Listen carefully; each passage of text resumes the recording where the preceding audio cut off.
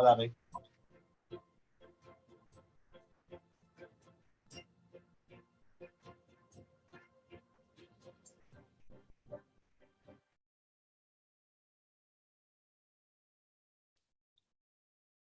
Ladies and gentlemen, a very good morning. My name is Aditya Malik, and it's my pleasure and an honor to welcome you all to the 5th edition of BW Business World's Emerging Business Summit and Awards. This one-day annual conclave series serves also as a platform to celebrate and illuminate the remarkable efforts of emerging brands and leaders. In an era defined by rapid technological advancements, evolving consumer behaviors, and unprecedented global challenges, emerging businesses stand as the catalyst of change. We shall follow the trends of the industry, their impact, and way forward to insightful day-long conference followed by awarding the best in the industry with BW Emerging Business Awards. But before that, may I please request my team to show us today's event AV.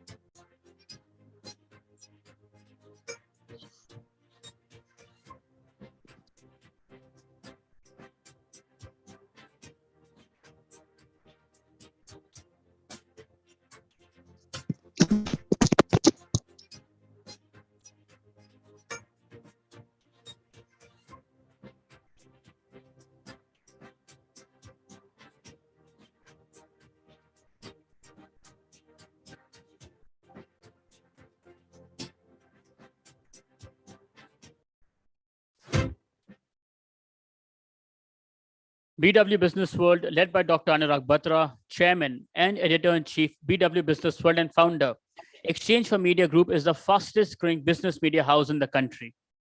With a network spanning across 24 niche business communities and 8 magazines, BW Business World is proud to be entrenched in various verticals in the domestic as well as global business ecosystems. With changing times, BW now has a massive readership in the digital space as well. BW in its portfolio has 24 niche B2B communities that organize conferences and forums to facilitate interactions between sectoral business leaders and also create a conducive environment for collaboration. To keep yourself updated of all the developments, please subscribe to Business World Group magazines. I promise you, they will surely add to your professional quest for knowledge and insights. For all our attendees today, there are also exciting offers for you to take back home. Our latest issue talks about India's most enterprising women leaders and also the change agents are pushing technology forward. For more information, please meet our team colleagues at the registration counter. They'll be there to help you. Today's digital broadcast is being streamed live across all BW Business World platforms, including our social media channels and also on www.bwbusinessworld.in.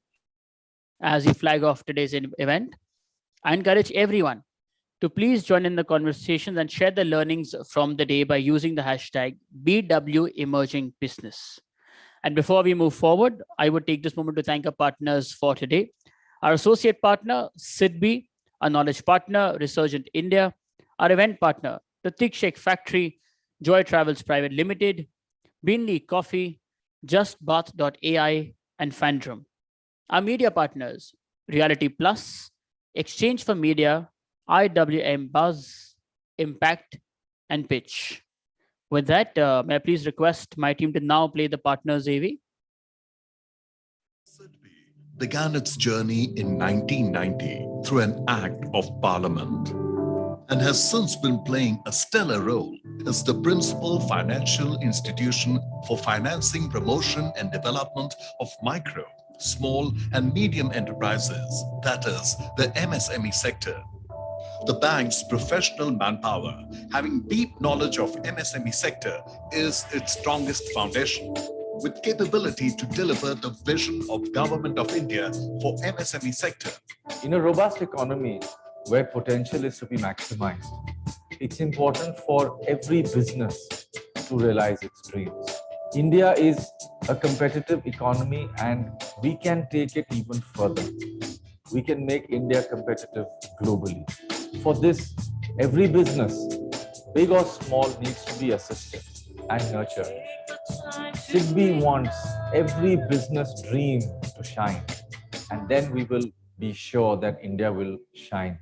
SIDBI is supporting growth of the ecosystem which nurtures these dreams, planting a bright future for India where sky is the limit. SIDBI, celebrating dreams, celebrating years of nation building.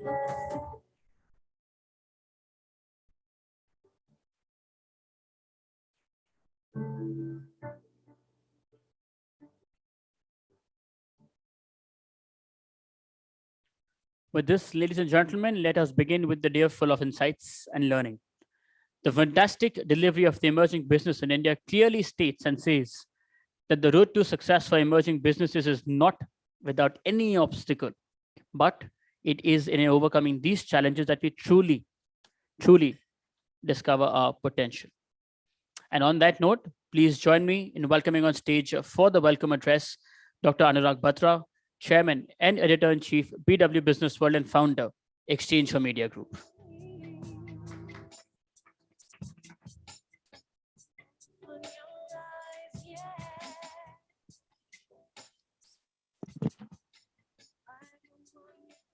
Morning, it's my honor and privilege to be at the BW Business World Emerging Business Forum. Today we have a day-long conference followed by our Emerging Business Awards in the evening at 4:30 p.m.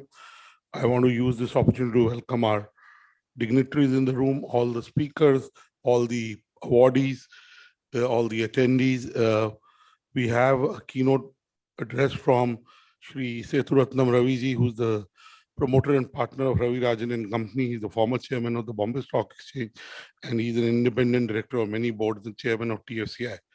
I'm sure he'll be here in any moment. Also like to welcome Mr. Dilip Shenoy, who's the chairman of Bharat Web3 Association.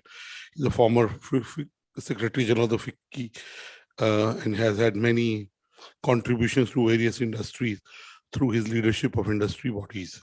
Also, Mr. Param Bhargav, who's the founder and MD of the Ayurveda company, will talk about his success story of an emerging business becoming a very large business. I just want to say, when I talk to all of you about emerging businesses, the businesses of tomorrow are emerging today. I can only say you all understand what is needed to build a business. And there are primarily three things that we put a lot of effort. But there's a fourth thing that we in India do not put that much focus on. Some of us do, but as a collective, we don't. The first is talent, which, of course, to build any business, we need people, team, and talent to build a business. Second is capital, whether it's working capital through banks, or is it funding, or it is debt.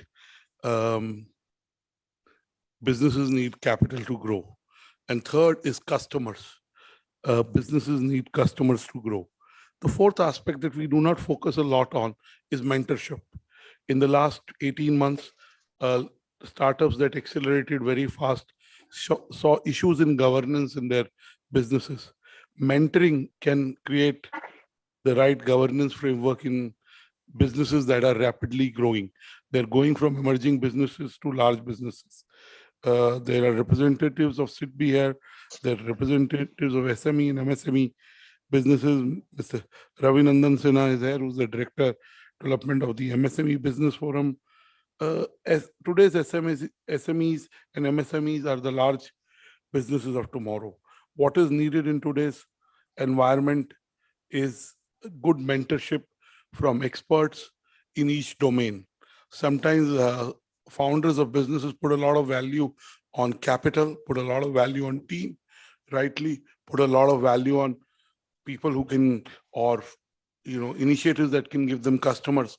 They do not put enough value on mentorship.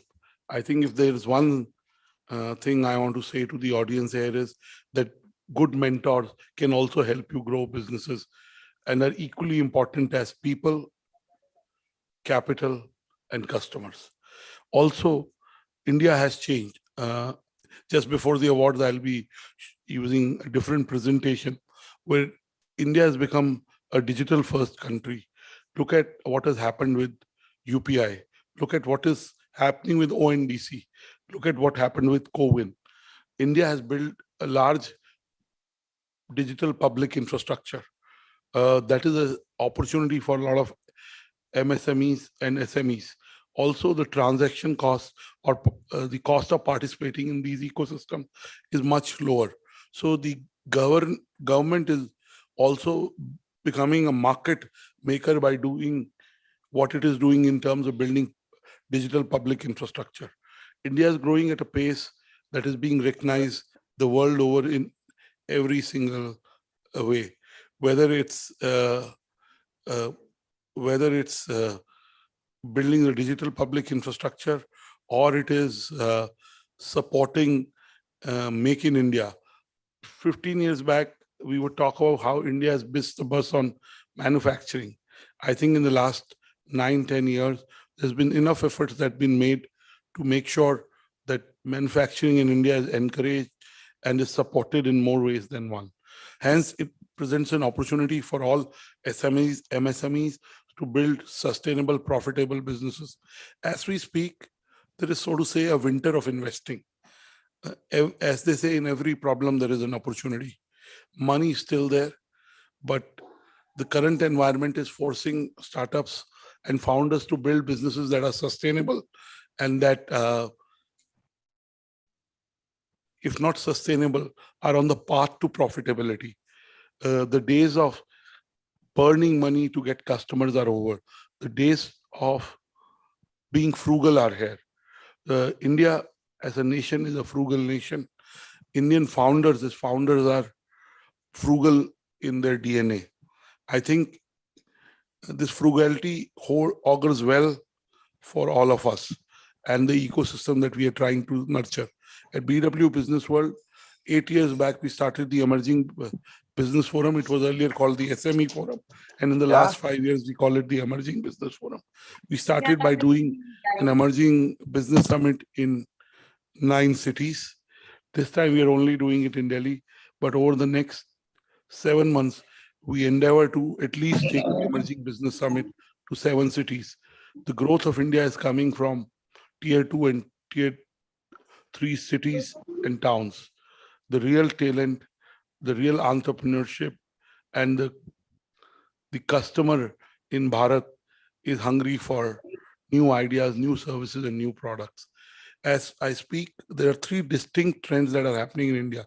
First is the emergence of well-being and wellness. That's a very big domain. It encompasses services business. There are products and companies being built on that. The Ayurveda company is an example of lifestyle business merging with Ayurveda and creating an Ayurveda lifestyle company. So this movement towards well-being and wellness is a big opportunity for entrepreneurs. Second is the services business. As you know, India's GDP has the largest contribution from services, and more services business in every aspect will grow. And third is this movement towards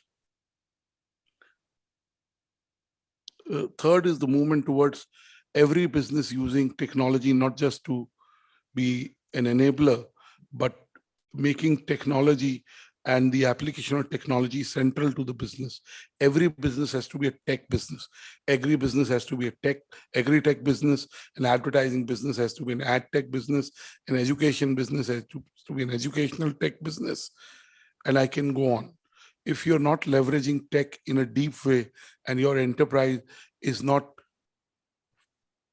leveraging technology, whether Mr. Shenoy is here, whether it's the blockchain revolution that is still in infancy, but over the next 2-3 years, you'll see how blockchain and Web3 will revolutionize the way businesses are being built, or the simple integration on various public digital infrastructure platforms is creating new opportunities for Indian entrepreneurs. Indian entrepreneurs, as I said, have been frugal. They work with less resources. They typically build self-sustainable businesses. And because of the environment of last 18 months, are now building businesses that are path to profitability. In the second half, Mr. Veer Sagar will talk about failure is not an option. I keep saying there is nothing called failure. As my favorite author, Randy Pausch, said, experience is what you get when you don't get what you want. For all the entrepreneurs who are building emerging businesses, learn from your experiences, go on to build businesses and enterprises that make an impact. Profits and market shares will follow. I want to end by saying that India will do well because of people like you who are in the room who are building businesses that will become the building blocks of India's GDP and India's economy. I wish you well in your endeavor to build businesses that are sustainable and that add value to the Indian ecosystem. Thank you. I look forward to seeing you at the awards in the evening. And I want to utilize this opportunity to say that on Tuesday in the same room, we have our BW Education's top education brands. And on 1st and 2nd at the Imperial, we are launching our security community. It's called BW Security World. We have a 2-day conference of how the outsourced services industry, of which security services is an important part, is growing, and we have the most important leaders of that domain attending that forum. So it may be relevant to some of you. Wish you a day of learnings, connections, and inspiration. God bless you. Back to you, Mr. Malik.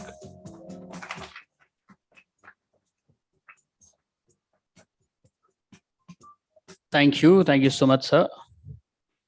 And now, very quickly to start the day, the first keynote address is on leading India MSME way. And to deliver his address on the same, please join me in welcoming to the podium S. Ravi, promoter and partner, Ravi Rajan & Co. LLP, former chairman, BSE and independent director. So it's coming. My team says, yeah, sure, no problem.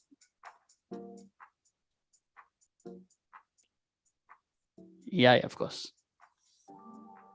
For all the ones who've just walked in, can we once play the event AV again?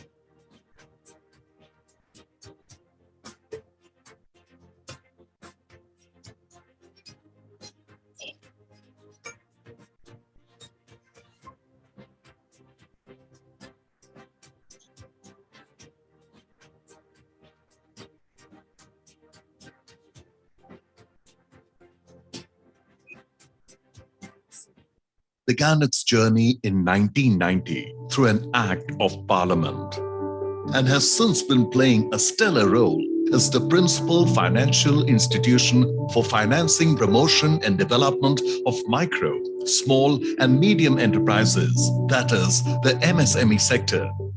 The bank's professional manpower, having deep knowledge of MSME sector, is its strongest foundation, with capability to deliver the vision of Government of India for MSME sector. In a robust economy where potential is to be maximized, it's important for every business to realize its dreams. India is a competitive economy and we can take it even further. We can make India competitive globally. For this, every business, big or small, needs to be assisted and nurtured. SIDBI wants every business dream to shine, and then we will be sure that India will shine. SIDBI is supporting growth of the ecosystem which nurtures these dreams, planting a bright future for India where sky is the limit. SIDBI, celebrating dreams, celebrating years of nation building.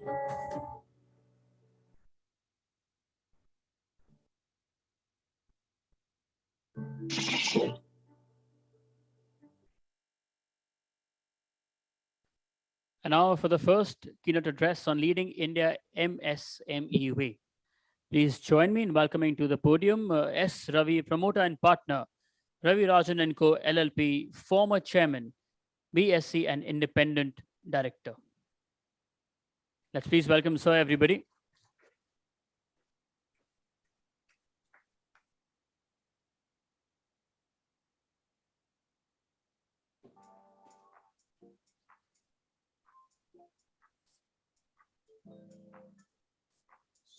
Good morning to everybody. Namaskar.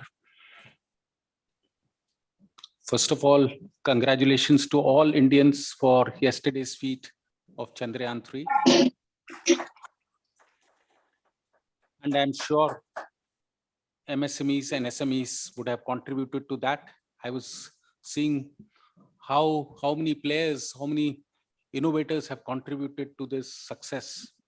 And once being part of Hindustan Aeronautics Board, I was a part of Hindustan Aeronautics Board, and having closely worked with ISRO during my tenure there, I experienced how many small, medium enterprises, technology leaders, how they have contributed in their small way in making ISRO the organization that is.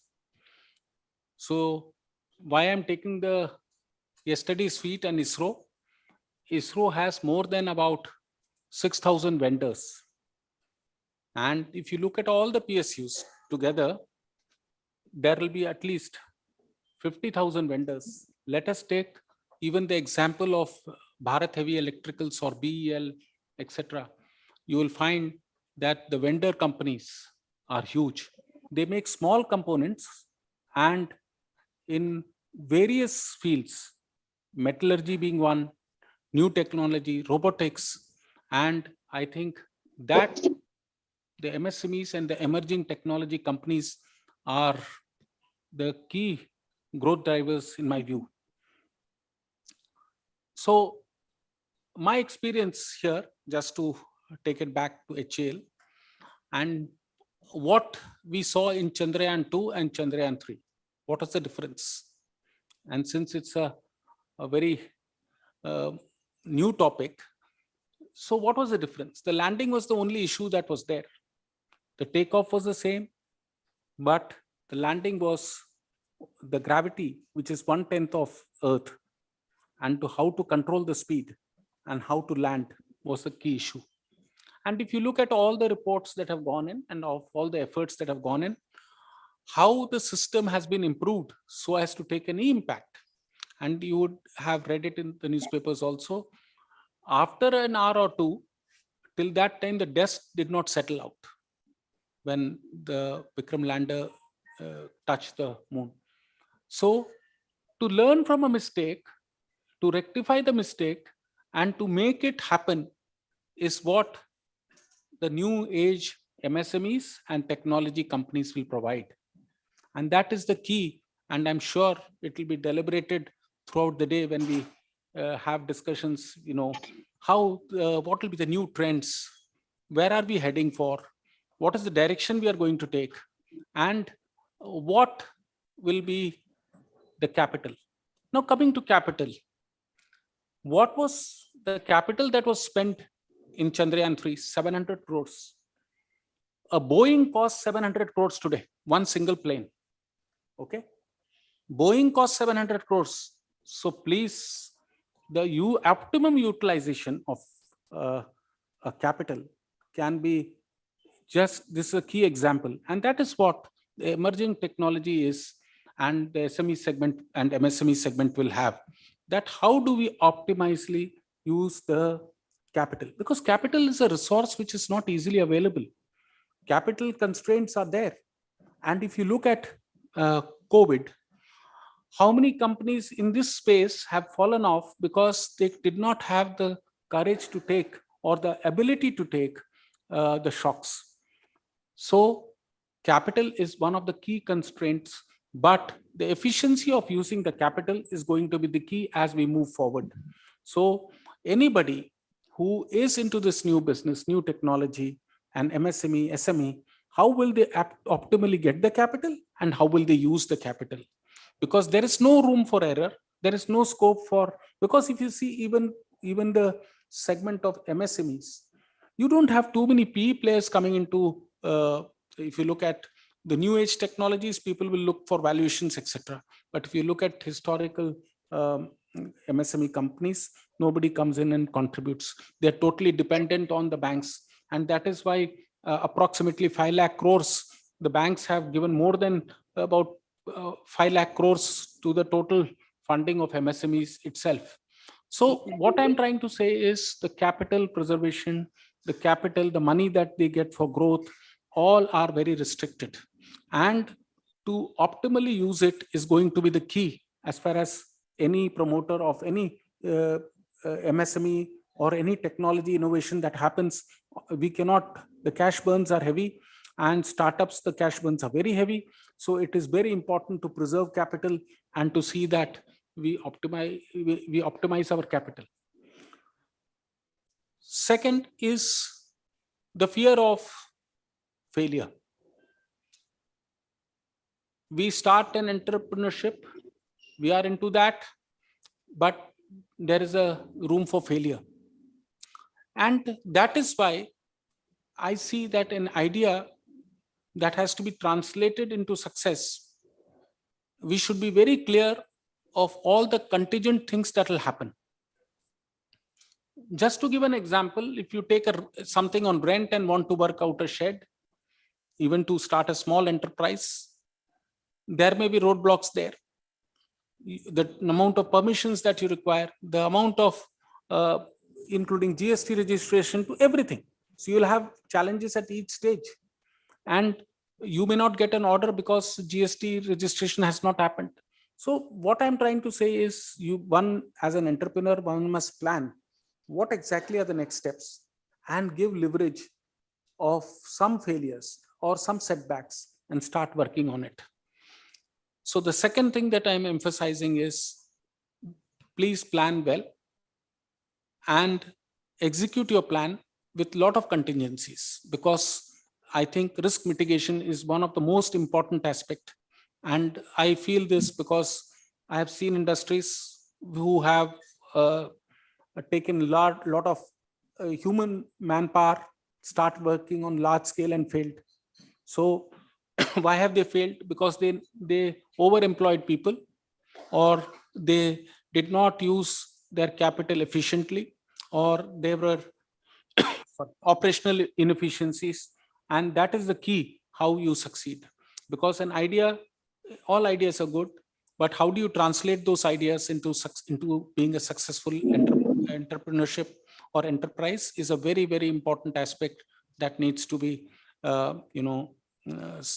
taken into account when we go and start an enterprise.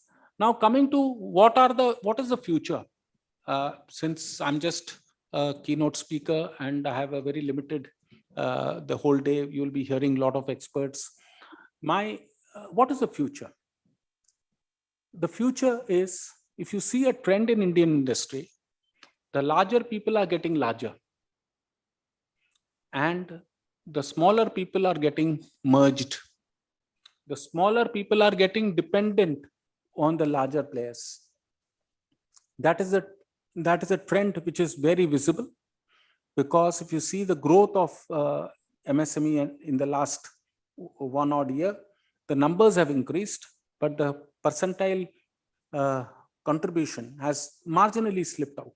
This is because the big enterprises, now you look at the cement industry, where are the mini cement plants? Hardly can you see anyone. Similarly, steel rolling plants, can you see anyone? Just they are going in, either they cannot maintain their cost of operation, or they are perishing on the roadside because they have no ability to compete with the larger players. And then, unfortunately or fortunately, there are cartels which work. And I think so the strength of the point I was making is there is a huge gap, and this gap will widen as we go across, and that is where the MSMEs and the new age companies will have to step up and see how do they make themselves effective to be in the competitive market. Because what happens, the cost of operation of a large enterprise and the MSME is slightly very different. Then the technology, the ERP system, the SAP system, everything is available to a larger company. Their cost effectiveness can be brought down. The point again is very clear that the smaller companies must learn to share. Can we have shared technology with us, so that can we use the same thing where we as a particular industry, can we use the same resources? Can we do the sharing of resources? Can we have marketing, sharing of marketing abilities? I think this is one thing that the Indian industry has yet not come into. So I think this is a very important aspect, because what happens is, if you share your resources or your cost, and that what will happen is your cost of operations will come down. And I think you cannot share trade secrets, naturally, your ideas, but what you can share is something different. Your compliances, your other marketing expenses, etc. One can do it. And if you look at across the sector, whether it is in the financial sector, whether it is in the, so yesterday I was reading a model in which a bank branch has no human. You go in, you get the checkbook, you get your account, they open the account, and it's all robotics. And I was seeing that sample yesterday, and I was very impressed. So within 10 minutes, the turnaround time for me was 10 minutes. Photographs will be taken, thumb impression, retinal, this thing, everything will happen, and I'm out in the branch in 10 minutes time. This is where we are going. And this is where I think we have to get into the right bus to do all this. We have to be in the right forum to do all this. And I think the key is, what are we going to do? What is our end game? Sometimes we do not know the end game. And that's why you see a lot of these companies get merged, because you reach to a certain level and do not know what next. And I think that is the key. What next? What is the end goal? What do you want to achieve at the end of it? Do you want to create a valuation game and reach somewhere, or to be bought out? Or do you want to be a competitive player, or are you wanting to exit the business at some point of time? So I think the promoters and the founders, whoever it is, and the shareholders must be very clear and in taking that call. And I know businesses, I know promoters who have done 5 years of a particular business, exited, made money, then gone into another one, made money and got out, made 1 or 2 losses, and then still survived, because they know when to exit and when to execute newer things. So I think the key is, every entrepreneur, every person, every promoter has an idea, and how he or she is going to execute is very important.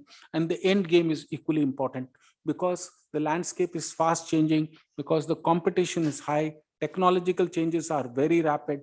And I am looking at my own profession. In my own profession, artificial intelligence, related party transactions, I remember we used to look at various books. Now I just go to the MCA site and see what it is. I will know what is what. I will know the type of relationships one will have. Everything is available. So even our profession is changed, and lot of data being available. I can say, suppose somebody is showing a lesser net profit, I can compare it with all the peers and see why is the person having lesser net profit. So what is happening? Data is available, and data is available to ourselves, yourselves, everybody. So that makes it more important for a person to be very savvy, fast in decision making, and move forward with the times.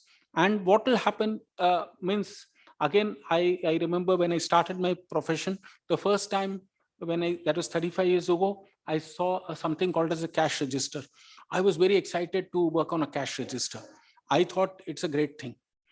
Then today, it doesn't exist in many ways. So things have changed, but this 35 years, it took a long time to change.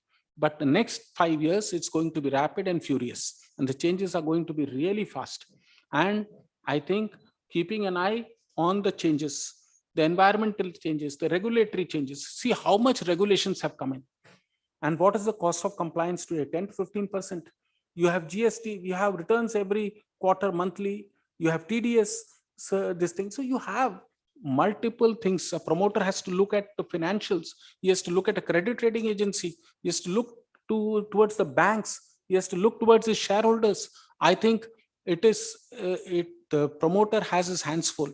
And I think that is what is the key. How do you manage the new environment? How do you move forward in the new environment?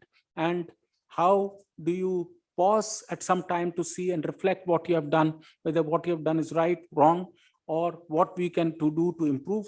And also, how do you develop a core team which can support you along the line? And great example, Infosys, the 3-4 partners themselves, how they kept themselves very, sort of clear understanding, whereas some people have fallen in their partnerships because in the very first few years after having built a good brand.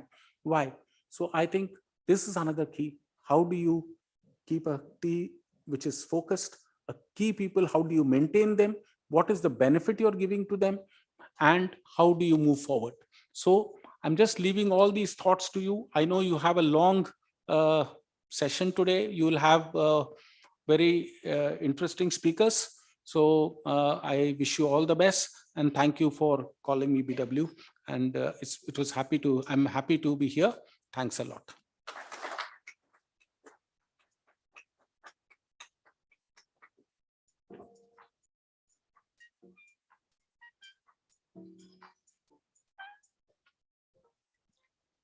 Thank you. Thank you so much, sir, for setting the context and for setting things in place. Thank you. With that, we move on towards our next keynote address on next wave of digital transformation, paving the way for emerging businesses. And to deliver his address on the same, please join me in welcoming to the podium Dilip Chenoy, Chairman, Bharat Web3 Association, former Secretary General, FICCI. Let's please welcome, sir, everybody.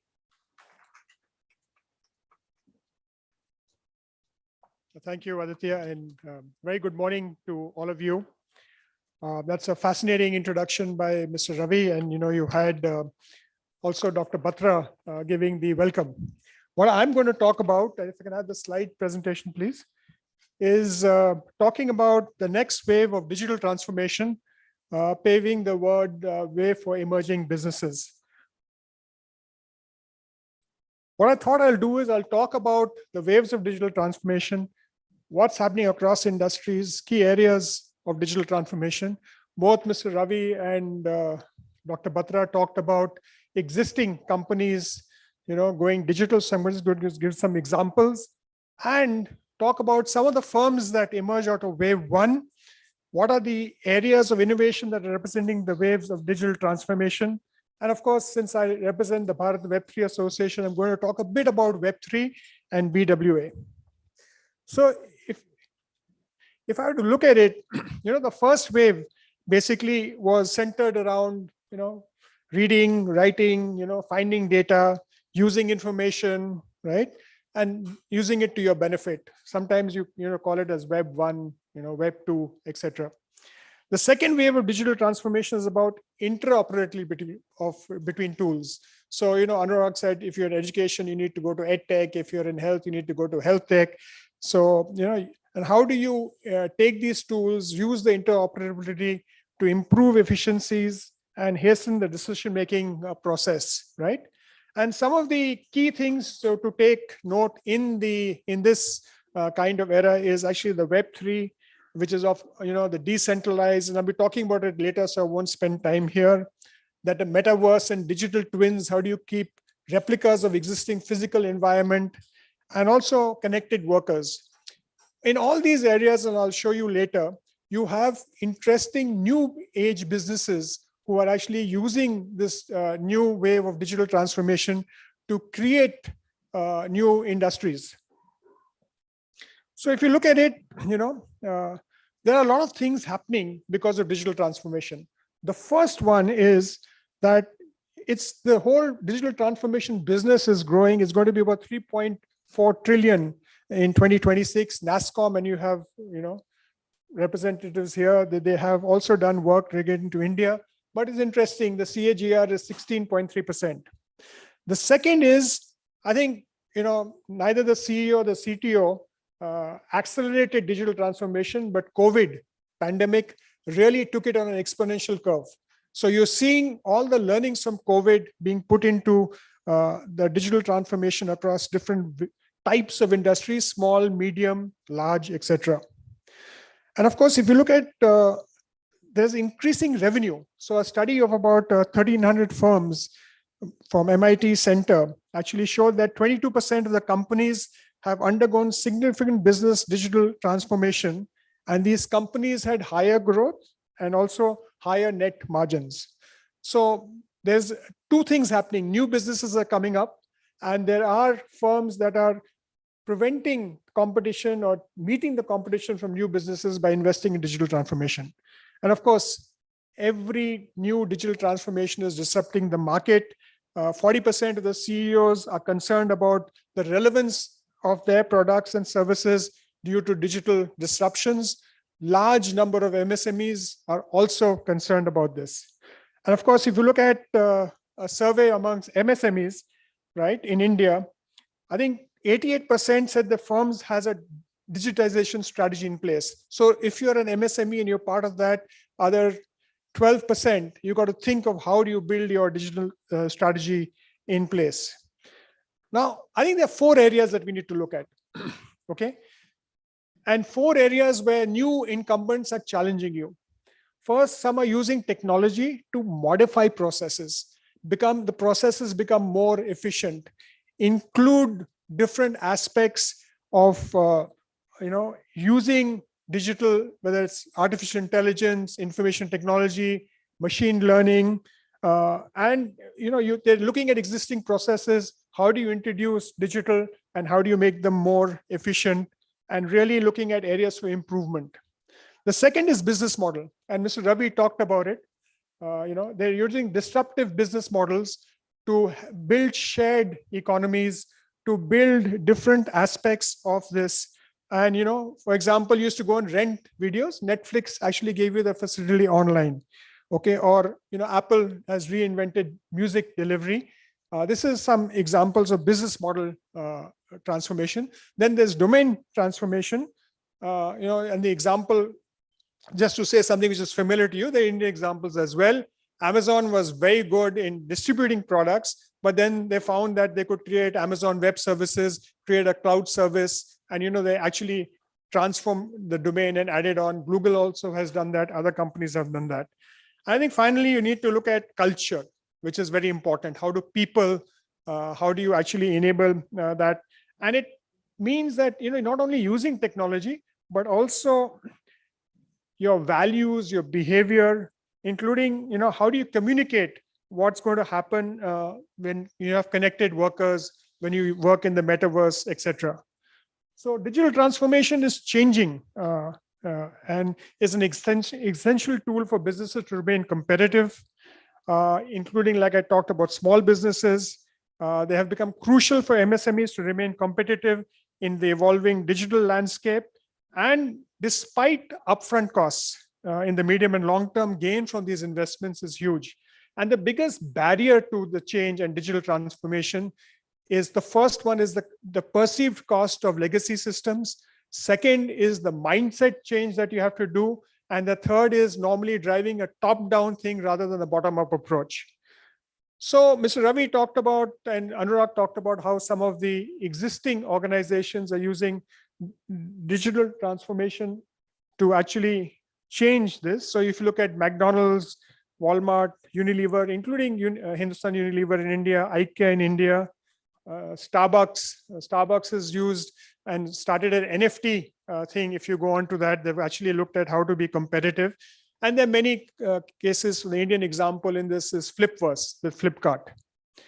Now, very interestingly, in the phase 1 of the digital transformation, and this is a really Inc. 42 slide,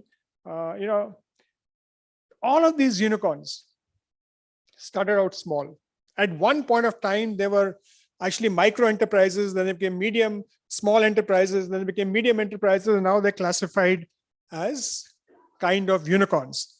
And what they have done, most of them, majority of them, in fact, all of them, have used digital technology and digital transformation to attack incumbents across different sectors of the economy, whether it's media and entertainment, whether it is consumer services, delivery.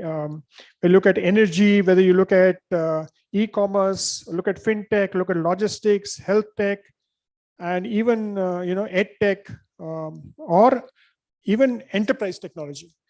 So what they've done, they've actually looked at an industry vertical, looked at what is inefficient, how can you use technology to improve efficiency, create a community, go forward. So that's how they're actually using digital technology in wave 1.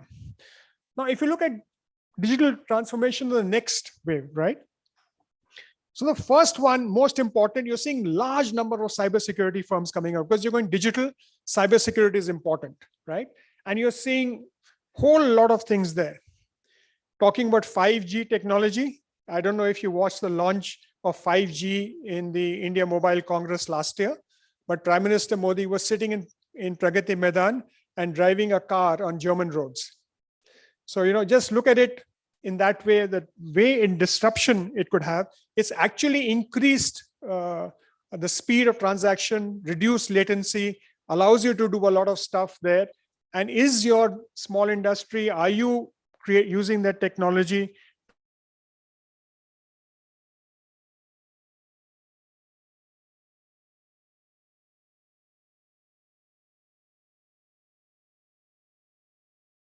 Are you using it to see predictive maintenance, behavior of customers? Are you using it to create marketing strategies? That's all what is happening. Robotics and 3D printing and IoT, these are mechanical things. And you'll ask me, why am I talking about mechanical? But they're all linked to digital transformation at the back end. And companies are coming and introducing these to improve efficiency, improve productivity, and challenge this going forward. AR, VR, mixed reality things. It's an important aspect. The people are creating digital twins. People are using it to train workforce. People are looking at to maintain machines, predict machines, etc. Now, all these are abstract terms. So I thought I'll just spend a few minutes talking about Indian startups in this spaces. So if I look at AI, and I'm sorry, I know there are 2 logos on the backdrop which I've not talked about, but apologies to them, and I just randomly picked up thing. So if you look at an AI startup, and you have more data on the NASSCOM website, the NASSCOM reports there. It talks about static, talks about image recognition, audio video analytics, and text processing, right? I don't know how many of you in your meetings use Firefly. It actually gets you a lot of meeting records and how many action points and dates were talked about. Similarly, QAI is a Mumbai-based, health tech company. Again, if you remember the verticals I talked about, this is health tech company. It says like, how do you look at imaging, X-rays, ultrasounds, and CTs, disrupting the whole healthcare space. And Veerloop, of course, talks about 24/7 customer support. An IoT startup example is Stellapps, TerraBlue, XT, which are using simulation models to manufacture, manufacturing professional grade simulators or doing other aspects here. Similarly, if I look at the other spaces, just to give you robotic startups here are, let's say, Systematics. It provides core technologies for robotic arm used in surgery, used in manufacturing, used in hazarded areas, including nuclear, including in space. You look at Ati Motors, which is looking at ML, integrating AI and ML with power electronics and control systems. You have Roboro systems. It's actually checking for packaging and other things. So it's a variety. I'm giving you just a snapshot of these things. And of course, virtual reality is very interesting. You have Ajna Lens, which is talking about the metaverse, about training VR, creating a library of products. You have INVACT, which is immersive education program. And of course, FOIA, which is looking at virtualizing real estate spaces. You can use it to get an interior designer to use your home. All these companies are small and medium, and soon you might find them in the unicorn list if the unicorn list is done next year. So if you look at the metaverse and Web3, I said I'll take a bit of time here in about 2-3 minutes. And if you look at what the whole thing is, if you look at sense of immersion in the internet and look at the decentralized internet, you actually come into Web3. And how are Web3 companies disrupting Web2 companies? So I'd like to give you an example. You see Uber here at the bottom, right? Here, this is Uber, that's WhatsApp and Uber. And you see Drive. Drive is doing the same thing, but connecting customers to drivers directly, removing the intermediary layer. And it's a Bangalore-based Indian company. So that's how people are, and there are other examples here, but in the interest of time, I'll only talk about one. And again, I'm going to refer to a NASSCOM report, which talks in the metaverse. There are now actually the 900 plus startups. This report was April 22. So we've added close to 500 startups in the last year. Again, tier 2, tier 3 cities. 80% of them while they were in tier 1 cities, but many of them in year 2. And of course, we have 70 plus investors here, and already 5 unicorns. Some of them were in the unicorn slide, some of them were not there. And what they are looking at, whether it's decentralized finance, entertainment, infrastructure, decentralized communities, AI, artificial intelligence, machine learning, AR, VR, and big data analytics and IoT. So, when Anurag Batra was speaking, he said, I'll talk about blockchain, but a lot of these are blockchain based. Decentralization is blockchain based. And 100 plus startups are in that space. Now, how does it make sense? So if you look at this chart, and these are different aspects of the Web3 industry, each one of these boxes is an opportunity for a new startup or a new entrant to come. And there are close to 70 boxes in this slide. And this is only a fraction of the array of sectors which you're looking at, whether it's the creator economy. You have another sponsor, which is Fanstar, which is here. They're doing some fantastic work in the creator economy. There are 450 creators with them, and they have interesting amounts of revenue. So these are all opportunities for you in the digital disruption space. Imagine if you create a bank, SIDBI is a bank, but if you create a bank that can take deposits from all of us and then lend it to small vegetable vendors or other people at 0.5% interest per day or 0.5% interest per day, how it would actually work. But that's all possible here. And digital transformation. So either your company is in the mood of digital transformation or your company is moving towards extinction. You see, Peter Diamandis talked about this. There'll be two types of companies, one who use AI and one that will be dead, but the same thing can go for digital transformation. Lastly, and this is my last slide, Bharat Web3 Association that represents is trying to unlock India's Web3 potential. And we have about 16 members really looking at educating, partnering, and promoting the sector in India. So thank you very much for your attention. Thank you.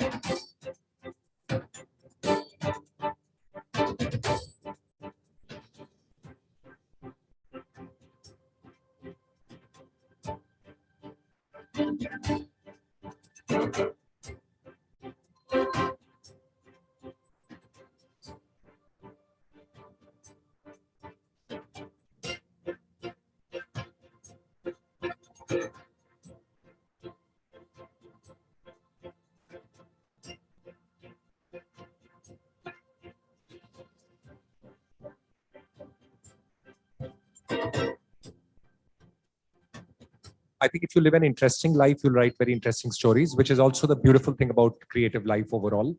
Learning can never stop. There is always something new, and I learn from my patients. And each one of us will use that choice based on the use that you have to put the technology to. The first film that made me sort of see how a human story and the layers of politics beneath. Panipat का युद्ध पढ़कर आने वाले दरोगा लोग investigation कर रहे हैं, तो उसमें थोड़ा विज्ञान मिश्रित होना चाहिए, ऐसा मेरी अपनी सोच है. A person may have a very enviable lifestyle, externally appear very successful and happy, but no one really knows what's happening within. It is not going to kill the supply chain, it is to empower the supply chain. And I'm happy to announce that we are still very much in the pilot stage and beta testing is going on. We are gradually building up our presence little by little as people get more and more confident. Because of the state of our cities, we have no option but to build smart and resilient cities. Digital India is more for the poor, underprivileged, and the deprived.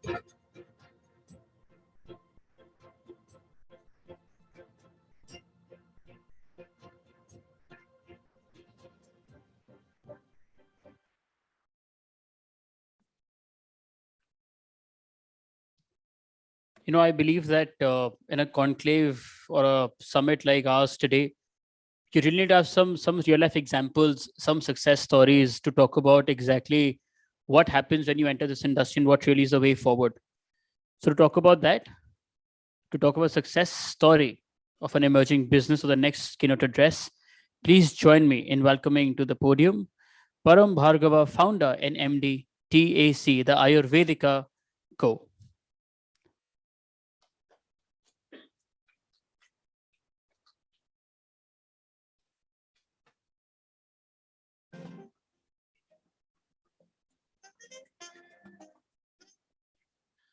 Hi, good morning, everyone.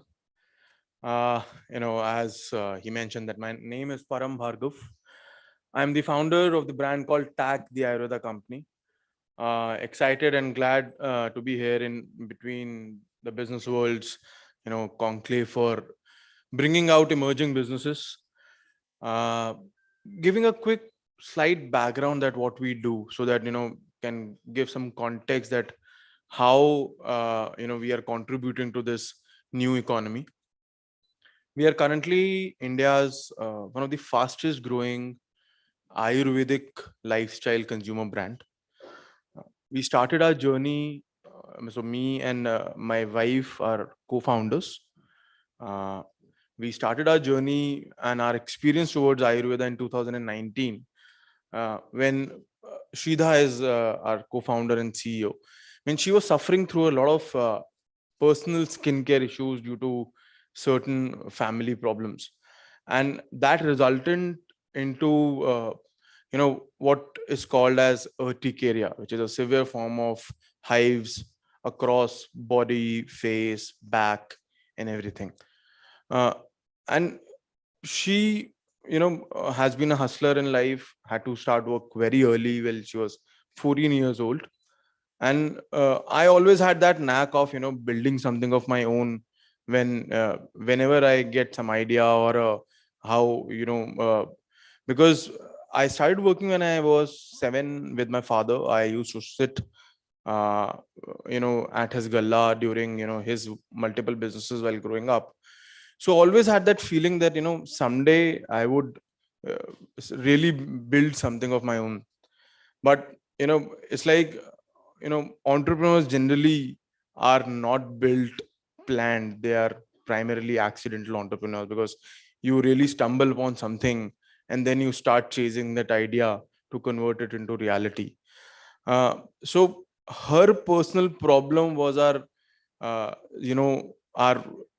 entry point into Ayurveda, where we started looking at this entire segment as one of the largest global opportunities for the future of India, because Ayurveda predominantly was existent in the world forever. It is a 5,000-year-old legacy, but it was never a mainstream category for India. There have been quite a few brands, but in pure sense, effective Ayurvedic products were not there, because consumers were not, getting to experience the same. We were young. We were very young when we, experienced it. So what we realized that the young India is not at all aware about Ayurveda. And how do we really bring and create a product line, a segment that connects and relates to this young generation, which is the future of the country? And how do we ensure that, these guys, the people like us who are like 24, 25, 30 years old, also start believing and buying into Ayurveda? From there, our journey began. We launched our first brand just before COVID. It was called Khadi Essentials. It is still one of the most popular brands in the country. While building it during, COVID, we realized that the opportunity which we are chasing is much bigger and beyond only, one brand. Because when you really want to take global, the way you look at, Prime Minister Modi now, earlier he was doing for yoga, now he's promoting Ayurveda at a global level. That, if something has to really be built and scaled, you really need to, get the youth behind that. So it's important that this young generation comes and believes into Ayurveda. So we realize that if we start building something which is more for this generation, it has to be very young, cool, sexy. And we clearly charted a roadmap for our new brand, which we launched in June of 2021. When we launched it, we were, also very small, but within 9 to 10 months of our journey, because we were a digital first brand, a direct to consumer brand, we understood that how do you build business on your own website? How do you, build businesses with partners like Amazon, Flipkart, Nykaa, Myntra? Use the digital marketing strategies to really amplify your growth. Use entire social media and assets like Instagram, Facebook, TikTok was also operational back then, to really, connect with the audiences and promote your businesses in a rapid manner. Within 9 months of our journey, we skyrocketed our revenues, and we raised our first external seed round of a capital from one of the pioneers in the business. So Azim Premji's Wipro Consumer Care Ventures came as a seed round investors for our brand TAC, the Ayurveda company. It's almost 2.5 years in the journey, and we have grown multifold in terms of our presence across the country. We currently operate 20 of our own stores. We are at 5,000 plus point of sales and a very strong online presence. Post the seed round, we expanded offline, created, if you look at digital businesses, you look at a word called omni-channel strategy, which is like being present wherever the consumers are, because Indian consumers are highly dynamic in nature. If there is a wave of digital businesses, there is also a wave that within our space, which is a hyper competitive beauty personal care segment, is also that consumers want to first try and test out your products. So for us, immediately as we had raised our seed round, we started expanding offline. And post that, we also then, very recently, 4-5 months back, we raised another, round. We featured on Shark Tank in India. We were a part of the Finale brand. And then we raised a large pre-series A round. If you look at VC community, we raised almost 100 crores from, one of the largest consumer funds called Sixth Sense Ventures. From into less than 2 years, we are almost a 150 crore revenue company, where we've been able to employ close to 900 odd people now, and contributing to the economy at a greater level and taking Indian Ayurveda global. So this is, a little brief in what we do. Our typical large categories which we have been able to build is that are the skincare, hair care, bath and body, and general wellness, which is the preventive healthcare. The solutions which we are catering to are primarily for every consumer. So while we were looking at an opportunity, so because why in less than 2-3 years, what we've been able to do is more important for this forum, that we identified the right gaps, that what gaps a person should be chasing or an entrepreneur should be chasing, because one really needs to look at that.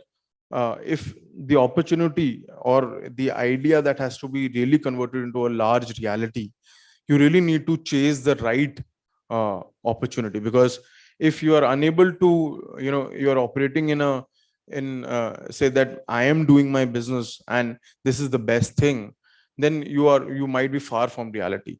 For us, it was always constantly, problem solving also into finding the right opportunity.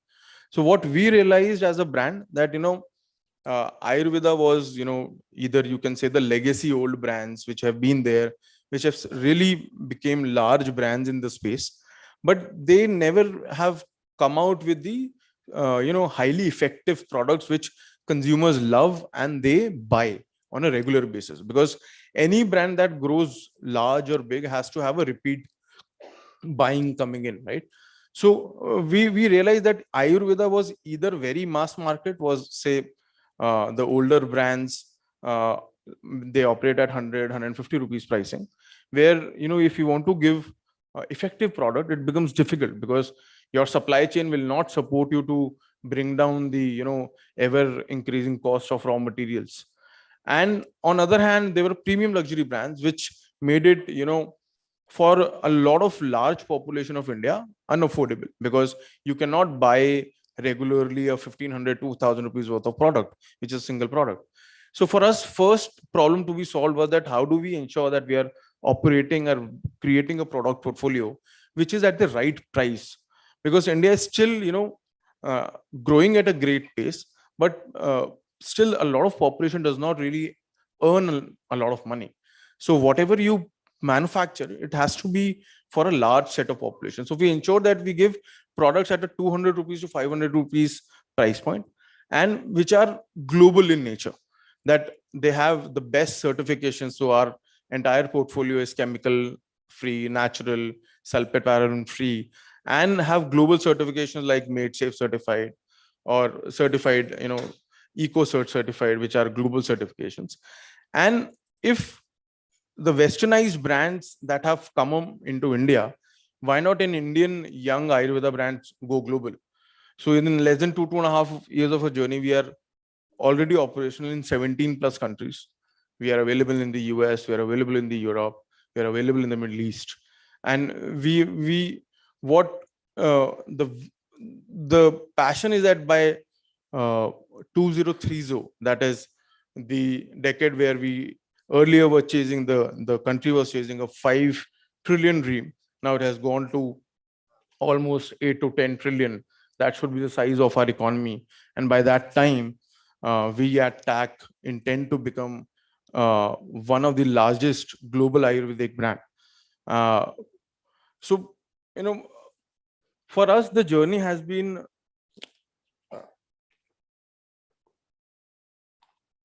that, at such a young age of our business, we've been also very focused on bringing the right team members. Very recently, one of the most loved ex-chief executive officers of the country joined us as on our board as a co-CEO. His name is Mr. Sanjeev Gupta. He was the revolutionary CEO of Coca-Cola India. They changed the entire fortunes when he joined Coke, and Coke was smaller than Pepsi in the country. So in less than 2.5 years, so one very clear learning for us that yes, raising capital only gives you wings to hire such people, but to create that trust, not amongst only consumers, but also in the working community, in the investment community, that such people should join your journey. Because if you're doing something good and honestly, there's a very large market that you can really build for yourself. So in last 2.5 years, we have brought the best talent from the entire global companies as well as Indian large conglomerates to join and build something which can be everlasting. So and we have also spent a lot of money in setting up large R&D facilities for Ayurveda. We operate primarily like pharma companies, which are very strong in processes, systems, and research and development, because largely, Ayurveda was there, but it was very unorganized. It was not that in terms of people putting a lot of capital behind getting these certifications, not easy to achieve.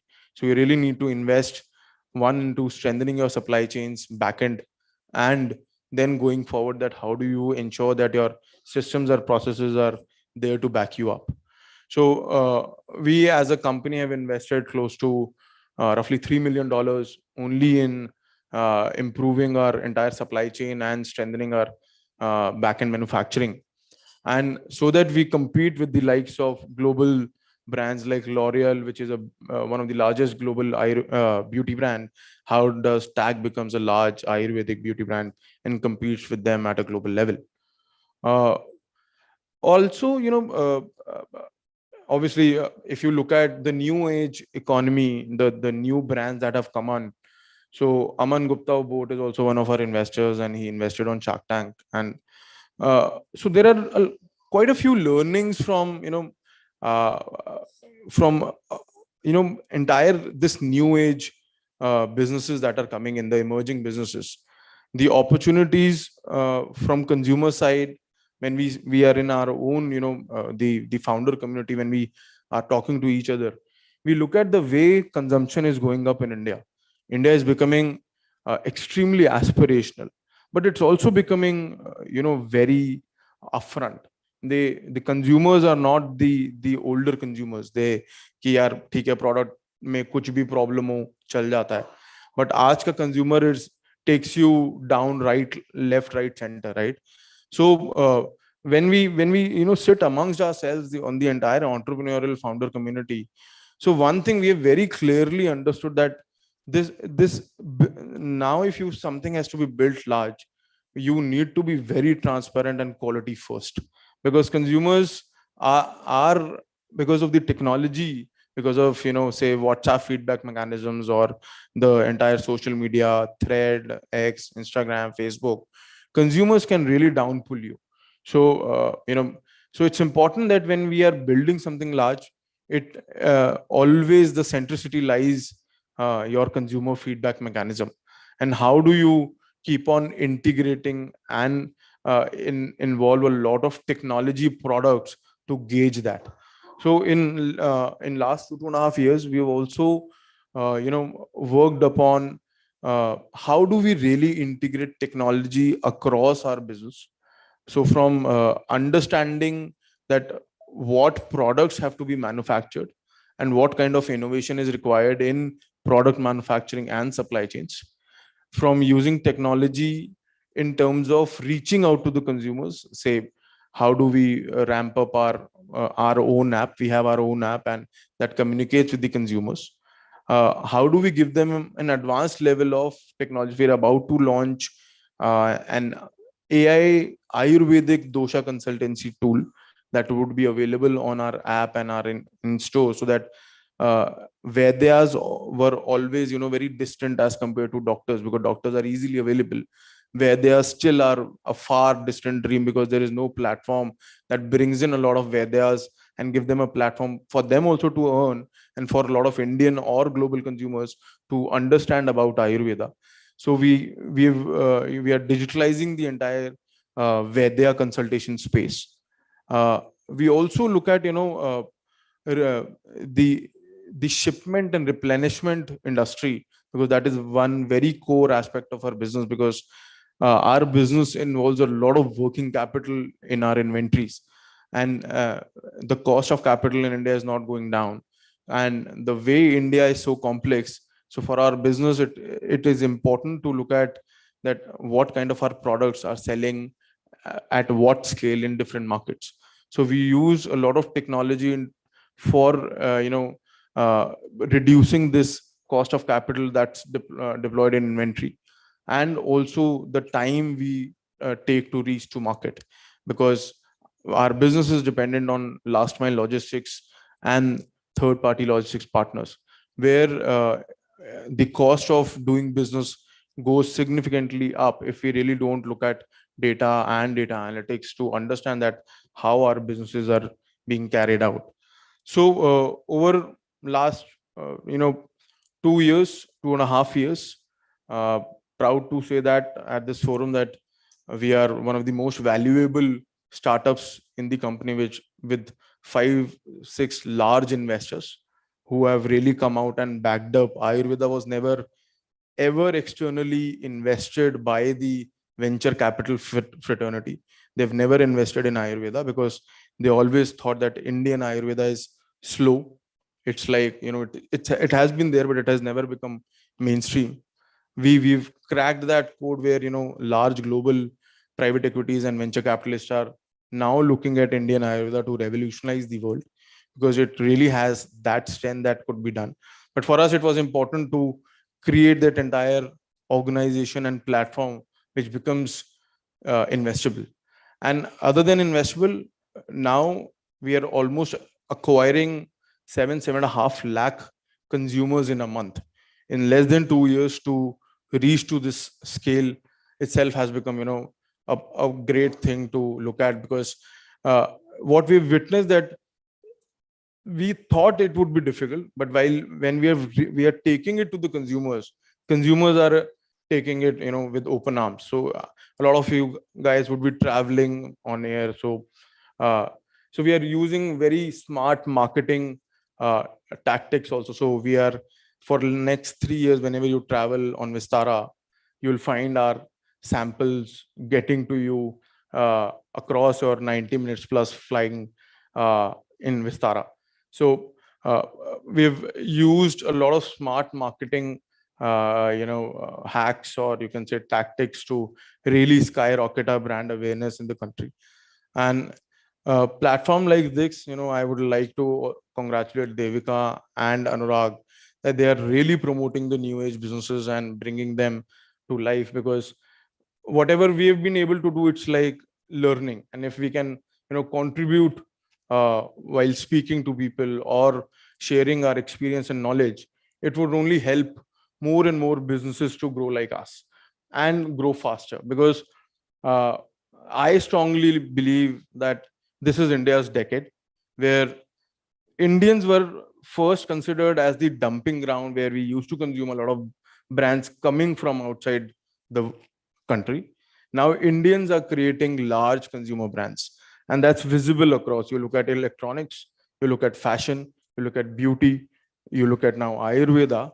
We are creating global brands which will drive the distant, or not the distant, now a very achievable dream of 5 trillion, but a more aggressive dream of becoming a $10 trillion economy, because exports is where we would be able to really grow faster.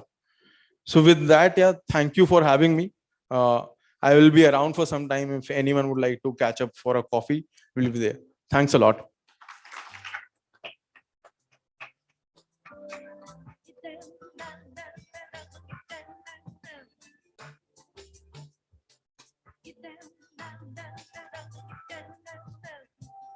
Thank you for adding the coffee bit, Param. That wasn't the part of the script, but I think he loved the audience. But thank you so much. Thank you. We'll wait for them to just set up the stage.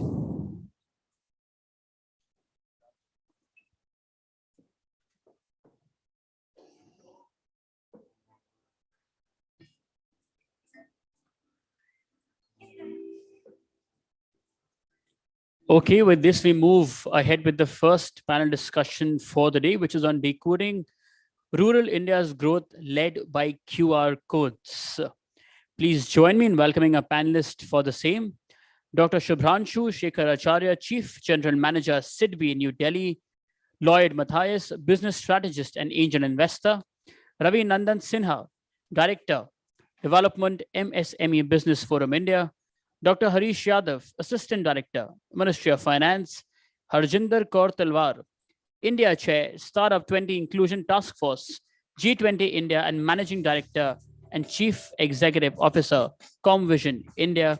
And this session will be chaired by Arjun Yadav, Senior Correspondent and Editor, News and Specials, BW Business World. Let's please welcome all of them collectively, ladies and gentlemen. I think their experience and their status is called for a much more louder round of applause. Thank you. Lloyd will join us in a while. No problem.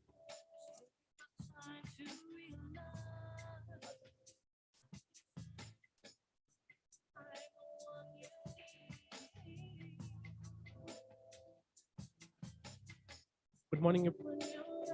Check. Good morning, good afternoon, everybody. Mr. Matthias will be joining us shortly. The Dwarka Expressway construction has really created a chaos, so he's stuck somewhere there, but he'll be joining shortly. So we're discussing the growth in rural India through QR codes. You know, every 2 or 3 days when I open Twitter, I come across a tweet which says that I have been traveling cashless in India. I have not carried my wallet, and that's how efficient, you know, the UPI ecosystem has made our payment, the way we do payments, the way we transact. And clearly, you know, when we are talking about rural India, when we are discussing this, we also need to discuss the JAM Trinity, the Jan Aadhaar Mobile Trinity, that actually helped in increasing that financial inclusion net, that widened that net, and then which in turn led to the growth that we are seeing, the way Bharat transacts or the rural India transacts. And in your opening comments, panelists, that is exactly what I want to know, your thoughts on how the Jan Aadhaar Trinity has helped in accelerating that digital payments adoption, and your experience in how the adoption has picked up in rural India, both for consumers, merchants, and how they are transacting. Sir, if you would like to start. Thank you. A very good afternoon to all of you. Yes, indeed, it has picked up everywhere, and rural India is definitely not exception. See, I'll take this to a different direction. See, if it has penetrated, of course, the jam is the root cause of what we are witnessing today. I think a couple of days ago, you all saw, I think, German foreign minister transacting in a vegetable shop, and it went viral. That photo became viral. So it is the street vendors in urban India, or the small merchants in rural India, or anywhere. QR codes are the cornerstone of all digital transactions. But there is an objective of why this is happening. Actually, you know, there are two reasons. One, many of our nano or micro enterprises, they are informal. So we all very often we come across this, that despite a large population of MSMEs, the credit flow is not adequate. So if the credit flow is not adequate, then what exactly is to be done? So the reason behind why credit flow, despite a robust credit growth, still there are people or a section of the entrepreneurs who are not getting it is many of our entrepreneurs, micro and nano level, they are operating at an informal level, and banks are formal financial institutions. So connecting informal to formal is definitely an issue. How do we do that? In fact, we have undertaken a massive formalization program for the informal sector, for the informal entrepreneurs mostly operating in the rural segments or elsewhere, so that they become part of the formal financial system and the formal system, so that they get assistance from the formal financial system. And in fact, many other benefits they can get whenever some interest subvention for a particular sector comes, they can take the benefit. Whenever they can get themselves registered in GEMS portal, etc., etc. There are, to name a few. Of course, they will be part of the priority sector lending of the banks the moment they are in the formal sector.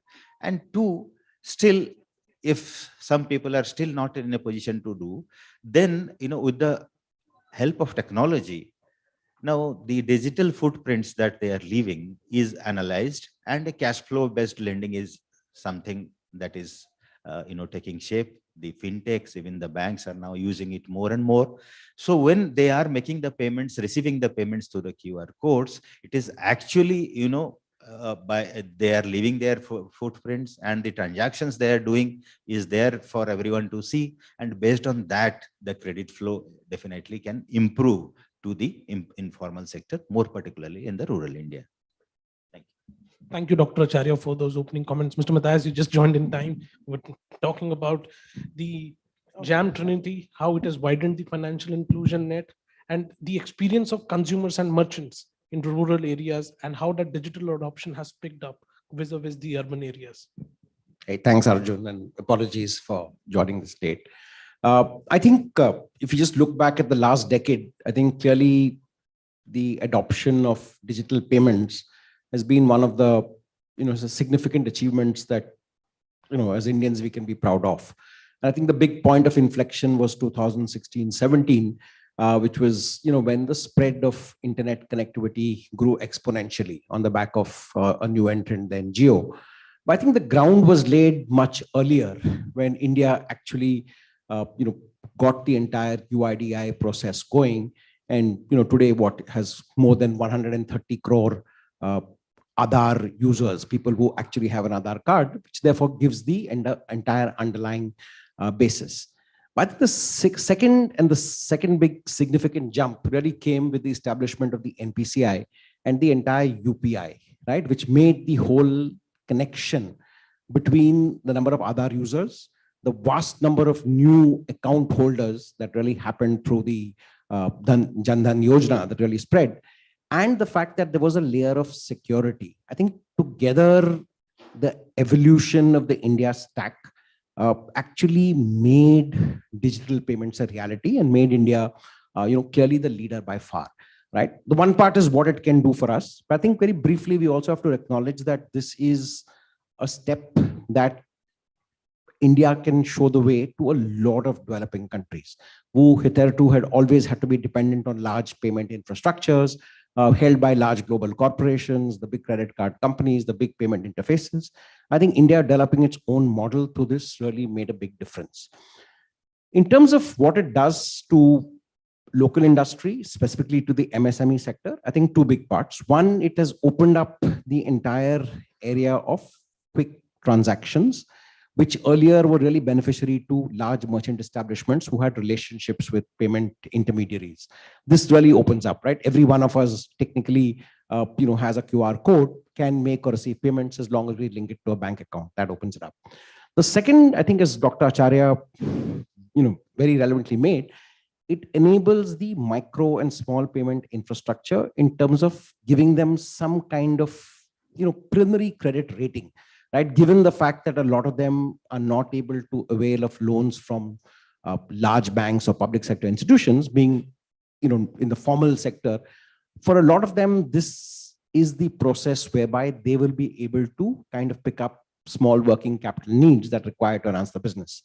But the biggest single gain is that this spreads the use of merchants to a large amount of people. Today, when you talk of an MSME, it no longer is a properly well-established large organization. It's virtually an individual, a housewife making pickles in some corner of India, who through the ability of this payment ecosystem and working with, shall we say, some e-commerce providers or marketplaces, is able to reach an audience that's not just national, but very often international. I think that is the one significant gain, that we are just in the beginning stages of really seeing the evolution, but can truly be path-breaking and game-changing, and something that India can justifiably export to the rest of the world. Thank you, Mr. Matthias. Mr. Sinha, your quick thoughts on it? Thank you, Arjun. Namaste to all of you here. JAM, Arjun, I'll take it up I'll break it into two halves. And just for the information of the lovely audiences here, let's take it in two ways. Number one, the MSMEs, and the number two, the rural India. Ladies and gentlemen, let me give you some statistics, because when we talk statistics, it actually opens up. India has 6.64 lakh villages. India has 776 districts. You see JAM, which is Jan Dhan, when it started, what was the reason why the Indian government wanted that was Honorable Arun Jaitley ji who launched it. You understand 6.64 lakhs villages. On the other hand, you have 7 crore MSMEs. Arjun, out of 7 crores, audiences, 98% are micro. 98%. So please understand, in India, 2% are only SME, and there is no definition called SME, it's only MSME. So when we are talking micro, which is 98% of 7 crores, and we are talking of 6.64 lakh villages in India. Come to think of it, when the digitalization started, if you see the statistics which is coming up, it says out of the 122 million smartphones which is sold in India today, and this is Government of India records, because I deal very closely with Niti Aayog. I'm in the Capacity Planning Commission of India. It says 35% are used by rural India, are bought. Smartphones are bought by them.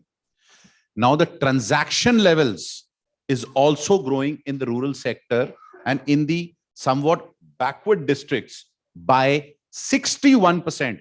Ladies and gentlemen, I'm quoting numbers as the numbers presented by the Government of India. For them, the accessibility was much faster when we adopted digitalization. Today, as my fellow panelists talked about, the German minister, his name is I've noted it down, his name is Mr. Volker Wissing. Now, when he was visiting and when he was scanning through, he could not believe that this is new India, this is new digital India.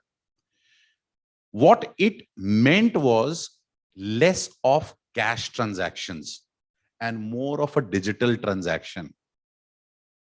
I have spent maximum time in Gujarat, so I can give you some example of some of the backward districts, Arjun, in Gujarat, something like Junagadh, which you must have seen in your TV channels of late, which was badly affected by floods. The rural areas are adopting digitalization faster. The benefits of Jan Dhan, the benefits of UPI, the benefits of Aadhaar and a mobile linked payments are actually visible in Gujarat. And to a larger extent, I'll say it is also now being visible in Rajasthan. So when we say a JAM, right, we are talking of an advancement. In 2000, it was only China which used to talk about digitalization. In 2023, we are India which is talking about digitalization. Now, it is because of this that we have advanced. Please think of the volume which is covering. It cannot be covered only if we are talking of a cash-based economy. We have to replace it. And that is how a JAM came into picture. That's I think my opening introduction or statistics, because I believe in putting forward more of statistics. Thank you, Mr. Sinha, for quantifying and putting things into perspective. Mr. Talwar, your quick thoughts on the numbers that Mr. Sinha has put up. Yeah. That was really some good statistics, Mr. Sinha. Thank you for sharing this. Ladies and gentlemen, all I would like to add here is that the phone has given a power to a citizen or to an Indian citizen who is there in rural India today. एक औरत जिसके account में पैसे जाने थे और वो नहीं जाते, today she has the power to get the money in her mobile phone, either through e-rupee or any other means that GeM Trinity or whatever schemes the government of India is launching. To me, this is the biggest power, because to me, women were 49% of our population and still unproductive and still were not being looked at, who needed all the attention. These were the women who were working in the farms, who were there in agriculture sector. They're working as a labor, but they're not given the darja of a farmer. So today, if she's getting money in her mobile, which primarily is coming to her account, and then she does whatever. Earlier it was that वो अंगूठा लगा देती थी, कोई जाके उसके लिए पैसे ले आता था और वो जिसको मर्जी दे देती थी. अब आज उसके अकाउंट में पैसे जा रहे हैं. This is number one. Number two, India has shown a story to the world. I travel a lot around the world because of the business. India has shown a story to the world when they tell us that give us a solution. When on my mobile I can do everything. Can you believe it? What is the story we set in front of the world? The world is looking at us. They say, I don't need to carry anything. And we have really given that story. My ID is there in DigiLocker. My payment is there in QR code. And my phone is a smartphone, or the money can be transferred virtually without any intermediary, without any payment gateway, which was never the case. It is on one screen, one form. So that's the power what digitalization has given to India. That's the power where the digitalization has brought India on the world map.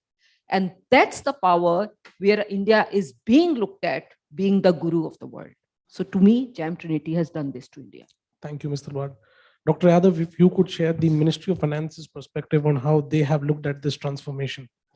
Thank you, Arjun. Good afternoon to all. जैसे mister Sinha ने भी बताया कि जो 98% है MSE sector है, तो मैं इसमें बताना चाहता हूं कि जो टोटल MSME है उसका 51% रूरल इंडिया से आता है, तो एक बहुत बड़ा अमाउंट है. और अगर हम 16th सेंचुरी की भी बात करें, अगर हिस्ट्री में भी जाते हैं, तो जो हम ये देखते हैं कि 16th सेंचुरी के आसपास हमारी जो पर कैपिटा इनकम थी इंडिया की, वो सबसे लार्जेस्ट थी पूरे वर्ल्ड में. उसके बाद थोड़ा सा डिक्लाइन हुआ MSME में. और रिसेंटली एक सर्वे भी मैं आपको बताना चाहता हूं कि एक सर्वे हुआ था जिसमें ये बताया गया कि अगर हम लोग करेंसी के अलावा क्रेडिट कार्ड या UPI से, इससे जब हम परचेजिंग करते हैं तो कोई भी इंडिविजुअल ज़्यादा खर्च करता है. अगर वो कैश में खर्च करेगा तो कम खर्च करेगा, क्योंकि उसे थोड़ा सा कष्ट होता है खर्च करने में. लेकिन ये साइकोलॉजिकल भी है. आप भी देखेंगे कि जब आप क्रेडिट कार्ड से खर्च कर रहे हैं या डेबिट कार्ड से या UPI से, तो आप मतलब थोड़ा सा आपको कष्ट नहीं होगा, आप ज़्यादा खर्च करेंगे. तो ये जो वेलोसिटी ऑफ करेंसी है, ये तो इंक्रीज हुई है. और जब भी वेलोसिटी इंक्रीज होती है परचेज की, तो एक अच्छा जाता है MSME सेक्टर को, क्योंकि उनकी जो अर्निंग होती है. तो इस लिहाज से, क्योंकि हम देखते हैं कि अब गांव-गांव में भी हर ठेले वाले पे, हर जगह पे UPI भारत QR कोड जो है लोगों पे है. और एक उनको अपना अकाउंट भी अब थोड़ा सा वो सीख रहे हैं मेंटेन करना, उनके अकाउंट में भी कुछ पैसा आ रहा है. तो इससे वो थोड़े से ऑर्गेनाइज्ड वे में जा रहे हैं, जो मतलब हम लोग चाहते हैं. और RBI भी कई सेंटर स्टेबलाइज कर रहा है जिसमें फाइनेंशियल एजुकेशन के लिए उनको बताया जा रहा है लोगों को, MSME सेक्टर्स को. तो डेफिनेटली मुझे लगता है कि आने वाले टाइम में हम लोग काफ़ी आगे जाएंगे इससे करके. और एक चीज़ और साथ में बताना चाहता हूं कि जैसे एक बहुत अच्छा एक नारा चल रहा है जैसे MSME के लिए कि चरखे से चंद्रयान तक. तो ये पूरी मतलब आपने देखा होगा कि कल भी चंद्रयान पहुंचा है. तो इसका अर्थ ये था कि जैसे MSME बनाती थी पापड़, अगरबत्ती, ये सब, तो उससे ऊपर उठ के उन्होंने कई MSMEs ने चंद्रयान के पार्ट्स भी बनाए हैं. तो जैसे हम लोग चरखे से चंद्रयान की हमने यात्रा की है, तो मुझे लगता है कि बहुत अच्छा फ्यूचर है और डिजिटलाइजेशन जो है इकोनॉमी को मूव करेगा. Thank you doctor Yadav. Now, coming back to, the MSME sector, and Mr. Matthias, you mentioned, Dr. Acharya, you mentioned. Now, of course, we're talking about the payments that these businesses are taking or transacting through QR codes. And that has helped, in giving them visibility in terms of their credit worthiness. And financial crunch has been a big challenge for them, getting quick credit. Credit has been a problem for them. Tell us how it has improved that. And, the fintech revolution which started in terms of payments, today it has shifted to digital lending. So how has that opened a big opportunity in terms of digital lending for the small and medium businesses segment? Dr. Acharya, if you could. Yeah, thank you. See, when you dissect the problems of the MSMEs, I'll not say problems, the concerns of MSMEs, there are two, primarily two. There is hardly any number three issue that possibly can come up. One is access to credit and second is the access to market. So these two are the primary problems faced by MSMEs in particular, any business in general. So addressing the access to credit issue, as we discussed already, this is something that, because 98% of, as Dr. Sinha was telling, 98% are in the micro segment. In fact, out of that 98%, more than possibly 90% will be in the nano segment.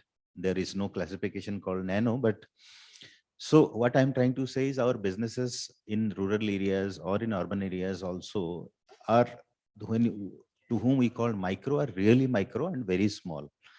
So how do we reach out to them with credit? It is very, very difficult for formal financial institutions to do that. So there are different sets of institutions, whether it is the now NBFCs, in fact, especially the fintech NBFCs, the MFI NBFCs, they are coming out with this individual products to reach out to these people. And there it is completely digital process that analyzes, amongst other things, this particular thing, that how much transaction is happening. Otherwise, there was absolutely nothing to rely on. They don't maintain particular any formal records as such, because the nature of business is such. So the only thing that, amongst other things, they can rely on is the payment and receipt transactions that is captured digitally. They can analyze and project certain things into the future, and based on that they can establish and derive their cash flows, and again based on that they can extend some credit to them. So to a large extent this is helping in solving one of the issues, concerns. And then come to the access to market. Access to market is something, see, the likes of the Flipkarts and Amazons of the world, obviously they will not touch this segment. And even if they are touching, the commissions that are charged, I think many of you will vouch, is very, very high. So how do our people take advantage of this digital e-commerce space? In fact, all of you might be aware that recently, to democratize digital commerce in the country, Government of India has launched this ONDC platform, Open Network for Digital Commerce, and we are very, very aggressively trying and onboarding the artisans, weavers, the small businesses, micropreneurs, etc. on the ONDC platform. And there, this is coming very, very handy. This digital transactions are coming very, very handy. So to a large extent, going forward, this digitalization and QR codes are going to a large extent address these issues of access to credit and access to market. Thank you, Dr. Acharya. Mr. Matthias, as an investor, you've seen the rise that digital lending platforms have seen within the realm of the fintech sector. What's the opportunity that you're seeing for them here in the small and medium businesses space in terms of providing credit, and how the QR transactions have actually helped them, the MSME sector, reveal their credit worthiness much more clearly? Yeah, I think one justifiable byproduct of this mass digitization, the fact that today a large section of our economy has kind of come on board thanks to digitization, so we can actually trace and track payments, is the fact that, as Dr. Acharya mentioned, is that now one is able to actually look at the cash flows within individual micro and small medium enterprises, which in a sense is the first step towards some kind of digital lending. The other aspect, and I think the yin and yang to that aspect is really the fact that thanks to digital payments and the growth of fintech, today there's a broad basing of financial infrastructure, both at the micro level and at the other level. If you just look at the number of retail investors in the last 3 to 4 years who have entered the stock markets, that has been a big jump, right? If you look at the success of the top 3 fintech platforms, today you're talking of about close to about almost 250 million Indians who at some level transact and get into the public stock markets, which earlier was a small niche segment of players. I think together that really widens the financial play. The robustness of an economy is the number of people who come into a formal financial ecosystem, whether as taxpayers, whether as stock market players, whether as traders, whether as merchants, or whether as consumers, right? We're seeing the overall growth. The second point, I think, is that while ONDC is about to democratize the process of e-commerce, which is positive and we have to support it, I think at some level, this has to be a joint effort between public and private. If you look at how digitization grew, I think the government made some great steps in terms of setting up UIDAI, getting NPCI in place. But the big jump came when telecom infrastructure reached the corners of the country. Till 2015, the ubiquitousness of a Uber, a Ola, a Zomato, a Swiggy was not so much because just the number of smartphone users was still 60, 70, 80 million. Post the Geo revolution, suddenly you talked about 400-500, today about 750 million Indians on the internet. That makes the possibility of us hailing a Ola or a Uber or going to a Swiggy or Zomato ubiquitous anywhere in the country, in small towns and such villages. Similarly, in the context of digital lending, I think together with what ONDC is enabling and a whole lot of other private apps, I think we will be able to get to the smallest segment of entrepreneurs, nano entrepreneurs, micro and small entrepreneurs, because that is where the true strength of the economy will come through. When the smallest person has access to some degree of credit, some degree of financing, and therefore gets access to a much wider market, which in historical times would have been a geographical 2 or 3 kilometers around his home. Today, he can actually technically access the world, or to start with at least the country. I think that process, I think India has put the basic levels in place. Just one last point I want to make is that the reason why India has climbed the curve on digital infrastructure so heavily is that digital infrastructure does not depend too much on intermediaries. In the physical world, quality of roads, the quality of ports, the quality of rails, the time taken was important. I think in the digital world, it's all real time, right? Once you have a proper tight, you have a great 4 or 5G service, and once people get on board at low cost, and India has the lowest cost data in the world, I think all these processes can be enabled absolutely seamlessly. So I think we're moving in the right direction, but clearly I think it has to be a joint effort. The government can play enabler and has to play enabler, but the moment private enterprise picks up the ball and starts moving, that's when we'll see the exponential impact of this going forward. Very well put on, Mr. Matthias. Thank you so much. Mr. Sinha, your thoughts on it? Thank you. Can I add another perspective, Absolutely. Arjun? I'll add another perspective here.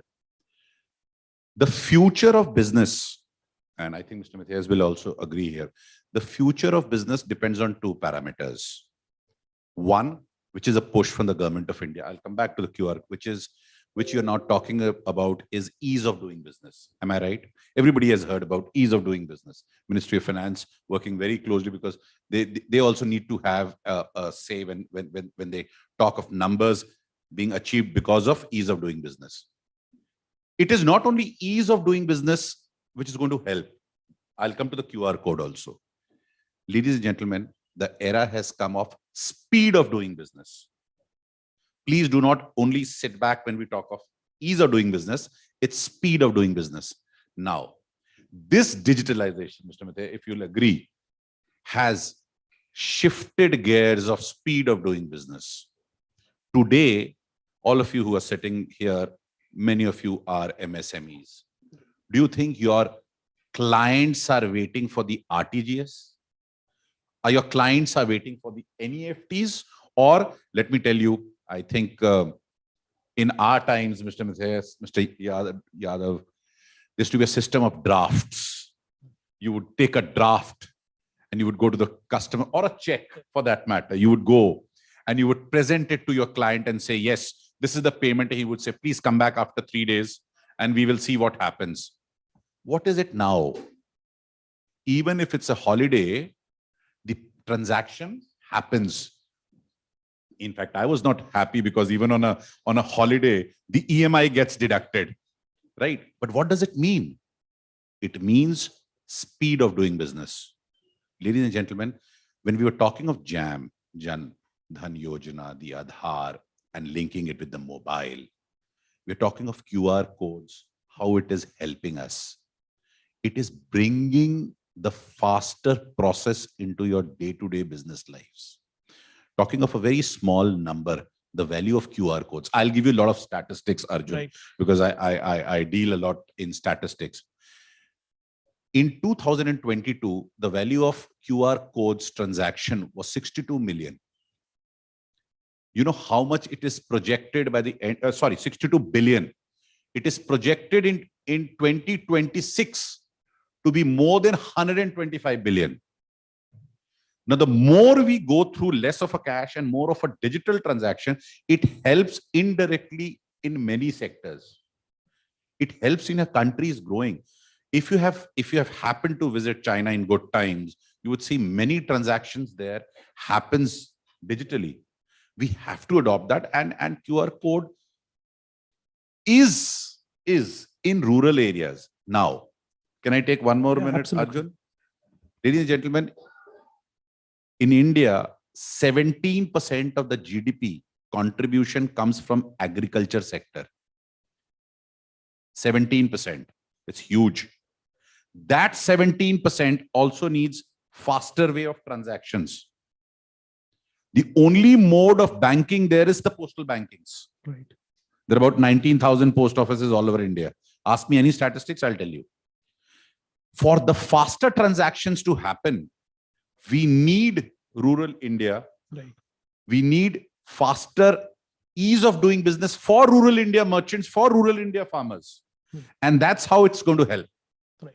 Arjun, so I think it is somewhere related to ease of doing business. Mr. Sinha, I would also like to ask, you mentioned ease of doing business, speed of doing business, but now we are also talking about the cost of doing business. What are your thoughts on that?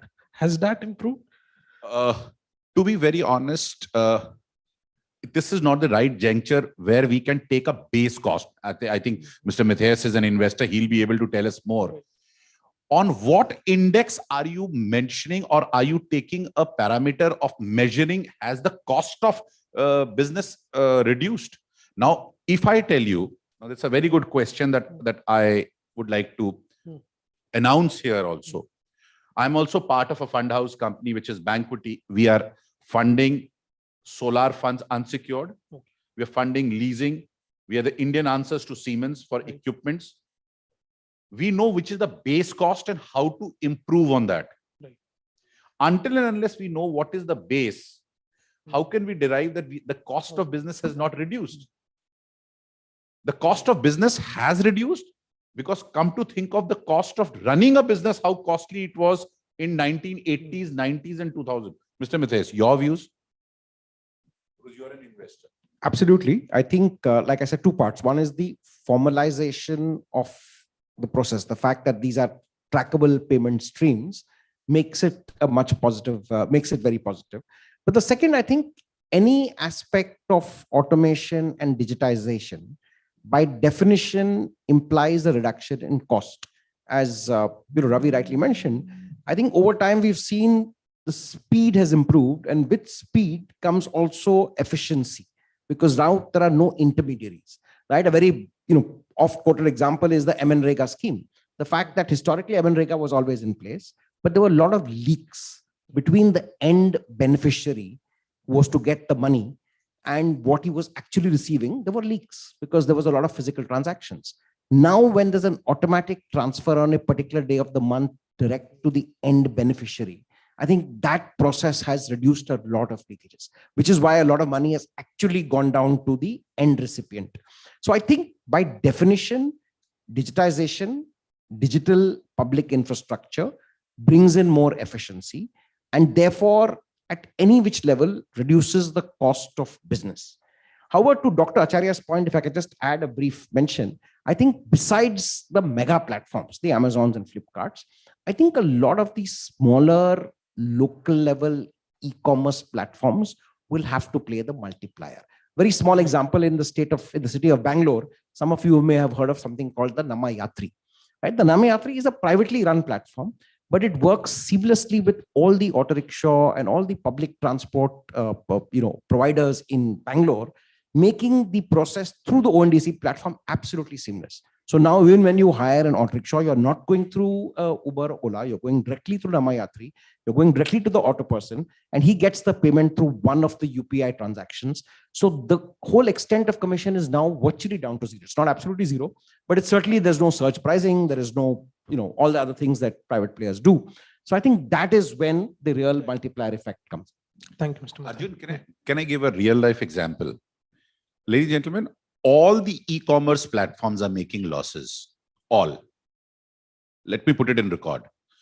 But there is one which has now come into profits, which is Meesho, which has recorded profits, which has declared profit. Please go to MCA site, which has recorded profit.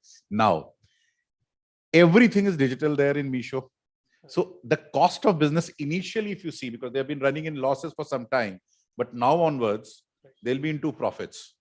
The profits, one of the good things into the profitability part will be that continuously they are improving their cash flows via the receipts. Right. Via the receipts. We have not seen what cashes they have burnt. So I personally feel we don't have a benchmark as of now to take it as an index. The government of India doesn't have. But yes, the cost will come down if Indians start understanding what is leasing model. How do you outsource much of the things rather than making it a capex model, buying everything, keeping it with you? Right. Thank you, Mr. Sinha. Mr. Kaur, if you would like to share some case study where from the perspective of conversion. Here is my example to you, ladies and gentlemen, where I'm giving you a case in India where the ease of doing business, the speed of doing business, and cost of doing business, three are impacted. This is a FASTag story. My company, Comvision, I'm the only businesswoman in India who is into intelligent traffic and transport. I'm very proud of this fact that I'm into digitalization business and I've transformed the story of India. When FASTag was introduced, and I think COVID played a major role in this, we used to have toll collection somewhere around 400 some odd crores way back in 13-14. And today in 2023, the toll collection is $5 billion in March 23 that we recorded. What has it done to the citizen? Citizen is moving fast with the FASTag. There's no hanky pack. By the way, the Indian system of payment is one of the most secure systems that I have seen. Why I'm saying this is because when we travel, as I told you that I travel a lot for business, we're asked, can you tell us what is the security system? You won't believe, we crib here every day in and day out, that there are cyber crimes, there are problems with the space, and whenever any cyber crime happens, it happens because the consumer has revealed the information. It is not because the system or encryption and decryption has not been set in the system. It's only when consumer does a stupid thing of revealing his information, then the cyber crime takes place. Right. It otherwise never takes place in India. Outside, if you see the payment gateways which have been built up in the middle, they siphon money. They made the platforms which takes out data and they siphon money. Coming back to FASTag story, ladies and gentlemen, what has FASTag done? It's a digital mode of paying on a toll. आपको मालूम है toll में कैसे काम चलता है और कहाँ रेवेन्यू लीकेज होता है. अगर कोई ट्रक टोल से जा रहा है और उसे अगर ऑपरेटर कार क्लासिफाई कर देता है, तो कार का टोल कलेक्शन है 35 रुपया और ट्रक का है 400 रुपया. सो ये चेक करने के लिए एक सिस्टम चाहिए और ये रेवेन्यू लीकेज रोकने के लिए एक सिस्टम चाहिए. FASTag automates this. So it's not that we are only doing it from FASTag. The system of toll is very, very complex where we have sensors under the road which tell us what vehicle has gone in. Okay. एक truck driver पहले जो fleet owner होता था वो उसको पैसे देके भेजता था कि ये पैसे ले लीजिए 10,000, आपको पूरे इंडिया में चक्कर काटना है और वापस आना है तो आपको टोल देना पड़ेगा. अब कोई जरूरत नहीं है. अब उसे फास्टैग देके, I mean, there is a FASTag on his truck windscreen, which is making him pay at each toll collection. 2-3 things have happened for fleet owner. उसे मालूम है कब मेरा ट्रक वाला कौन से टोल से निकला, वो रास्ते में रुक तो नहीं गया, उसने कोई रूट बदल तो नहीं लिया, उसका एवरेज स्पीड क्या था, उसे इस वक्त पहुंच जाना चाहिए था, पहुंचा या नहीं, उसकी मैनेजेबिलिटी, उसकी प्रॉफिटेबिलिटी और ट्रक वाले की ease of doing transaction. How it has changed the landscape of India, with India being the biggest infrastructure network in the world. It salutes to the government the way they have implemented this solution. Right. Thank you, Ms. Kaur. Dr. Yadav, your thoughts or success story, have any case study that you would like to share that the Ministry of Finance has some perspective on? Yes जैसा बताया आपने कि digitisation ने एक तो speed increase की है business की, नो डाउट, इसमें किसी को डाउट नहीं है. और कोविड पीरियड में भी गवर्नमेंट ने काफ़ी इनिशिएटिव लिए, क्योंकि जब फिजिकल ट्रांजैक्शंस में प्रॉब्लम्स थी या उनके जो एमएसएमई के प्रोडक्ट्स नहीं बिक पा रहे थे, तो ई एग्जीबिशन को लॉन्च किया गया, वर्चुअल एग्जीबिशन को लॉन्च किया गया. उसमें ऑनलाइन प्रोडक्ट्स को बेचा गया, सेलर्स ने, बायर्स ने खरीदा. और जो गवर्नमेंट खुद असिस्टेंस देती है एमएसएमई को बार कोड के लिए, कि ज़्यादा से ज़्यादा वो बार कोड को एमएसएमई ले, उसको 70-80% रियम्बर्स करती है गवर्नमेंट, कि ज़्यादा से ज़्यादा उसको ले. और इनफैक्ट एक इनोवेशन की बहुत ज़रूरत है, फिनटेक कंपनीज को भी इनोवेशन की बहुत ज़रूरत है कि ज़्यादा से ज़्यादा ऑनलाइन ट्रांजैक्शन हो. जैसा कि आपने देखा होगा, कई कंपनीज बोलती हैं कि अब बाय टुडे पे लेटर, ये भी एक फॉर्म है बिजनेस का. अभी खरीदो, पैसे बाद में देते रहना. या भी एक गाड़ी का भी एडवर्टीजमेंट आता है, अभी खरीद लो, दिवाली पे पैसे देना. तो ये सेल को बढ़ाने वाला एक मेथड है कि कैसे हमारी सेल बढ़े.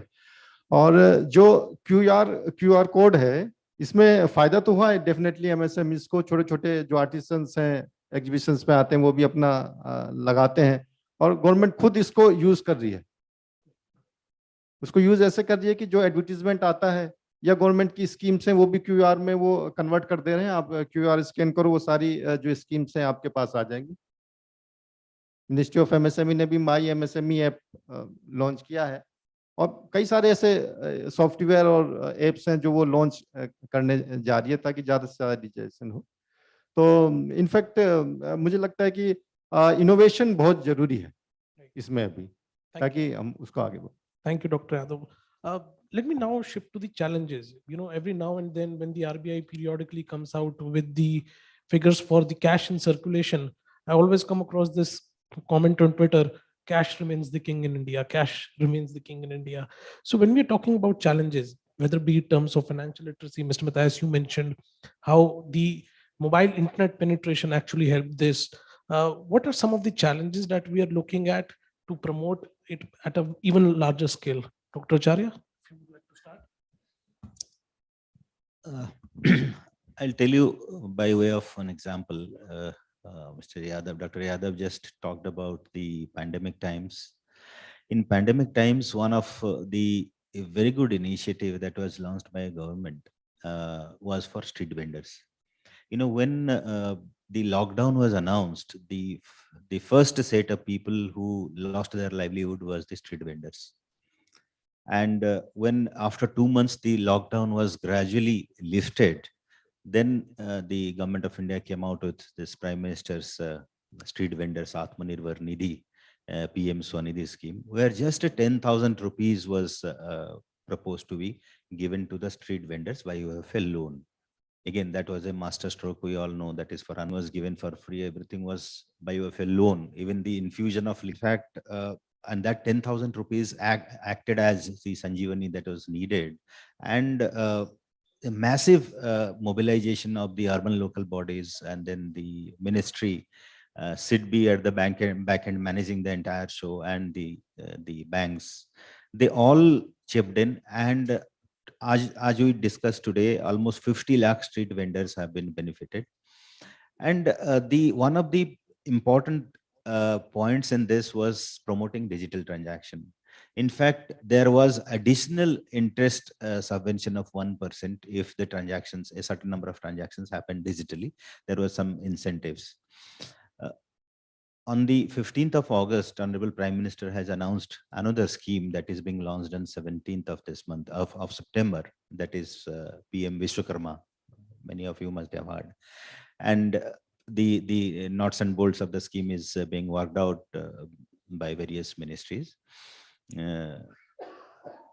There also a specific provision is there that, you know, for per transaction, there will be some incentive that will flow digitally to the account of the artisans who will be beneficiary Vishwakarmas under the scheme. So what I'm trying to say is, yes, you are right. You know, on many occasions we have seen this, that, you know, cash is still the king, and it will perhaps remain so for years to come. But the percentage will come down, and to push it, you know, through various such schemes, Government of India is trying to incentivize digital transactions, and I'm sure it's taking roots. Thank you, Dr. Acharya. Mr. Matthias, your thoughts on will it remain the king, and also in terms of, you know, the mobile infrastructure, because, you know, the second and third largest carriers, Airtel and Vi, they have still about 5 to 6 million of 2G customers on. So these are people who still are using feature phones. Obviously, government has introduced some offline UPI payments, but still it remains a challenge. Your thoughts?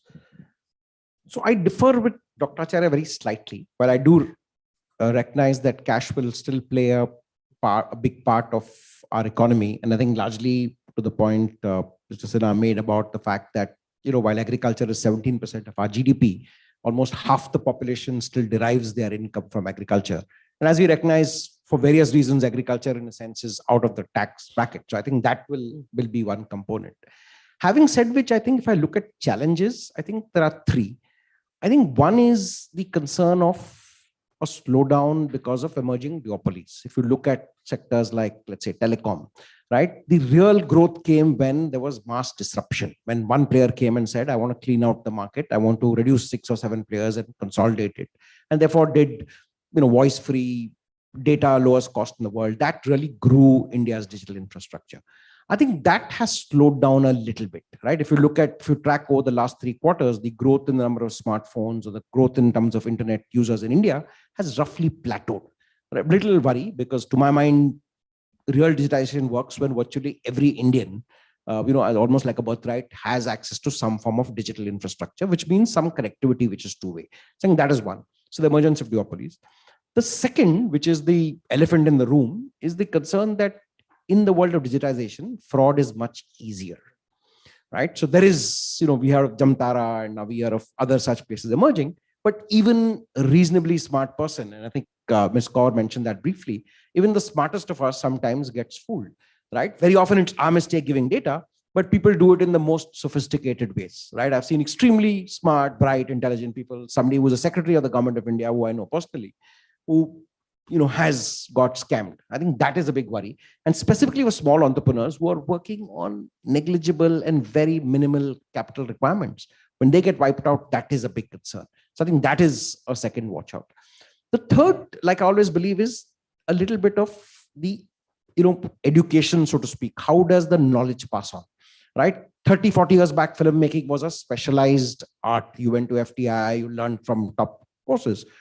Today, every kid working in a very, very economically channeled environment knows how to make a TikTok-like video and upload it and have a fan following, right? It's just the democratization. The fact that, you know, there are, I mean, a 12-year-old knows how to use a phone smarter than a lot of us sitting in the hall, right? Just the fact that they know how to use filters, they know how to add value, do various things. A lot of them are not even literacy dependent. It's just the fact that technology makes things easier.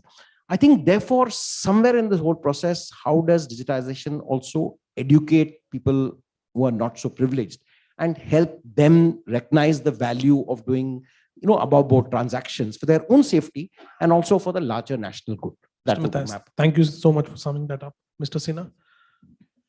Thank you, Arjun. I'd like to add one more statistic. So all the panelists will have to bear with me. But before I add, just wanted to ask the audience if I can engage with them. Do you know the full form of QR? Thank you, sir. Thank you. So QR primarily means a quick response code. Now, why did I ask this question? Because I said earlier in my discussion, ease of doing business and speed of doing business. It's related with that. Now, let me add one statistics before I tell you what are the challenges. On an average, an Indian is using his smartphone 5 hours in a day. 5 hours in a day. That's an official record. You can please Google it, or you can please go to any study of Big Four, and you will understand that this is the data which is coming up and which has been summarized. 5 hours a day, you're using your internet data, and the data consumption is somewhere close to 20 GB per person. I totally agree with my senior colleague, with my senior panelist here, Mr. Matthias. While we have learned the benefits out of it, we have not learned that it comes with some pinch of salt, which is the cyber attacks, the cyber security, the how to protect.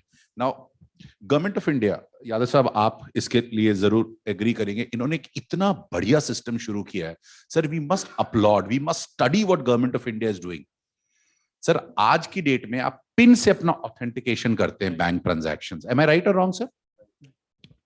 Sir, government of India से एक step आगे चल गया thanks to ministry of finance. If you go to a Indian postal banking system, sir वहां QR codes है, आप उससे authentication कर सकते हैं. And the entire focus of the banking system, I think we have a very senior banker sitting here. In fact, during the lunch also, you can interact with her. Bhavita ji is there. Please talk to her. She will tell you how every bank is pushing digitalization in every aspect. They say, please don't come to the bank. Please don't come to the bank, sir. We are going to do everything, anything you want at your stage. Sir, but what is happening is while we are buying a smartphone, while we are using a internet, we have to understand that there are a lot of attacks also happening. The phishing is also happening there. We are not being aware. We are not being educated about the attacks which is already there prevailing with us. And that is causing a fear. Mr. Matthias, I'll tell you, why is today somebody like, for example, my colleague, she's an ex-banker, Soumya is sitting here. If she has been phished or there has been a case, Soumya, where you have been taken out from your accounts about 10,000 rupees, you will never accept it. But sir, are we doing any kind of educational programs, any awareness programs? Arjun, you have been writing so beautifully. I've been, last couple of days, before coming here, I was getting goosebumps that I have to sit next to you. So I had to do my homeworks here. Tell me one thing, is there any awareness programs which has gone through, which talks about what all other attacks that you're open to, you're prone to? Now think of a rural India, think of an MSME. There are a lot of MSMEs sitting here. Now they have been brought up in a traditional way of check, draft, NEFT, RTGS. How do I graduate from there until you do not educate me? Now that big time awareness is missing, that big time understanding that this is faster business, because you will never get globally connected to your buyers if you're not into ease of doing business and speed of doing business. But alternatively, the maximum scam happens there. So I think this is the biggest challenges are awareness and the various programs which is not happening relating to what can be the benefits and how do you overcome those benefits. Thank you so much, Mr. Sinha, for summing that up so beautifully. Ms. Talwar, your thoughts on that? I would say that, in our company, when we are doing our systems, because we are doing financial transactions and settlements with many banks, we have set up a data center which talks seamlessly to NPCI, and we know how much security we take care of, how much encryption, decryption we do, what kind of firewalls we have. My experience, as I said earlier, is usually a financial fraud happens for an individual when the individual does some mistake. But there are other attacks. Ransomware, we've gone through it. Ransomware is where the name suggests that somebody captures your data at one of the site, one of the toll sites, somebody captured my server. The server was under somebody's control. The data is under his control. And now he says, pay me so much to get your data back. No, data is the king. Those attacks are something where the cyber crime experts sitting outside India are also working 24/7. And we have to continuously evolve, and we are evolving. Anytime we have a ransomware attack, next time on next site, we take care that nothing of such sort happens. I don't know, my team told me, that we are even building up the system for SBI. We're doing their end-to-end solution, and we are integrating with FASTag. It's a big system. And working for SBI, I mean, they take care of smallest of things. It seems that on their website, they have written out, they've given a challenge, hack us and we'll reward you. So if such systems SBI can give, and this is what my team said, that ma'am, they have this. I said, really? I was pleasantly surprised. I said, really? If SBI can do, then I would say the systems are there in place. Sometimes we get lazy. Sometimes we leave one thing that nothing is going to happen. But if put every system in place, there's no way somebody can hack your systems. 1. 2, why are people not using these systems? I think it is more the way we are. We used to paying by cash. We used to doing things in a certain way. So we don't do. Ladies are used to doing the businesses which are more close to her creativity, so they'll do that. So I think it is the way, and the way we are made, the way we've been behaving. That's the reason that digital payment system is probably not becoming as popular as it should have been. Every infrastructure is in place. Everything is in place. It's only that people have to be told, yes, Mr. Sinha, what you told, that education is the key. If we spread this education to the people that use it, man, this system is for you. You also spoke about the phones, that there not many of them which are smartphones, and they are simple Windows phone. And e-rupee has 2 options to it. It's a prepaid amount which goes to a customer account. One possibility or one option is doing it through QR code. And second is just an e-voucher, which can go on your Windows phone. So a person can encash both the things in any what ways, but the person should be able to encash. There is no dearth of technology, I would say, Arjun.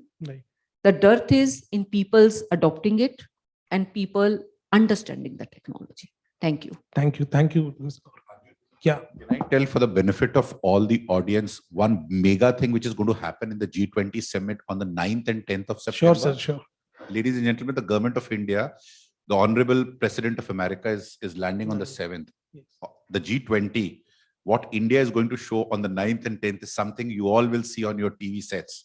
The first time, nobody will be coming to scan you. This is what the government of India is going to say. They will walk through and they'll be scanned. They'll be walked through and they'll be scanned.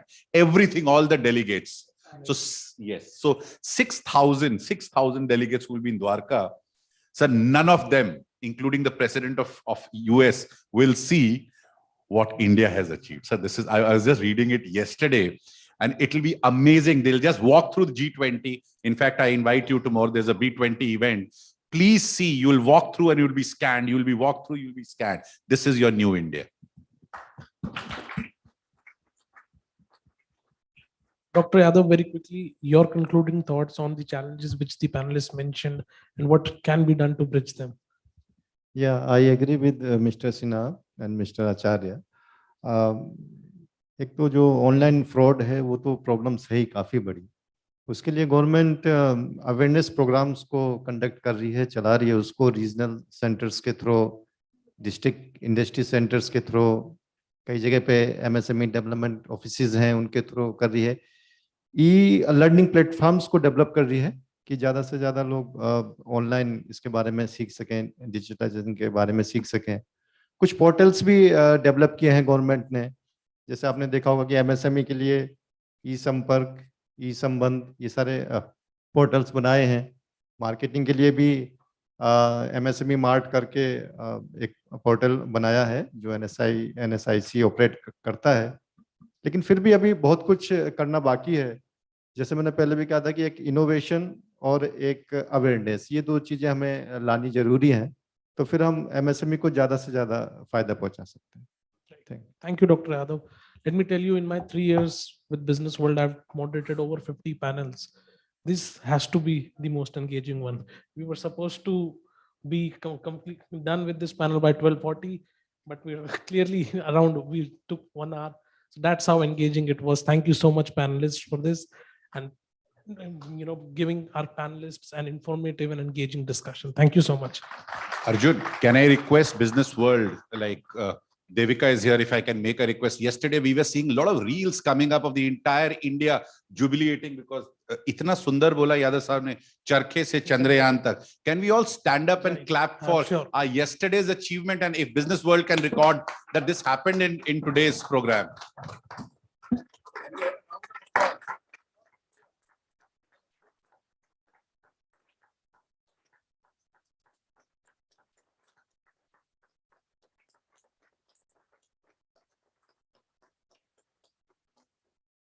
Thank you so much, Ravi sir, for that. A picture, please. ये session लंबा चलता, but Arjun को भूख लगी है. Let's just stop at that.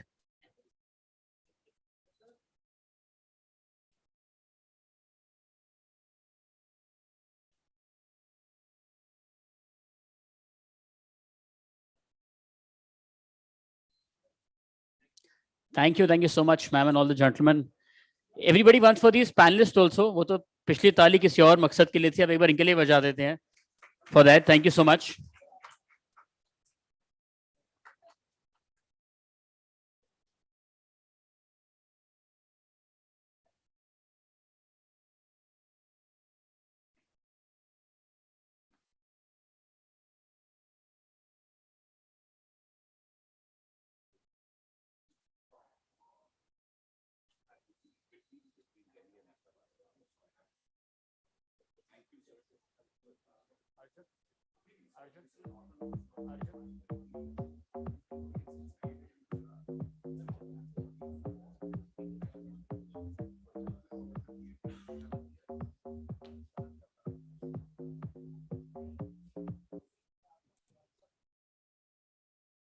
May I please request my team to once play a partners AV?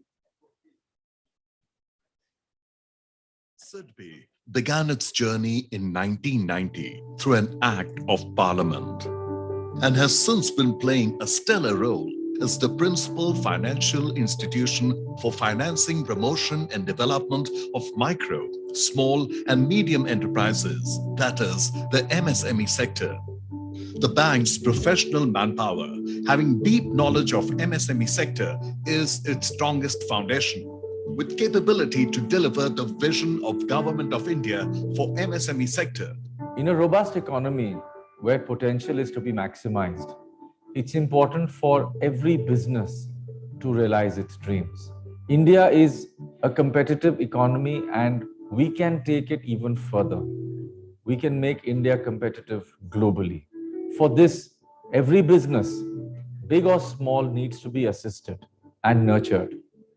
SIDBI wants every business dream to shine, and then we will be sure that India will shine. SIDBI is supporting growth of the ecosystem which nurtures these dreams, planting a bright future for India where sky is the limit. SIDBI, celebrating dreams, celebrating years of nation building.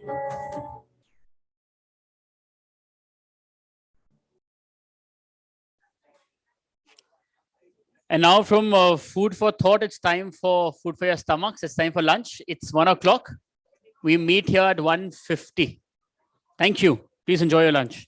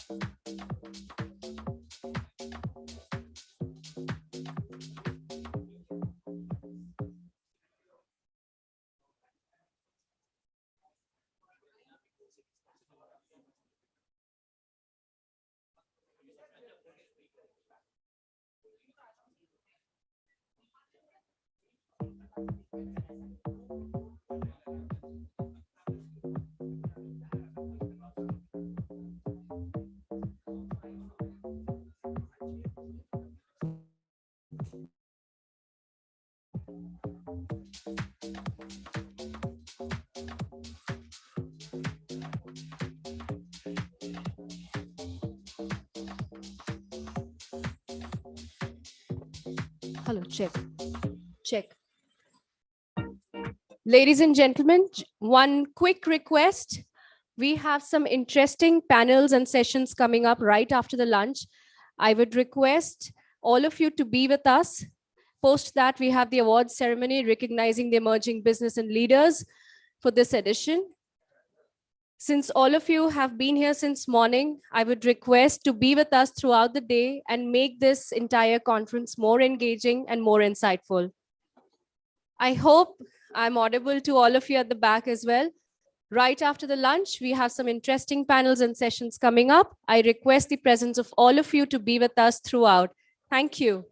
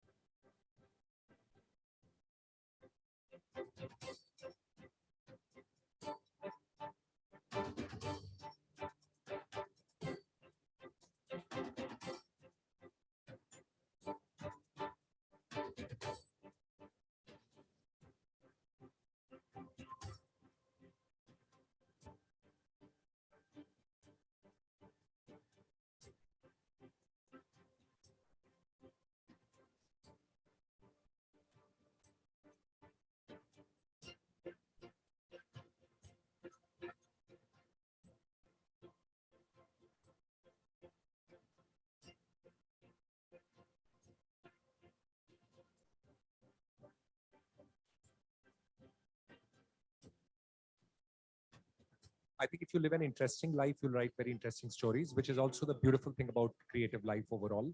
Learning can never stop. There is always something new, and I learn from my patients. And each one of us will use that choice based on the use that you have to put the technology to. The first film that made me sort of see how a human story and the layers of politics beneath. Panipat का युद्ध पढ़कर आने वाले दरोगा लोग investigation कर रहे हैं तो उसमें थोड़ा विज्ञान मिश्रित होना चाहिए, ऐसा मेरी अपनी सोच है. A person may have a very enviable lifestyle, externally appear very successful and happy, but no one really knows what's happening within. It is not going to kill the supply chain, it is to empower the supply chain. And I'm happy to announce that we are still very much in the pilot stage and beta testing is going on. We are gradually building up our presence little by little as people get more and more confident. Because of the state of our cities, we have no option but to build smart and resilient cities. Digital India is more for the poor, underprivileged, and the deprived.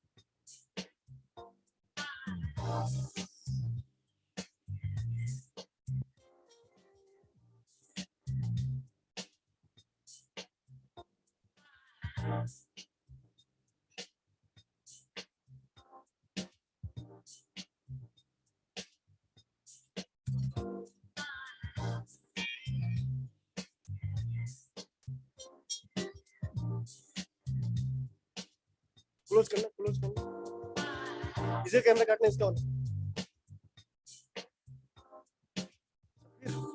Close करो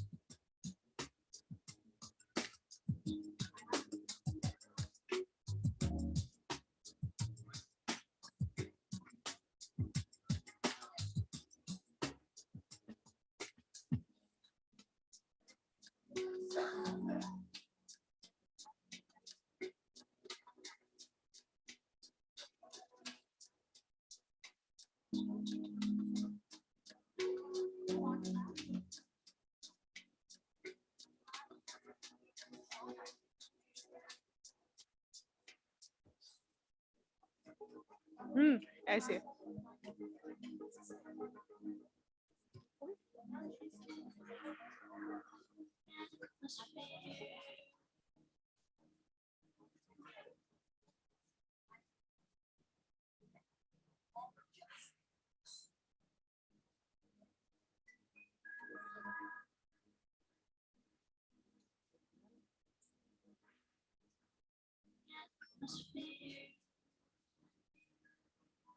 कोई बात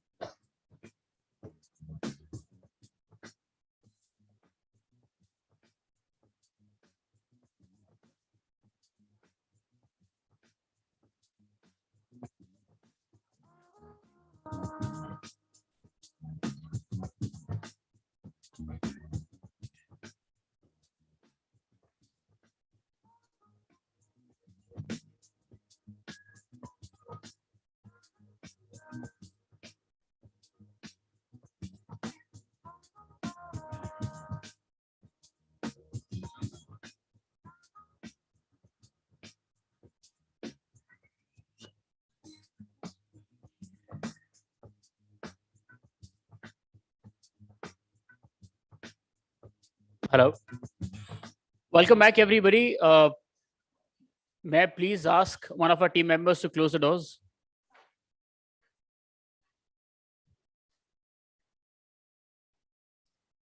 Also, may I please request all audience members to take their seats so that we can begin now.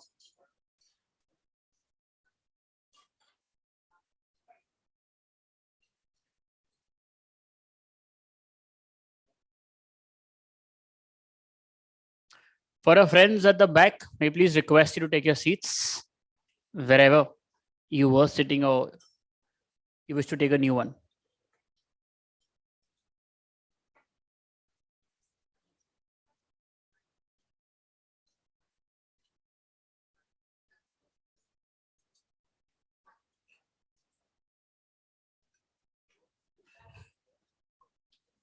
Devika.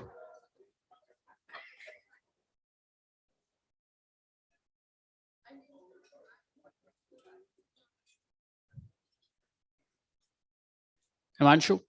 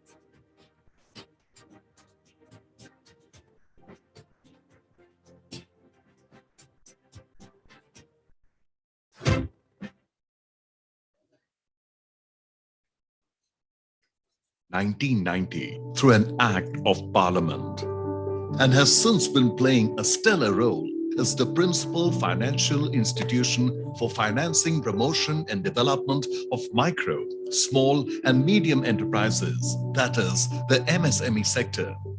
The bank's professional manpower, having deep knowledge of MSME sector, is its strongest foundation, with capability to deliver the vision of Government of India for MSME sector.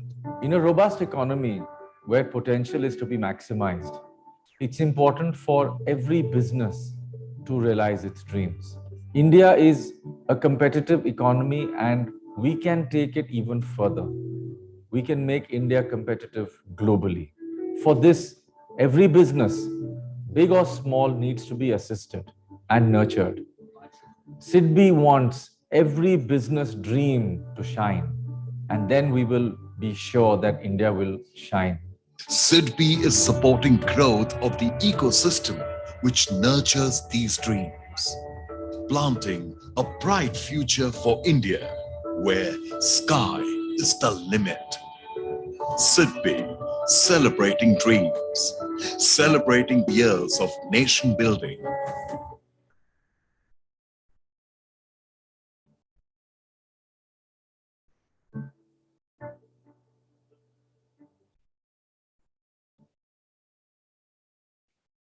Okay, welcome back, everybody. And Dr. Batra had mentioned in the morning about the role and importance of ONDC as well in his talk, along with many other things. So up next, we have a presentation on ONDC's view on MSME way forward. Please join me in welcoming to the podium Nishma Kulair, Vice President, Network Expansion, ONDC. I understand we've just had lunch. We can either go here or go here. We are right now here. Let's try and go here. Everybody, just please welcome her. Thank you.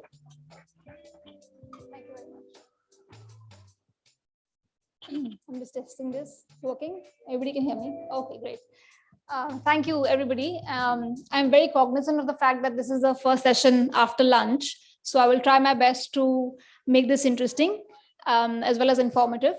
To begin with, how many of you have heard of ONDC? If you can raise your hands. Oh, so everybody seems to have heard of ONDC. How many of you think ONDC is an app that you can download and do some transactions? Log in, do some transactions.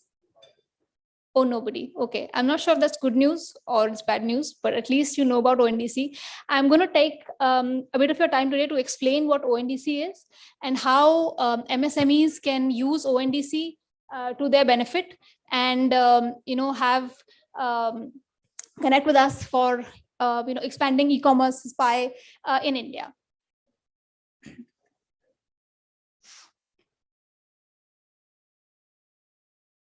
Can you just check? I think the clicker may not be working properly.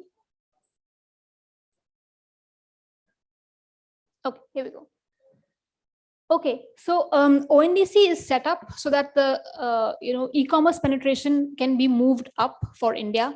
As you all know, for MSMEs, it is e-commerce is the way to go. It's at the most efficient cost. It'll open you up to the widest audience for your products, and so therefore e-commerce becomes extremely important for all MSMEs. And how do we expand the pie today in e-commerce is a challenge we are trying to solve for. Currently, you'll see a very significant part of our retail chain is not on e-commerce. It's less than about 7%, as compared to a China or an Indonesia, which is around 14 to 16% or above in some countries, right? B2B e-commerce penetration is even lower. So how do we get this penetration up, and how do we move India on a path where all the MSMEs find it easy to get e-commerce enabled?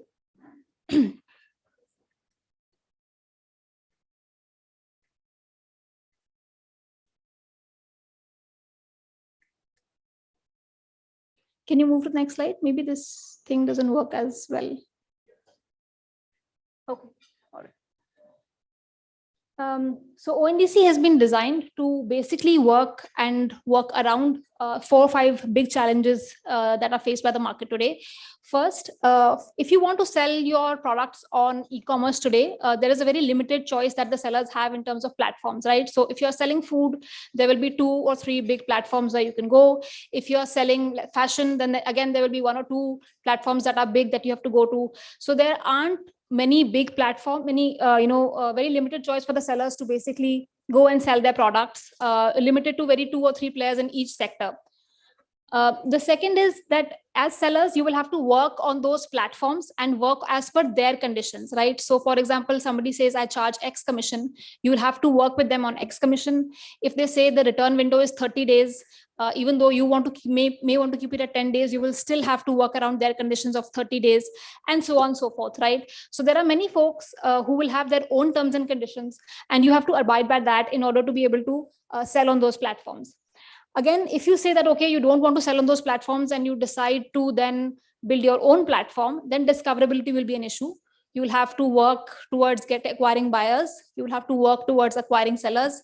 You will have to set up logistics. You will have to set up payments. You will have to work on cataloging. So all of that becomes very, very tough for any small entrepreneur or a small business to kind of take their products to e-commerce.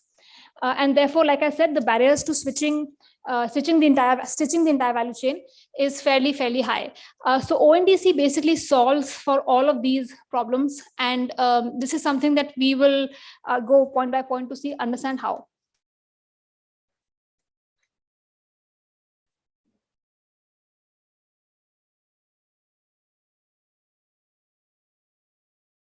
Okay, so ONDC works on 2 principles.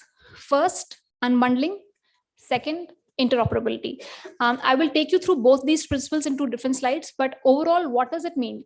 Unbundling means that you do not have to be part of the entire value chain. You don't need to own the entire value chain for you to get started on e-commerce, which basically means that if you are a seller and you only have products that you want to sell, you don't have to set up payments. You don't have to do specific logistics. You don't have to acquire buyers. You can basically just be part of what you are doing and take only that piece and become part of the overall e-commerce domain. You don't need to be doing the entire piece around buyers, sellers, cataloging, payments, logistics, all of that. You can just pick up specific whatever you are competent at, pick that up, and then become part of the whole value chain. The second principle is interoperability. So when you unbundle things, when you unbundle logistics, where you have people only doing logistics, where you have entities doing only buying, and you have entities only doing selling, you need interoperability. You need one entity to be able to talk to the other entity, hence making the entire ecosystem interoperable. So these are the two basic pillars on which ONDC is structured. And I will take you through them one by one, which will help you understand and stitch the entire piece together. Okay. So as far as interoperability is concerned, today we have many examples of interoperability in our daily lives, which we use, which is the same for ONDC. I'll give you an example, which is the SMTP protocol for emails, right? So if I have a Hotmail and you have a Gmail, we will still be able to interoperate our emails, and we'll be able to talk about exchange emails without any problems, right? You don't have to have a separate Gmail account for me to talk to. You don't need to have a separate Hotmail account for me to talk to. It is an interoperable system that can work, right? Similarly, within e-commerce, ONDC enables different seller apps, buyer apps, logistics apps, all of the different entities to talk to each other. So if you are, for example, a buyer, you can log on to any buyer application, and you will be able to see the seller side or seller selection that any app on the ONDC network offers. So it can be across any use case. So if you are, for example, just as an example, if you're using Paytm, you can log on to Paytm and you will be able to see the entire selection they've enabled across all sellers, right? Which means you can go to Paytm and buy clothes, you can book a ticket, you can, any sort of e-commerce and transactions that you can do, you will be able to do it from a single window, right? And you will not require different apps to go to do different things. So you will not have to go to a different app to buy food. You will not have to go to a different app to buy clothes, pharmacy, so on and so forth. So from a single app and a single interface, you will be able to order everything. So that makes it interoperable.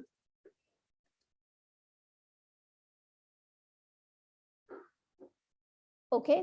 And this is going to talk about unbundling. So today, if you have a closed platform, right? Any regular closed platform has 4 or 5 things that that are a part of the entire transaction, which means you search for a product, you build your cart, there's catalog management, there's order fulfillment, and then there's order delivery, and post order delivery, if there's returns, and there's returns, right? This today is owned end to end by one entity, based on the platform that you go to. So if you're going to, let's say an Amazon or a Flipkart or a Myntra or any of the other apps, the end-to-end, ownership of the entire transaction lies with one party, and therefore you will have to work with their terms and conditions and their, entire, terms to kind of do the transactions, right? But with ONDC, you will basically have only, if you're a seller, you only need to bring your products on board, right? If you are a logistics provider, you only need to sell logistics on board. You don't have to get into, building an entire platform. If you are, like I said, a payments, provider, then you can only sell the payment component via using the ONDC protocol, and you will be able to kind of do the entire transaction. So it unbundles all the entities and makes them interoperable, hence building a really big, rich network that allows all entities to participate, lowering down the barriers to entry to e-commerce, which is a big problem today, right? So it is going to be more efficient because you will not, if you are a seller, you will not have to spend money acquiring customers. It is going to be a single registration, so which means that you will only have to register once as a seller or as a buyer to buy, a gamut of things, or as a seller to be available to all the buyer side across different platforms. And so this is how ONDC enables that.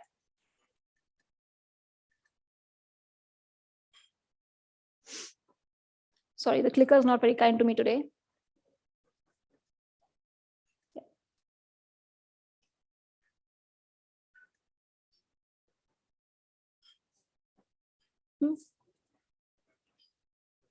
The other way.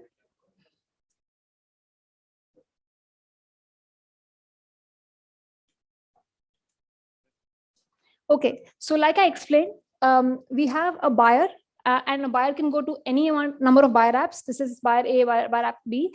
So any buyer app you can log on to, use the ONDC protocol, and you will be able to reach the seller selection that is offered by any number of sellers.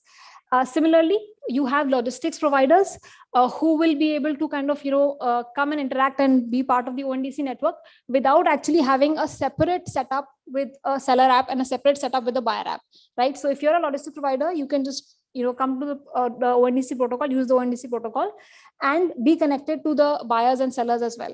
So this basically makes it a universal buyers and seller, entire network, buyer-seller logistics network that enables, the entire gamut of services and products to be brought together in a very efficient manner.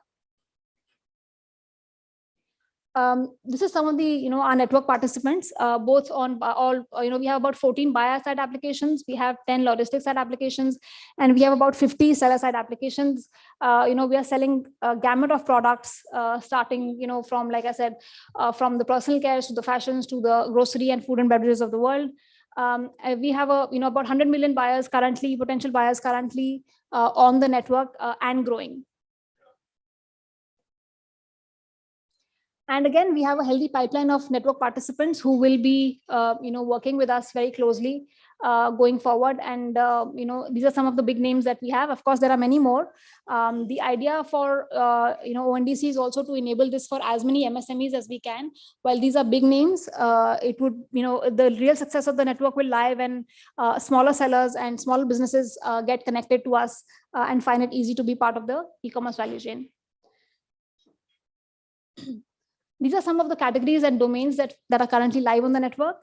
We've recently launched B2B, and in B2B, we are currently working on grocery and fashion. Outside of B2B, we have B2C domains, which is, our largest domain is food and beverage, and then followed by grocery. Of course, then we have home and kitchen, electronics, fashion, health and wellness, all of that that got mentioned earlier. Of course, in services, we have mobility as a big service. That is our biggest and largest use case. And we have other players in logistics as well. We will be very shortly, launching financial products as well. And that will encompass the entire gamut of financial products. Ideally, all categories that are transactable on e-commerce will be launched on ONDC eventually, but this is just a bit of a pipeline. So to summarize all the benefits that I was speaking of, for buyers, you have a single platform access. You will only have to log in through one app once, and you will be able to access all domains. It's a unified experience, so you don't have to go to different UI UX to navigate through different UI UX to get to your selection. You have wider options. You have wider choices to be made on what kind of deliveries you might need. You have wider choices to be made in terms of what kind of products might be available. And of course, while these are the buyer side benefits, the ideal case scenario will be where buyer experience becomes a very key differentiator. So it helps all the buyer side apps to compete with each other and give the customer the best experience. For sellers, again, discoverable by the entire buyer universe with one single registration. It's a low cost access. You don't have to spend money to acquire any specific, seller side, other parts. Increased profitability because of lower costs, business enhancement analytics. Again, something that ONDC provides. As a seller today, you may not have an access to different kind of seller analytics or buyer side customer analytics that today closed platforms don't provide. But with ONDC, you will have access to analytics from a seller side as well.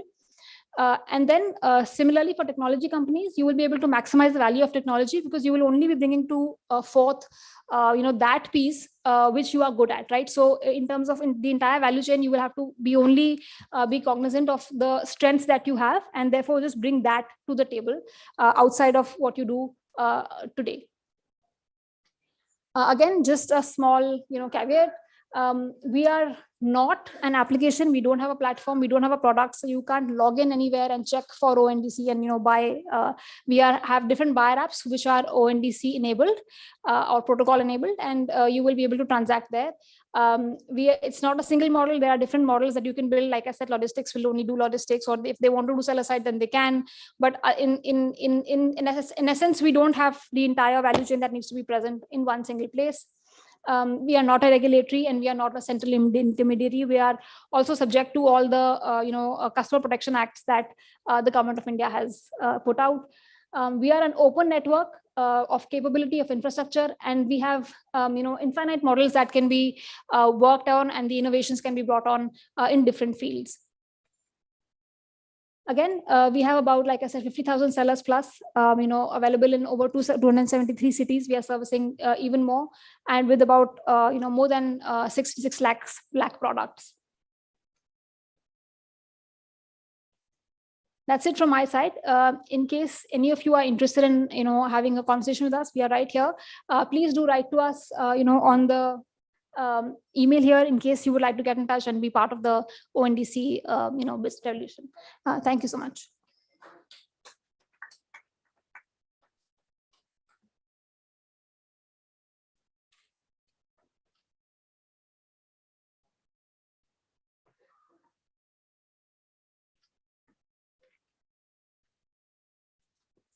Thank you. Thank you so much, Nishima. With that, we move towards a trilogue, which is on fueling growth, navigating debt funding and equity investment for MSMEs. May I please request our backend team to have the chairs placed? Where are they?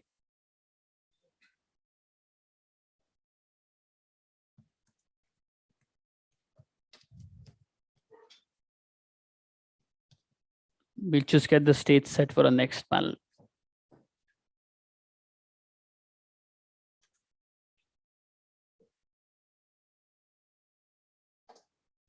Also, what will follow in the evening are the Emerging Business Awards. After all the sessions and panel discussions for the around, let's say 4:50, we shall begin with them.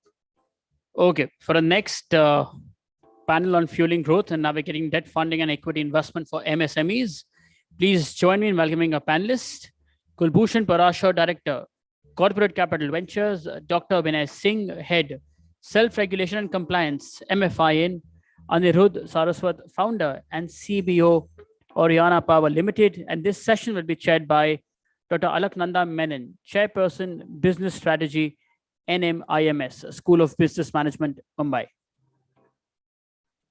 Yes, please welcome them.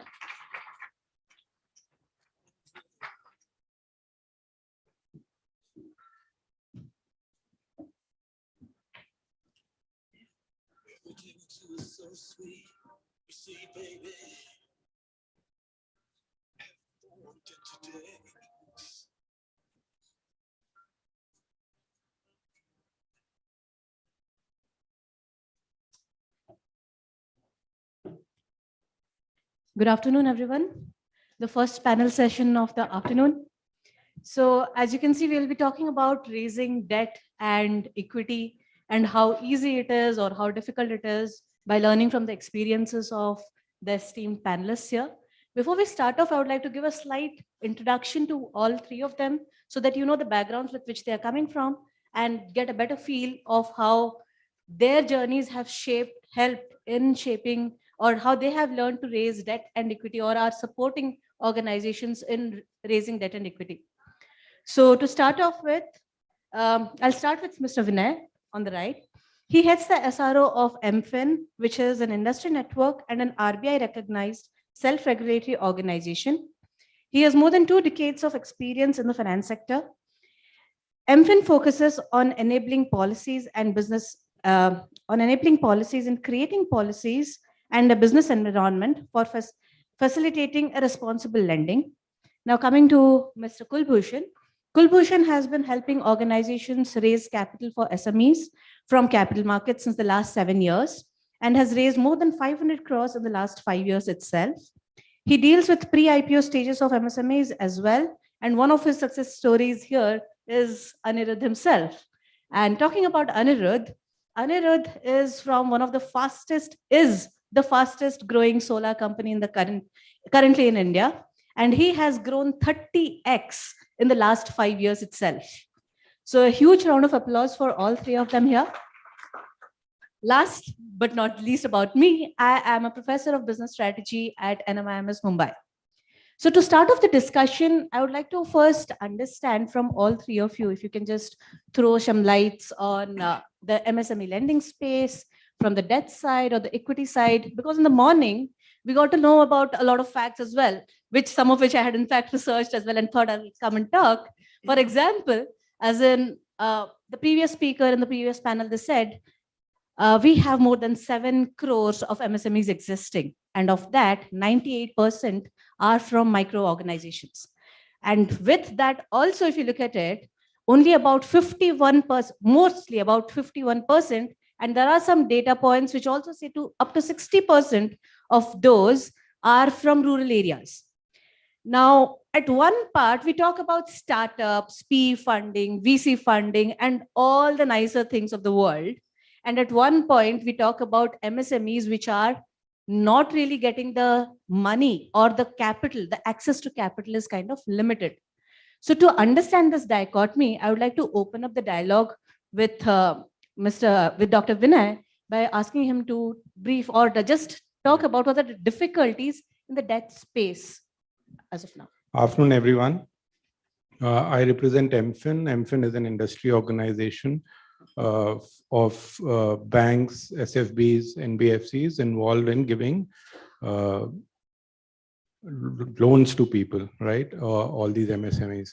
And now, just a quick, a few data points before I get a bit more into detail. As she rightly pointed out, approximately 27 lakhs worth of loans have been given out to the MSME sector as of end of March, out of which 1/4 goes to the segment which we call micro, which is effectively up to 100 lakhs of loans. Now, the interesting thing to note here is that when you want to expand the amount of loans that you're giving out to the sector, you can either give more loans to existing clients or get more clients in. The interesting bit here is that nearly 60% of new clients who are coming in come in this micro segment. So the point I'm trying to make is that the clients who come in with very small loans, and then they move up the ladder, and then they of course demand higher amounts of loans. So this is the space from our perspective, which needs a lot of focus. And MFIN as well as SIDBI and NABARD, tremendous amount of work which is happening. Briefly, 2 broad things. One, of course, what our members do is nothing but take money from somebody else and give it to the people who need the money, right? So we need a regular supply of money, which for NBFCs is a big problem because NBFCs don't take deposits. So there's been a lot of effort in terms of refinancing, in terms of starting various schemes, credit guarantee, etc., to make more money available to lenders. And on the borrower side, we have to ensure that more and more borrowers get formalized, right? Once they get formalized, only are lenders comfortable in giving out monies. So there's a humongous amount of work which is happening in terms of issuing Udyam numbers to them, which effectively would be an identity backed by an Aadhaar card, a unique identifier for all the MSMEs, which SIDBI is involved in. MFIN is also playing a very important role in that.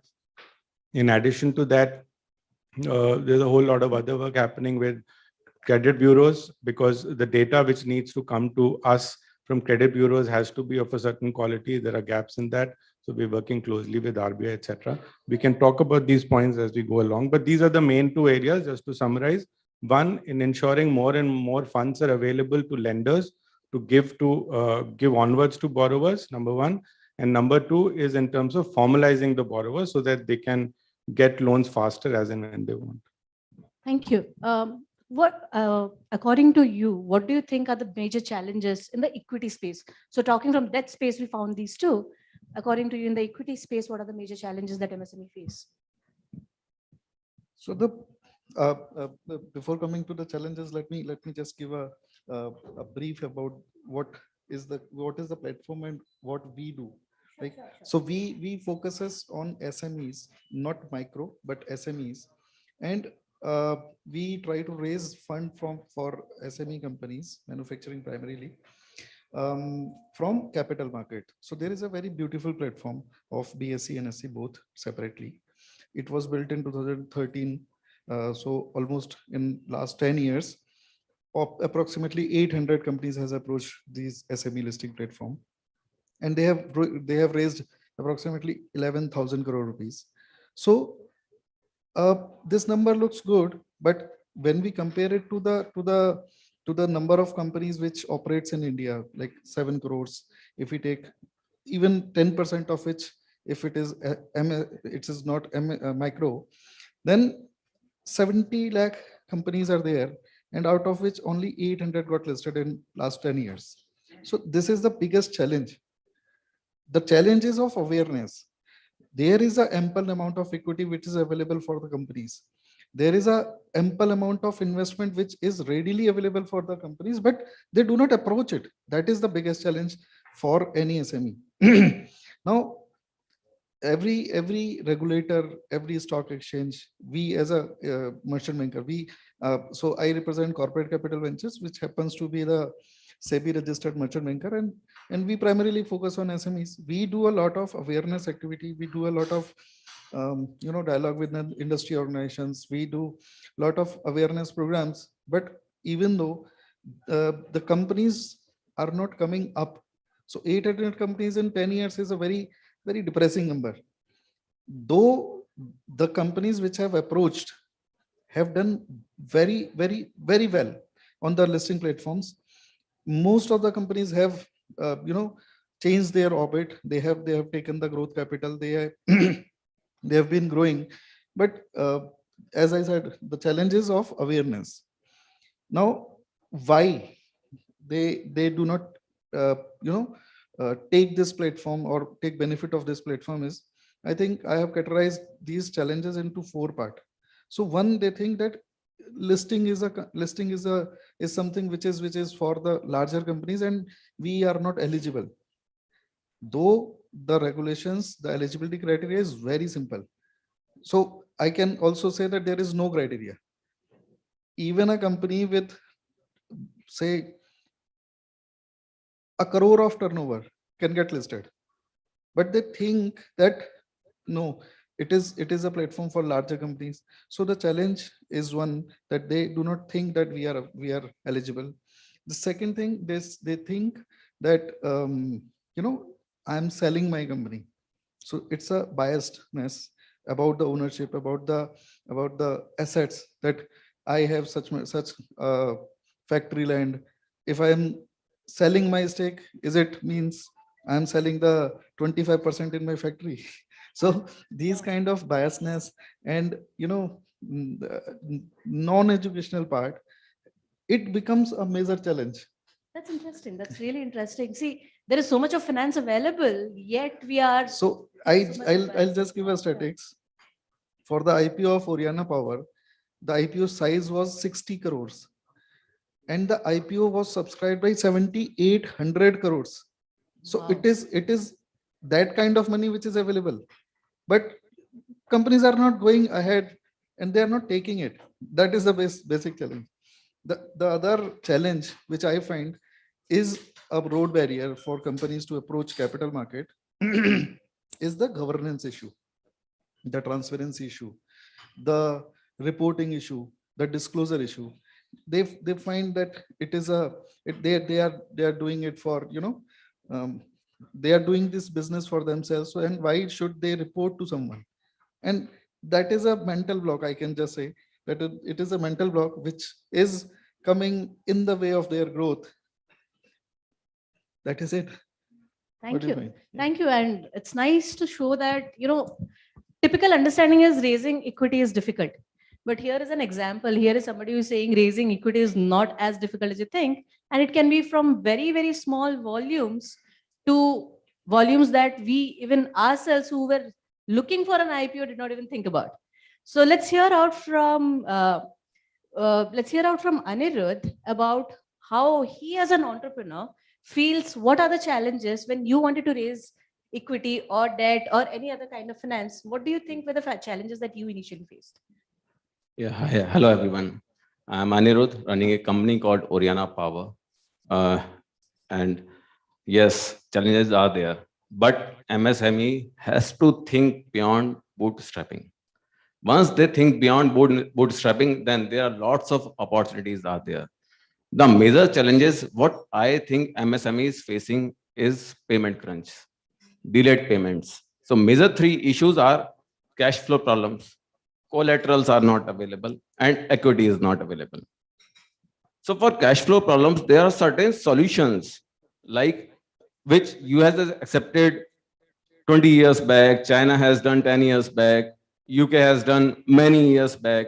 So they have started doing invoice factoring. Invoice discounting is there in India, but invoice factoring is the major thing that can change, that can turn around the MSMEs in India. If you'll get payment after dispatching the material or after invoices, and you will get factoring, and then client is responsible for paying for that, then it will become a simplest tool for scale up.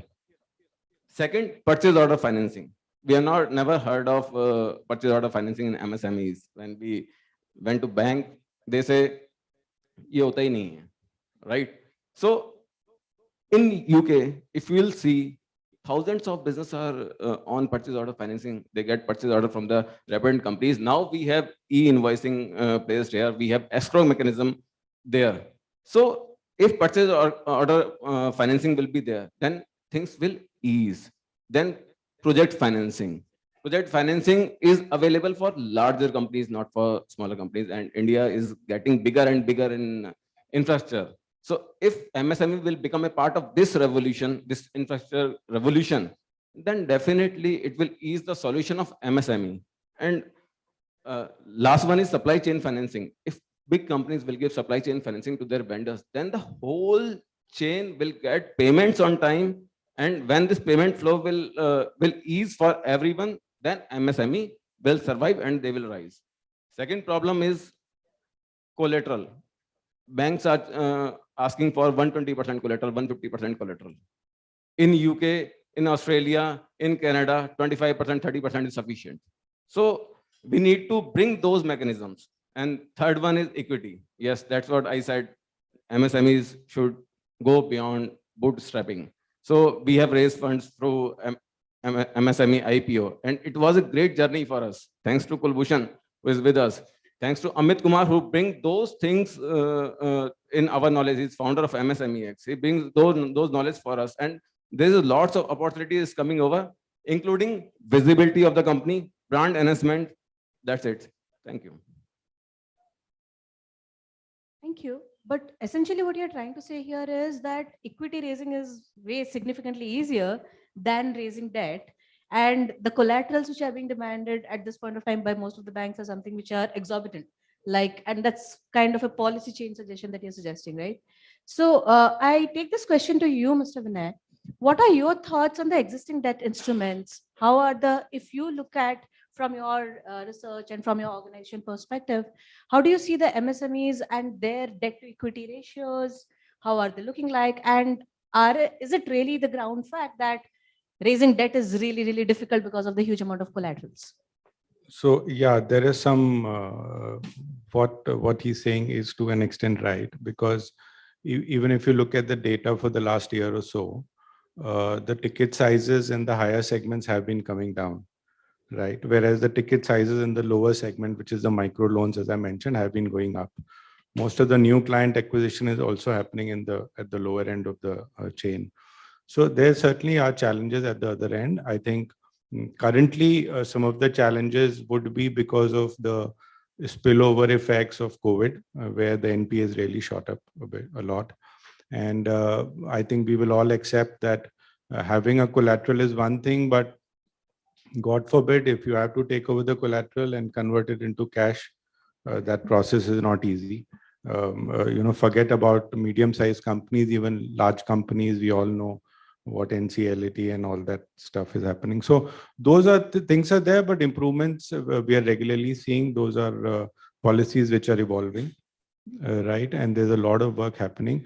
But while collateral is one side, on the product development side, as he rightly mentioned, there is a substantial amount of work happening, which is also being supported by the formalization which is happening. So all the account aggregator framework, the GSTN data that is coming in, Udyam number I mentioned, all that is going to facilitate cash-based lending, which is what he was mentioning in terms of invoice-based, purchase order-based, etc.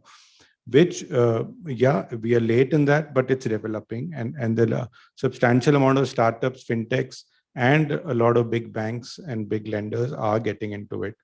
Then again, it will take some time before they really move down the ladder, because as of now, of course, they're focused on the large companies, your Marutis and ITCs. Slowly, of course, it'll come. We are in that phase where things are developing, all the building blocks are being put into place. But at this point in time, certainly there are challenges which we're working towards. On that note only, so these are challenges which all of us understand.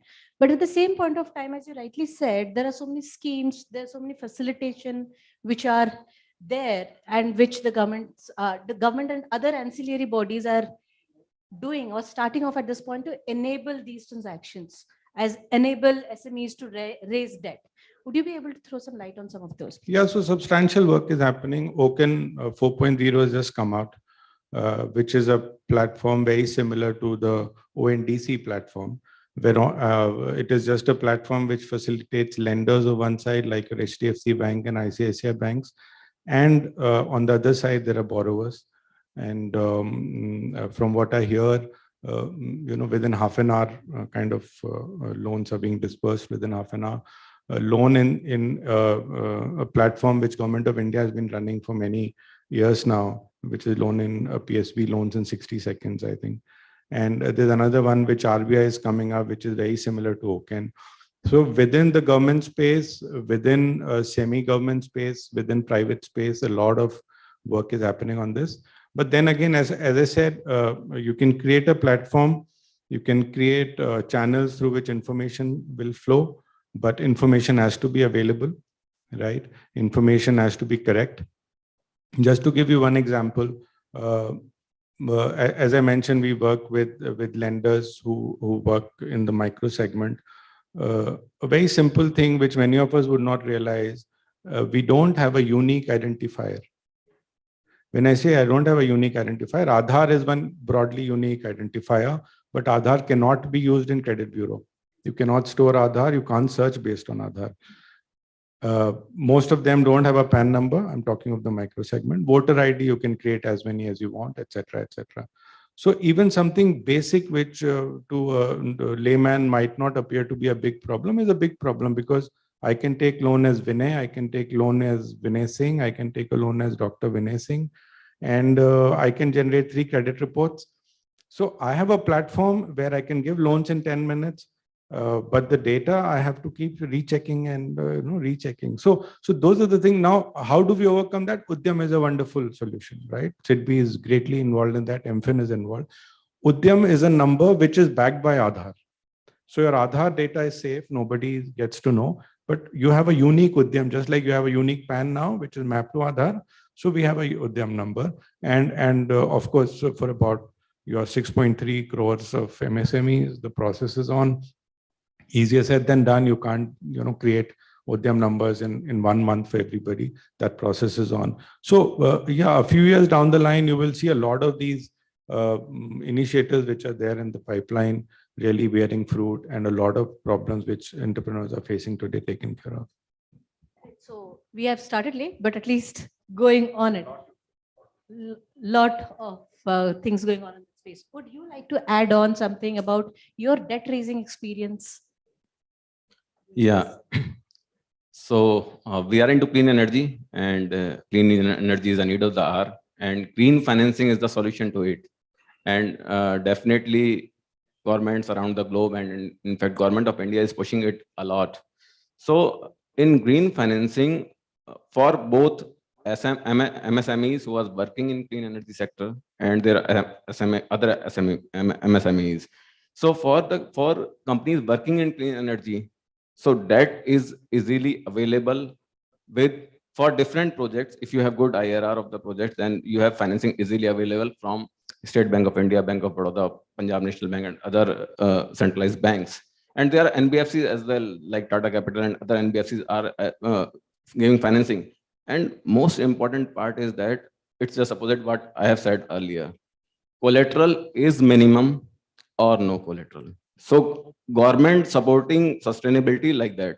So sustainability is a new thing. So they are supporting with minimum collateral or no collateral, because asset is the project, right?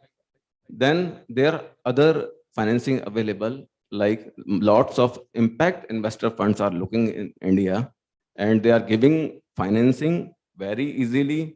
And there are ESG funds which are there in US and UK, Canada. Now they are coming to India, because India we have we are power guzzlers, we have lots of requirement, and that's how these all other funds which are earlier working overseas, they are now coming to India. So seeking finance with low interest rate and minimum collateral is easy in MSME. Now for the MSMEs who are not working in clean energy, they can adopt sustainability solutions.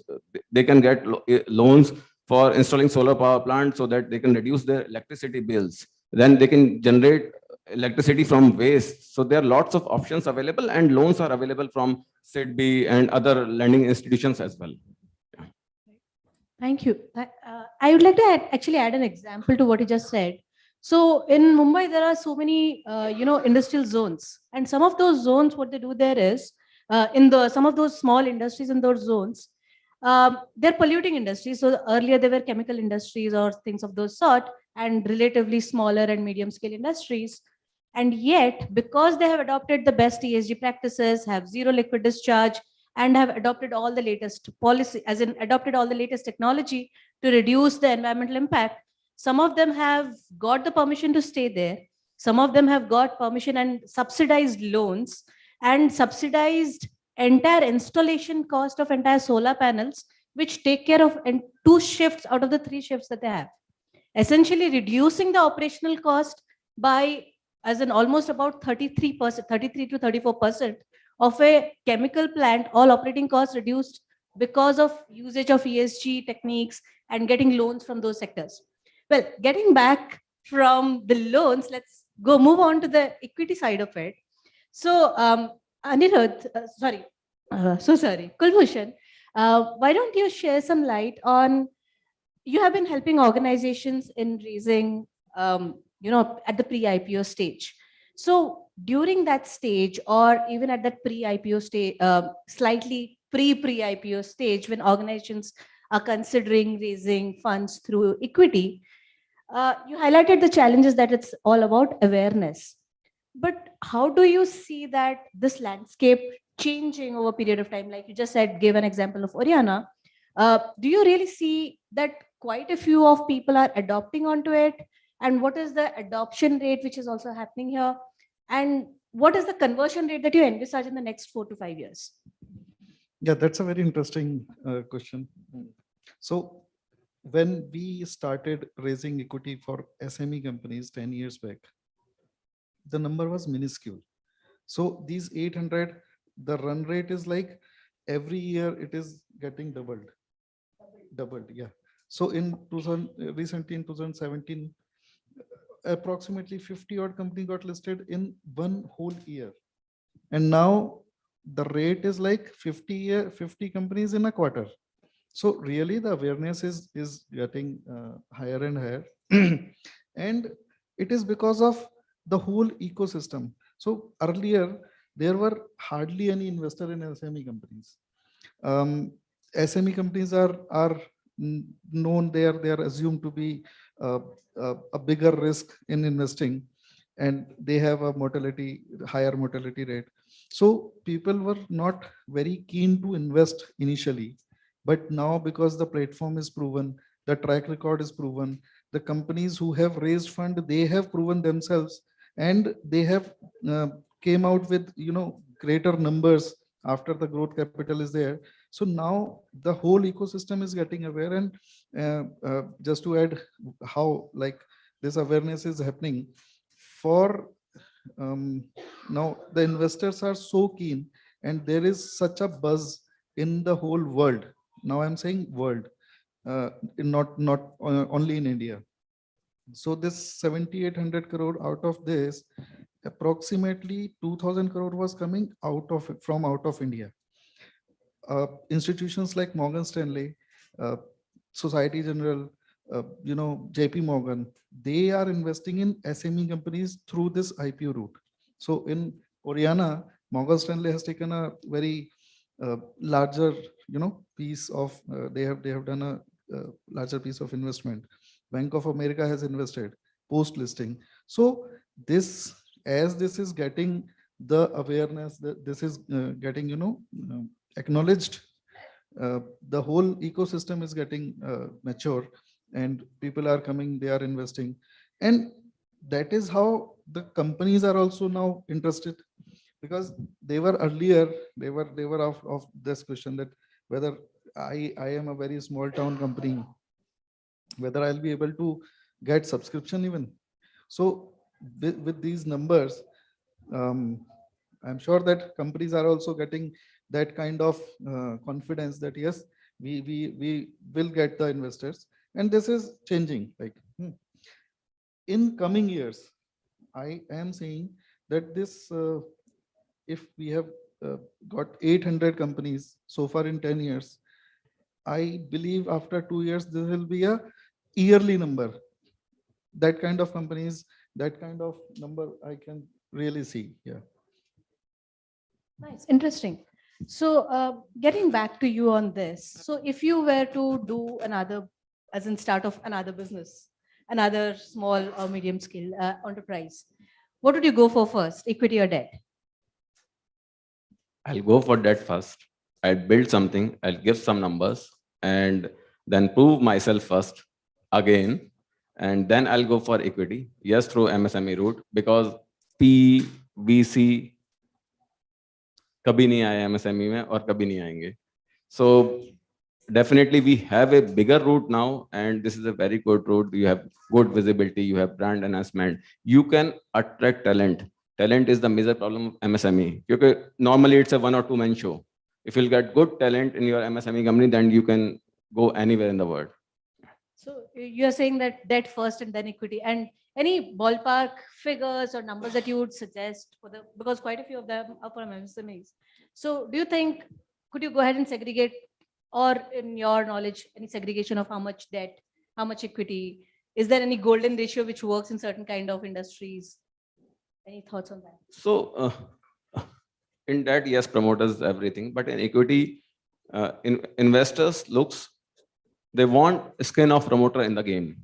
So if you have equity above 50, 55%, 60%, then you can go in equity. But then definitely there is a gap between debt funding and equity funding. Equity funding comes at a very later stage. You have to prove yourself first. You will have lots of organizations working in debt, and when you will get some good number, some good turnover based on your industry, and if you will understand the PE thing in your industry, then yes, you will definitely have that ratio.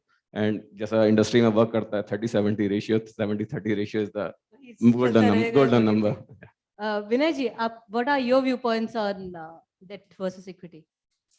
No, I think I would tend to agree with them, because if the idea is good and if the entrepreneur is comfortable of building, why sell equity first? Build it up and then get a good valuation. So I think that makes very good sense. So you are going contra. Okay, please go ahead. I would also like to add. So this is a very thin line between a startup and a SME. So startup, what they have a thought, they have an idea, and they are looking out for equity. But in case of SMEs, this is the very thin line which makes them SME. They wanted to do business first, they want to be sustainable first, and then raising equity. And obviously equity is a it's a costlier instrument. So they need to raise debt first, build a company, and then raise a costly instrument. Just to have a very initial phase of growth, they should raise debt. Yes. So essentially, you're saying that do not go the startup way, do the way you happen to digitally doing, right? So I think on a lighter note, I would like to add, if you have a very good story, right, then go the startup way, because most of the time it's the story which sells. But if you have a ability to dirty your hands, get down to it, create things, sell them in the market, get money, get the whole cash flow, manage the whole cash flow thing, then of course go the SME way, because that's how businesses are created. But if you just want to throw money and have a very good story, startup is the way to go. okay. Well, thank you, everybody. Thanks. Any closing notes from your side, please? So yes, startup and MSME. MSME are also not small. They can even go larger, even larger than unicorn. So we have to support MSME, buy debt, buy equity, buy SME IPO. It's very important for the country because we are heading towards $5 trillion economy, and it will not happen. MSME ke bina nahi hoga. Interesting. Thank you. So your closing remarks, please. Sorry, I'll ask all of them for their closing remarks and then we'll conclude probably. I see it a way like if I go back 30 years ago, companies like Reliance, companies like Infosys, they were also MSME, like SME companies. The IPO, initial public offer of Reliance was of 5 crore only. The initial IPO of Infosys was 5 crore, barely subscribed. Undersubscribed.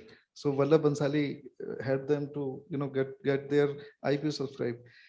If you see the journey of Infosys since that day till today, you have to you have to cherish that journey. And I see that SMEs, if they are advised properly, if they are sufficiently funded, sufficiently means not above, not below. If they are sufficiently funded and if the intent is good, the companies can be bigger than unicorns. Obviously, I am on my journey to build few more Infosys out of SMEs. So that is what I am doing. Yeah, it deserves a huge clap for that. Yeah, Vinayji. So from my end, if I could kind of give a piece of advice, that would be to embrace formalization fully. Be always on the lookout of how you can formalize your business more. Would be short-term issues, of course, in terms of adopting technology, in terms of investing some money in adopting technology, in terms of possibly higher outflow, in terms of taxes, etc. But in the future, people who don't formalize will get squeezed out of the whole thing, and things will become very expensive for them. So any 1 rupee put today, in terms of higher valuations that your business will get, the higher efficiencies that you will see, and the higher kind of cash flows that you will get to see. I think there is no doubt in my mind that formalization has to be embraced fully. And there are multiple schemes by government, SIDBI, NABARD, as I mentioned, and I think we must take full benefit of them. Thank you. Thank you, everybody. Thank you, everybody, the panel, for this wonderful session. Thank you. Thank you, Ms. Menon.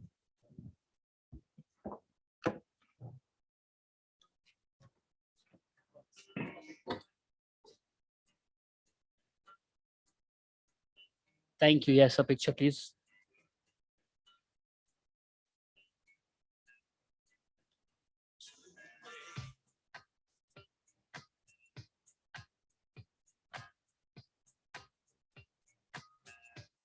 Thank you. Thank you so much. So that was a panel on fueling growth, navigating debt funding and equity investment for MSMEs. The next panel discussion is on financial planning and financial engineering, initiatives supporting SMEs. Please join me in welcoming a panelist for the same. Mr. Jyoti Prakash Gadia, Managing Director, Resurgent India. Ms. Nirupama Soundaranjan, Partner, Policy Consensus Center. Mr. Raman Agarwal, Director, FIDC. Ms. Nabomita Mazumdar, President of India Awardee, Founder, Nabomita.com and National Chairperson, CIM SME. Ms. Koel Ghosh, Head, Strategic Initiatives, ETF Junction. And this session will be chaired by Mr. Arijit Ray, Chief Executive Officer and Founder, the Unlock Company.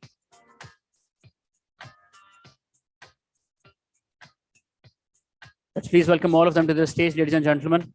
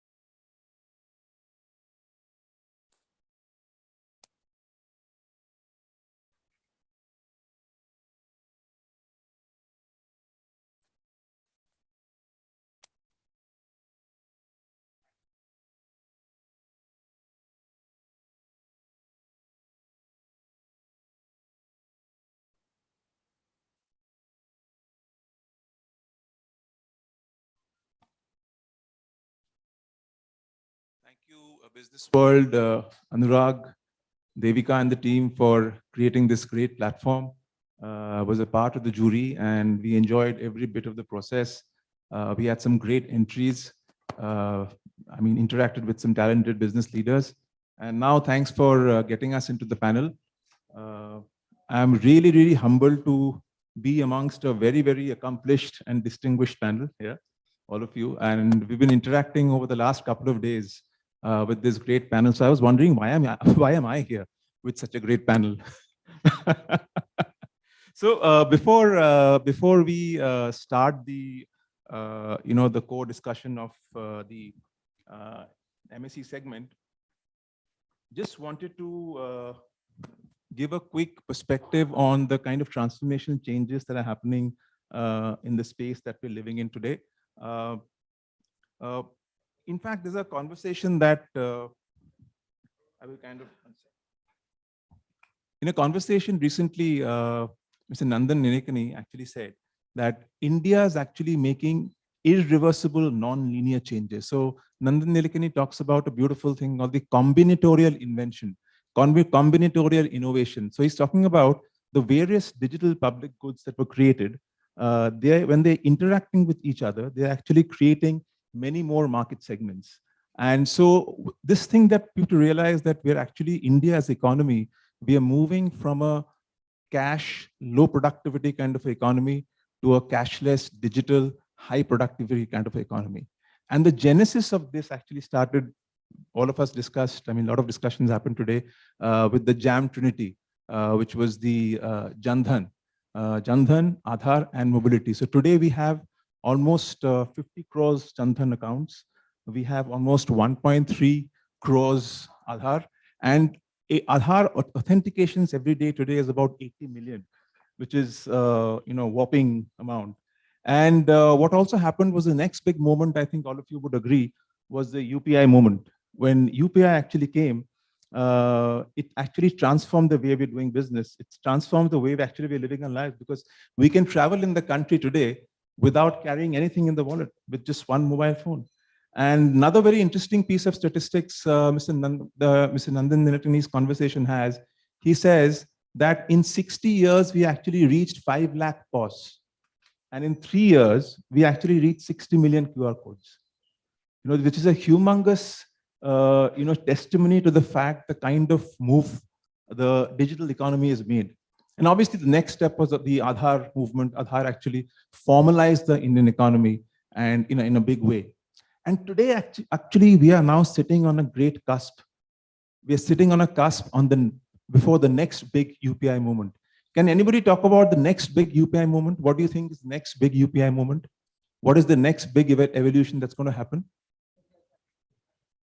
The country. One big thing, in fact, one hint is what just the presentation that we had just before this. ONDC. So ONDC and the account aggregator network is being built as the next UPI. I think it's going to change our lives once again in many, many different ways. However, having said that, there are challenges. Today, I think there's a $17.4 trillion credit gap. That's a huge gap. About 11 lakh people don't have access to credit, and the NPA is about 12%. So there are a lot of journey to cover. So having said that, now we'll open up our discussions to the great distinguished panel. Panel members, we'll start the discussion today by talking about the challenges and the opportunities that faces the MSME industry.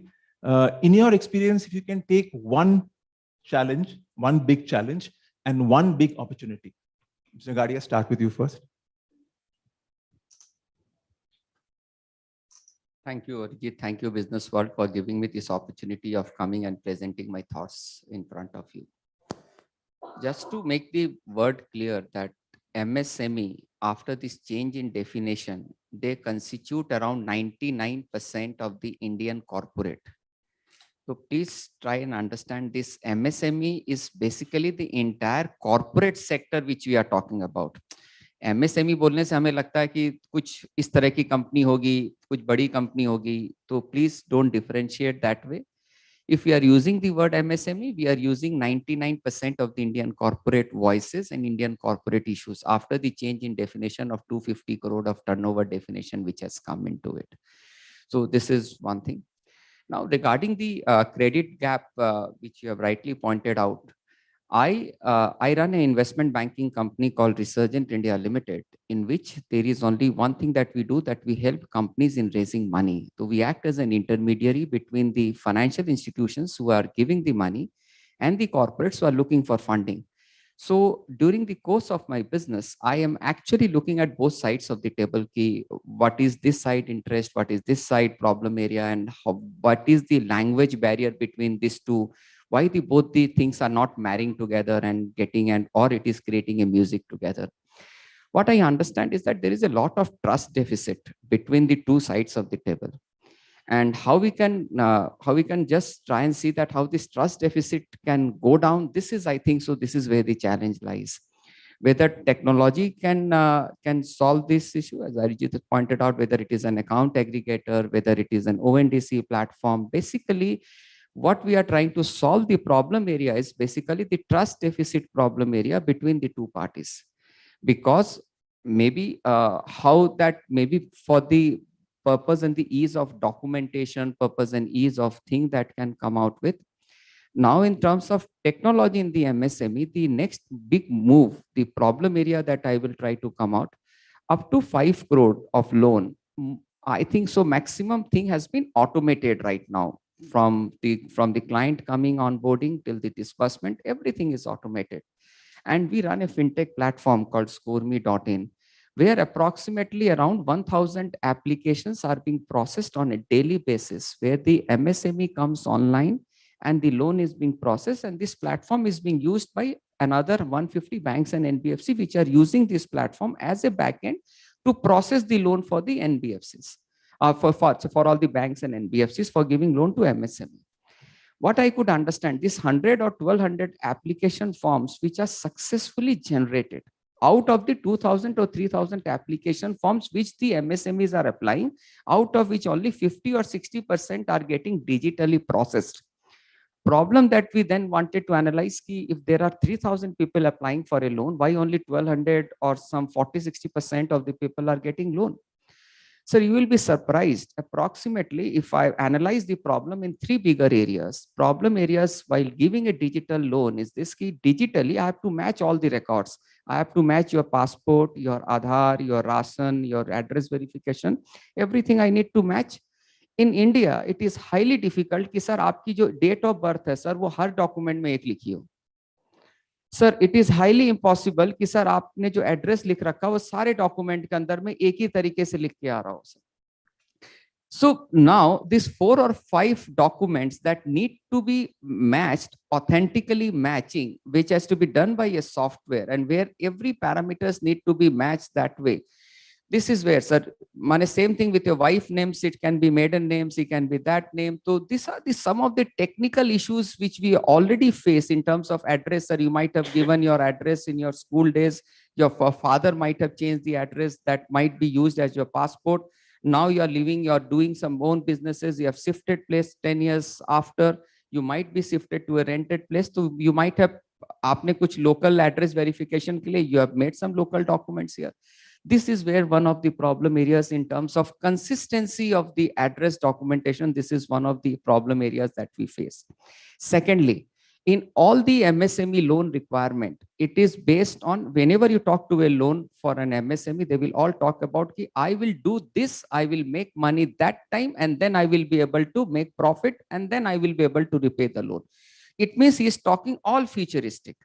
But banks and NBFCs, they are evaluating him on to his past performance. कि अभी तक आपने last 3 साल में कितना कमाया है. If you talk to an MSME, what he will say कि sir, I will earn this much amount of money. I will, if I'm given this much amount of a loan. So whatever the future projections that you are taking to all the financial institutions, they are evaluating you onto your past performance, and MSME is talking the language of a future performance. So this past and future performance gap also need to be plugged in, how we can be able to communicate this communication gap in terms of this.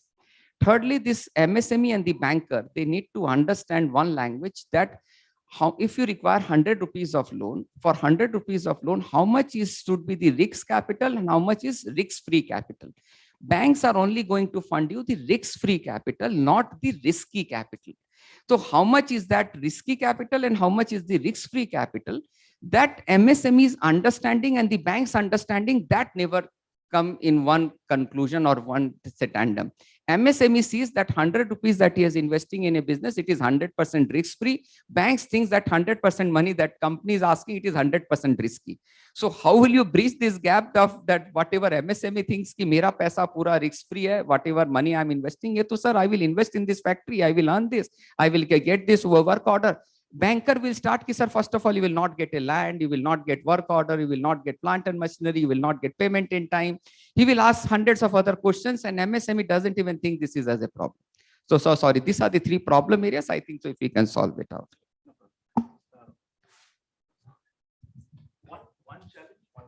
Sure. So one challenge and one opportunity. Sure. I'll start with the opportunity. I think one of the biggest opportunities that the MSME sector has seen, taken advantage of, and can probably do more has been e-commerce in the country. I think e-commerce has fueled growth for MSME in multiple ways. One is by obviously providing them with a certain amount of market access that they didn't have before, which I think is huge. Second is its market access in terms of not just domestically, but you do have a lot of them now who are able to cater to consumers outside of the country. So there's a lot of cross-border that's taking place. This is helping MSMEs grow because it's also helping them in terms of digital adoption and the kind of handholding that goes with that. But what is also happening as an opportunity is, if you look at numbers, the total number of MSMEs who are actually enrolled on e-commerce platforms or who sell is still a very small percentage, maybe about 2 to 5%, if I remember last, of the entire MSME corpus that exists in the country. And as Sir was mentioning, if it's 99%, we know how big these are. So therefore, that's where the opportunity is. The gains for most MSME businesses are very clear because of e-commerce. I think that's been documented, spoken about. And I think this is the opportunity that most other MSMEs need to take advantage of and step in. So that's your opportunity. The challenge I think that they will have, and I'm looking a little into the future, is now the new buzzword, which is your ESG, which is environment, social, and governance principles, as they were. It's not a requirement for MSMEs today. It's barely a requirement for most listed companies, which are your typically blue chip and incredibly large ones. However, given how companies progress, given how they grow, this will eventually trickle down and will become effective, and there will be implications for every kind of business that exists in the country.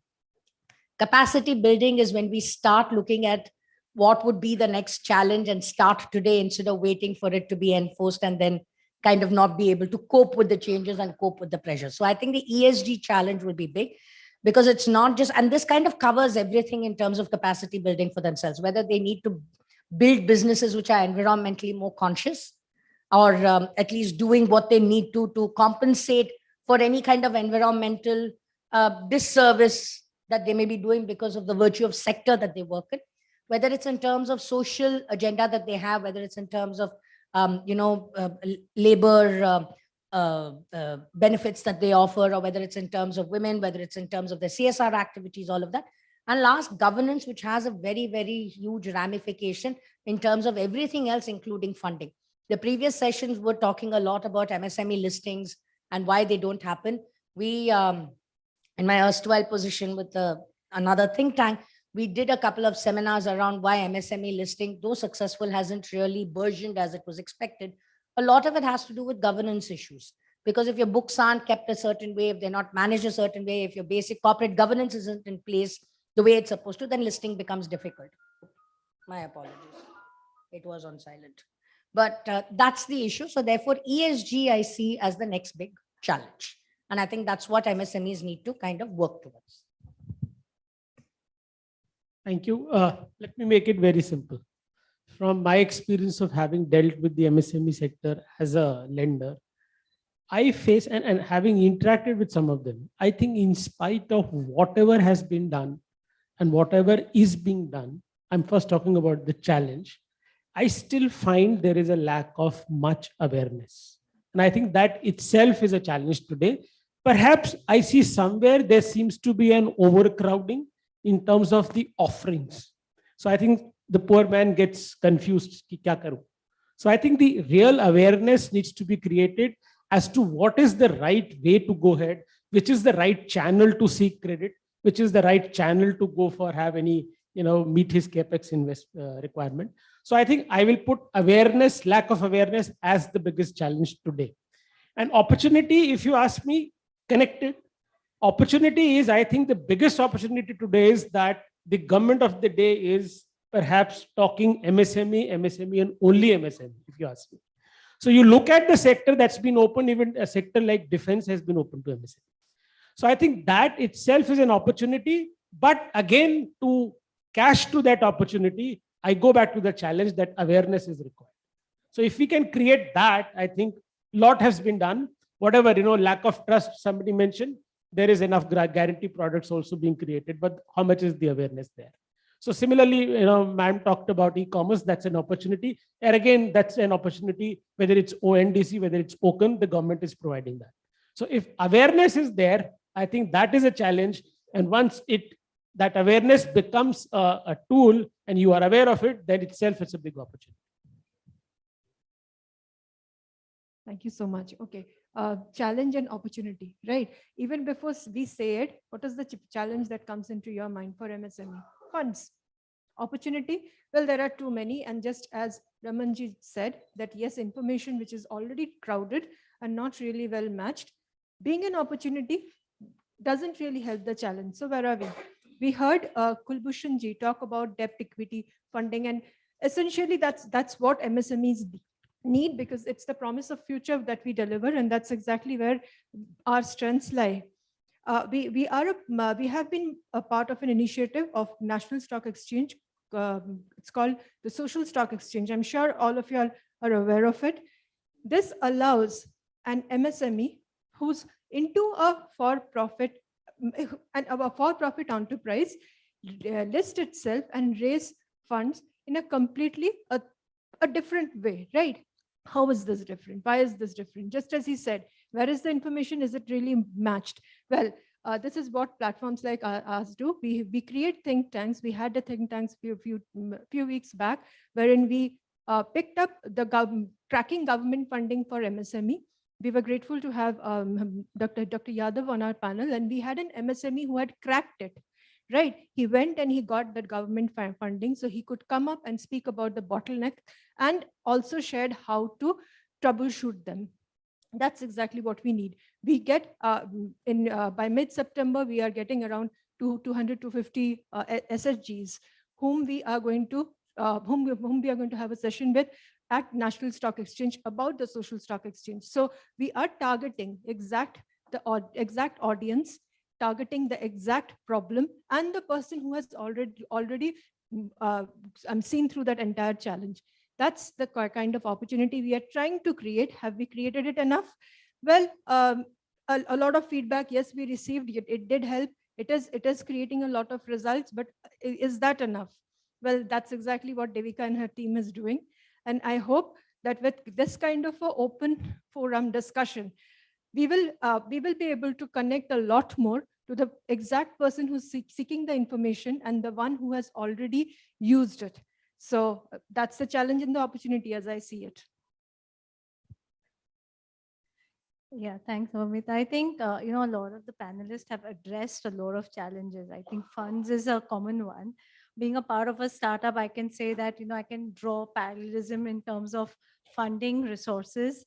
And I think one of the biggest challenge today, I would say, is an opportunity would be technology and talent. Because I think we have a lot of technological advancement today that we were talking about. Arijit just spoke about UPI. One of the very interesting incidents I had, I was talking to a global chief technology officer who's based in the US, has to happen to have his roots in the south, so he comes down and he wants to have neer, right, the coconut thing. He comes down and he immediately tries to take out his cash, and the guy says, no, you know what, just scan the barcode and you can pay me.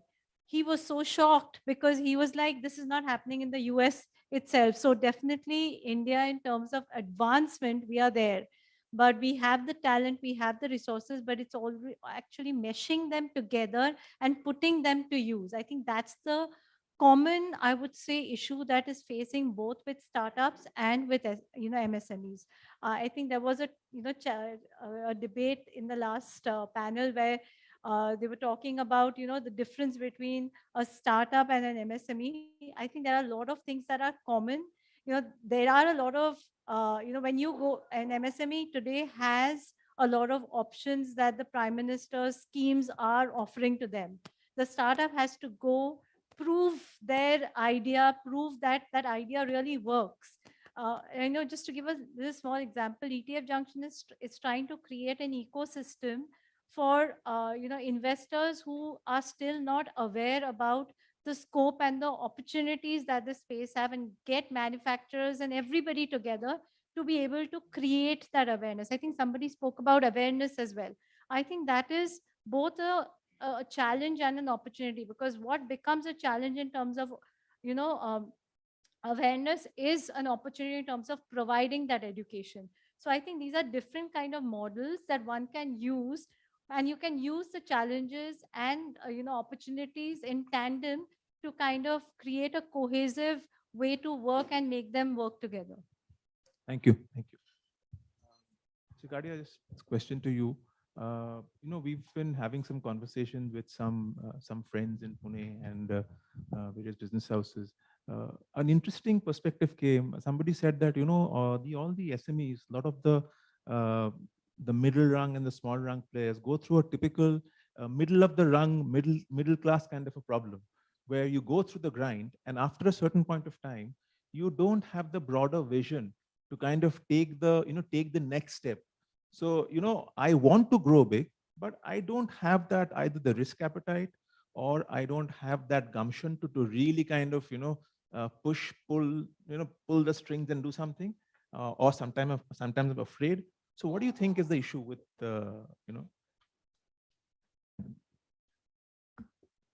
I'll just relate to one of my problems. And then I was doing a job after completion of my studies. And then I was pretty doing well. And then after 6-7 years, I decided that I should start my own farm. I called up my mother and I told Mama, I want to start my own. So as Mama was typically telling me, Ki, Jyoti, you're doing good. Why do you want to start? So I only told her ki there are two things. In case now I'm working for 8 hours a day, if I work for 24 hours a day, then God will not be so much cruel to me कि वो 24 घंटे मेहनत करने से 8 घंटे का भी फल नहीं देगा. और plus I didn't wanted to die with a regret कि मैंने अपनी कोशिश नहीं करी. So these were the 2 points that pushed me for this entrepreneurial journey. But when you get into that entrepreneurial journey at the starting phase of your life, you are absolutely sure of I will meet with an accident. I don't know what will happen and everything. After 4-5 years down the road, when everything is settled, you have got 10-20 employees on board, you have got some sort of a cash flow coming in. That's where your risk appetite start decreasing at that point of time, because then you start thinking, sir, at the present moment, because when I'm starting from footpath, I'm starting from day zero. Because are we ready that from like हम लोग जब सांप से सीढ़ी का खेल खेलते हैं तो from 99 are we ready to come back to the zero or not? So are we ready for that सांप से सीढ़ी का game in that business or not? That's where the challenge lies. I think so. That's where the mindset issue. And I tell you, I also face this issue as an entrepreneur, sir. For me, the unlearning has to be done in case my consulting firm went from 1 crore to money from 0 to 1 crore, then 1 crore to 10 crore, then 10 to 25, then 25 to 50. Entire unlearning is different, sir. Entire unlearning is different in terms of that I need to hire people after 5 years whom I am now the 8th highest paid employee in my company. So that's the mindset shift that I needed to organize in myself, that there will be 7 other people who are drawing more salaries than me, who have got more power than me in the same company which I have created. So that ownership structure different. I think so it's all mindset issue, how we will start changing that. Given this, पहले तो उनको entrepreneurship ले, and this second, the problem area is that in India, there is no second chance given to an entrepreneur.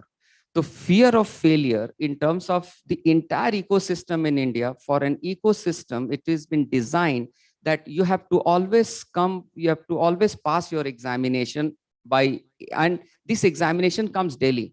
You take one decision which is going to impact your entire year profitability. You're taking a purchase decision, you're taking a sales decision, you're taking one decision, जो एक decision में आपके पूरे साल की profitability erode करेगी, and second decision wrong, you are at loss. And there is no backup, because in our ecosystem, we are going to back up a BCom graduate guys who has come freshly, and there are a lot of startup funds will come and back him up.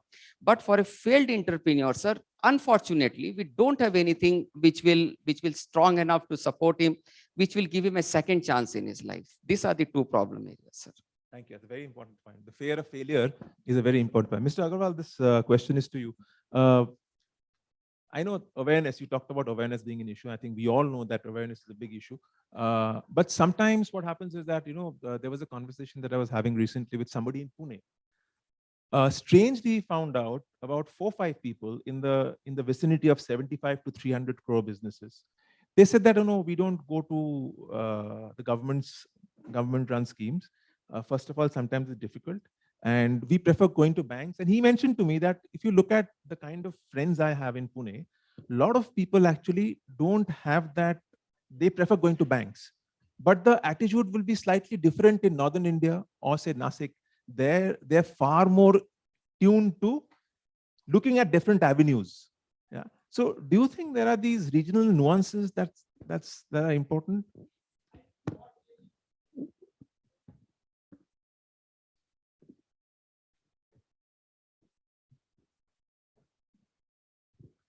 I think it's not really the regional nuances, but I'll rephrase it. I think, pardon me saying this, but I find the younger generation suffering from this dilemma of a lot of peer pressure.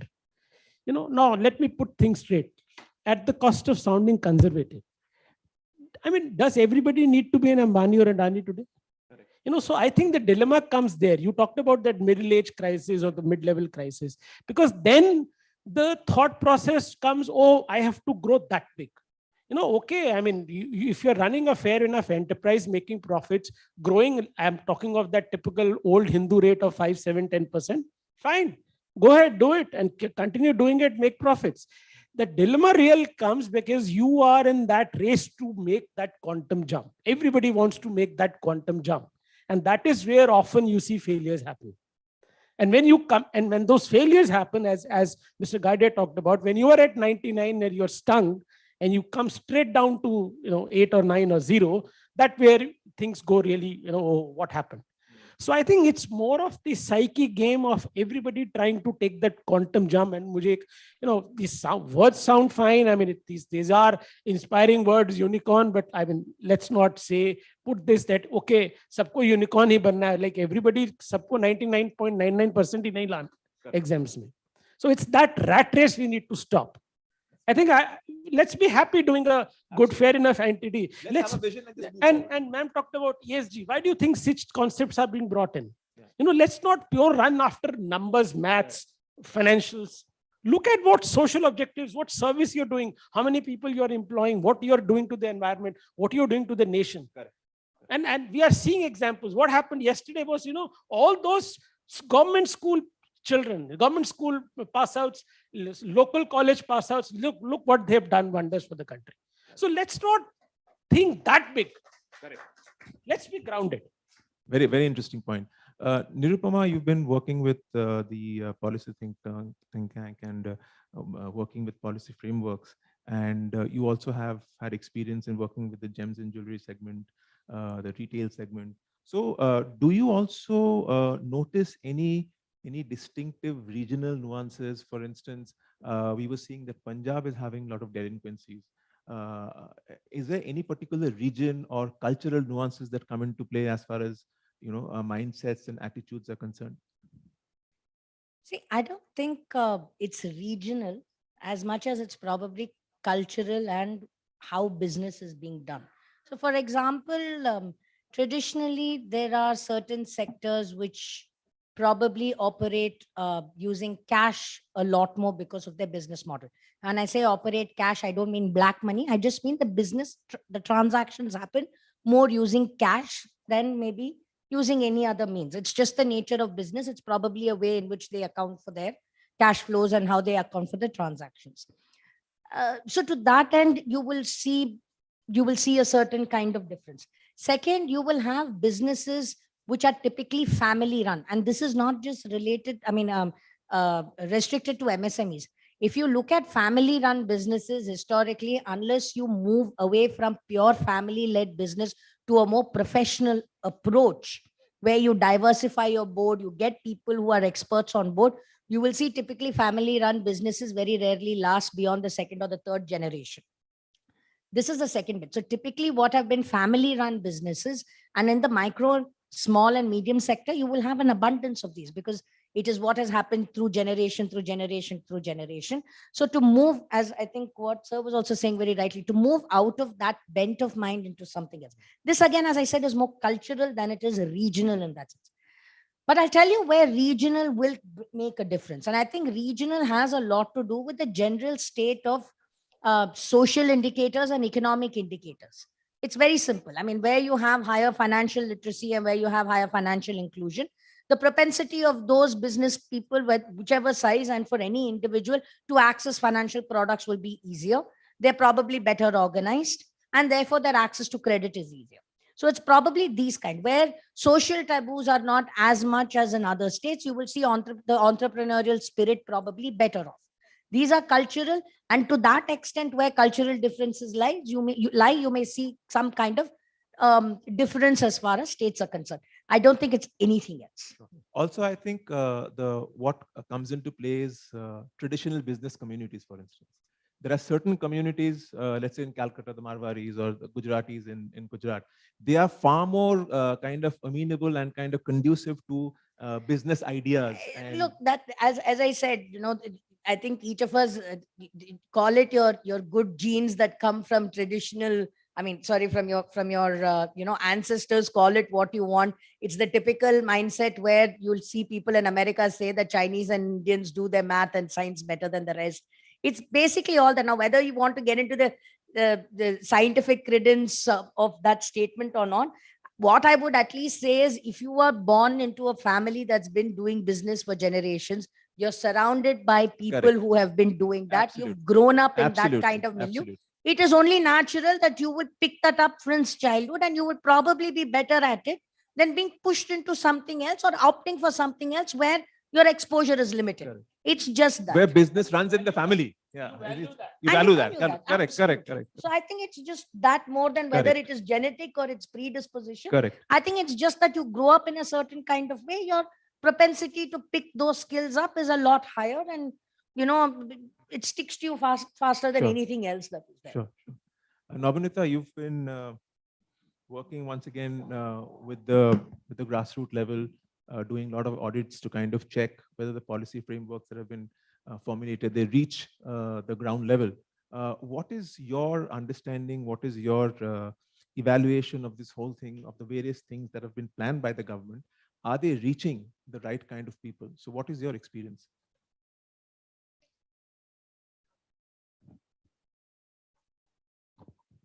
And what should be what do you think should be the approach of government and lenders to do something proactively? So it's not enough when we say that there's lack of awareness or the schemes are not going to the people. But it's also, if you look at it from the other perspective, what can the lenders do proactively to kind of facilitate this match? Okay, interestingly, thank you so much. I was thinking about the question that you asked them.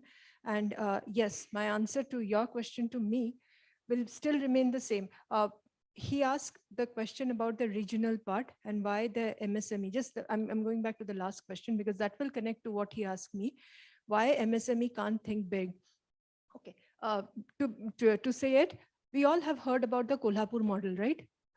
One city full of MSMEs supporting each other, such a strong economy that COVID couldn't break them, downturn couldn't break them, nothing can test a Kolhapur economy. What is running them? Yes, the culture within the region, the system of buying from each other. During COVID, we suddenly had, I'm sure in your platforms you must have seen, suddenly businesses were taking services from each other, right? At a cost that they can afford, at a cost that will keep the service provider running. Suddenly there was a different kind of culture for a while, and then again it had been receding, but we had seen it, right? Irrespective of region, irrespective of reach. If we can consistently build that at a much larger scale, the vision that Arijit talked about, I think any MSME can reach. Even now, when I'm working with all the MSME in their requirements, matching them up, right? All we do is connect, and that's exactly how they grow. Now, are these MSME limited in terms of the vision? No. Yes, there had been a challenge in terms of the question that he asked me. The information is not reaching, and putting up an awareness excuse is not enough. How can the lenders also have a support into this? Again, going back to the Kolhapur model, how is the lending working there? How is the economy system working there? Are there just I'm just going to ask the question. I'm not going to answer because you as a business owner probably have researched a lot more than the Kolhapur model than me. I live in Maharashtra, so I'm talking about it. I'm sure there are similar kind of business pockets with similar systems, not too talked about, not too well discovered, but yes, they are still functioning.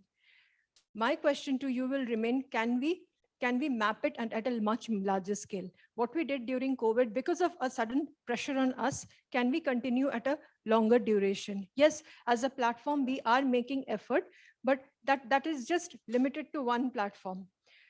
Going back to his point, what can we do to essentially make sure that the lender is also at a profit by lending into the business? Yes, we need all these financial institutions. We need newer functions of money lending, which is why I spoke about social stock exchange.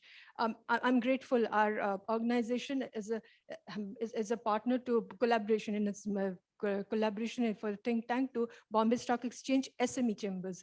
Now, all these areas we definitely need all this information. Even you can get it at a drop of a hat from the internet.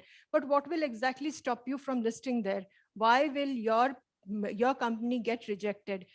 If somebody brings that information to you, probably only then you can call it functional. When that functional information is generated, the lender who's going to lend you the money, you're saving that person's time rather than taking 10 companies. I mean, while listening to, obviously, while listening to Jyoti, while listening to Kulbhushan, there were so many companies that are running into my mind that, fine, I should connect them to them. But then until and unless it's a thorough due diligence done, am I really justifying that time? How are they going to benefit out of the entire situation? Yes, Orijit asked me a question, and I'm asking lot many more to you, because as a business owner, you have lot more answers than I can provide. Thank you.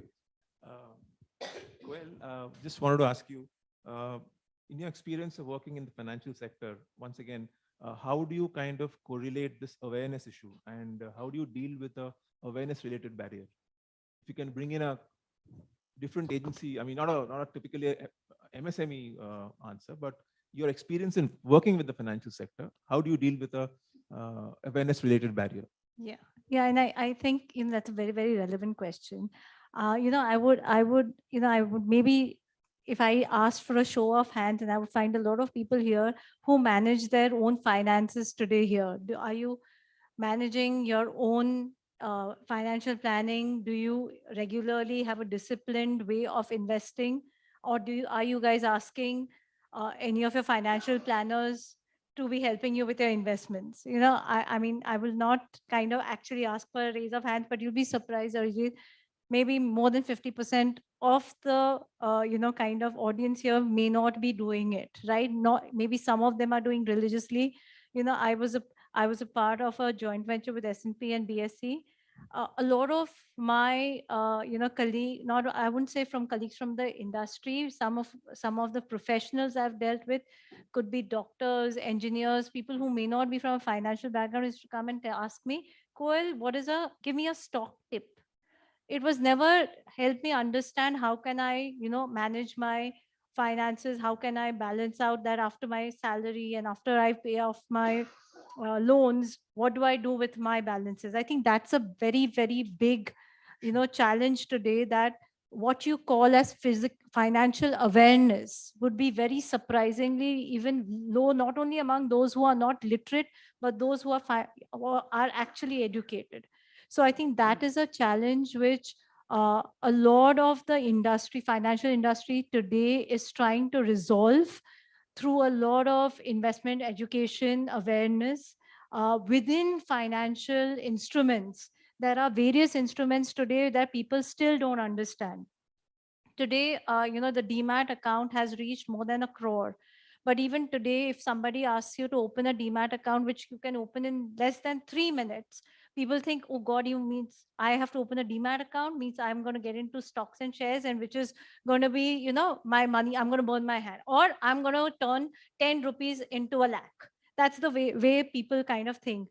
Simple things like I said, I know I'm talking about the venture that I really strongly stand for, which is, exchange traded funds. And I've been a very, very strong advocate for passive investing, which is basically, where you invest in a basket of stocks instead of going individually into stocks.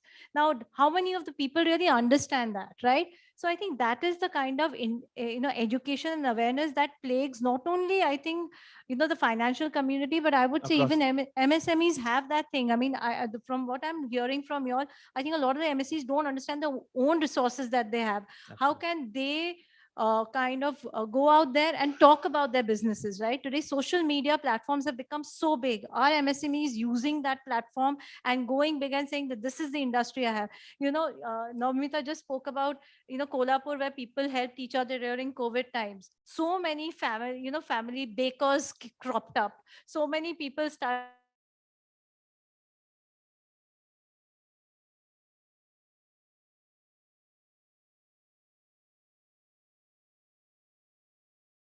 who's doing it. So if the newer generation can do it, why can't the MSMEs start going loud and, start creating that awareness?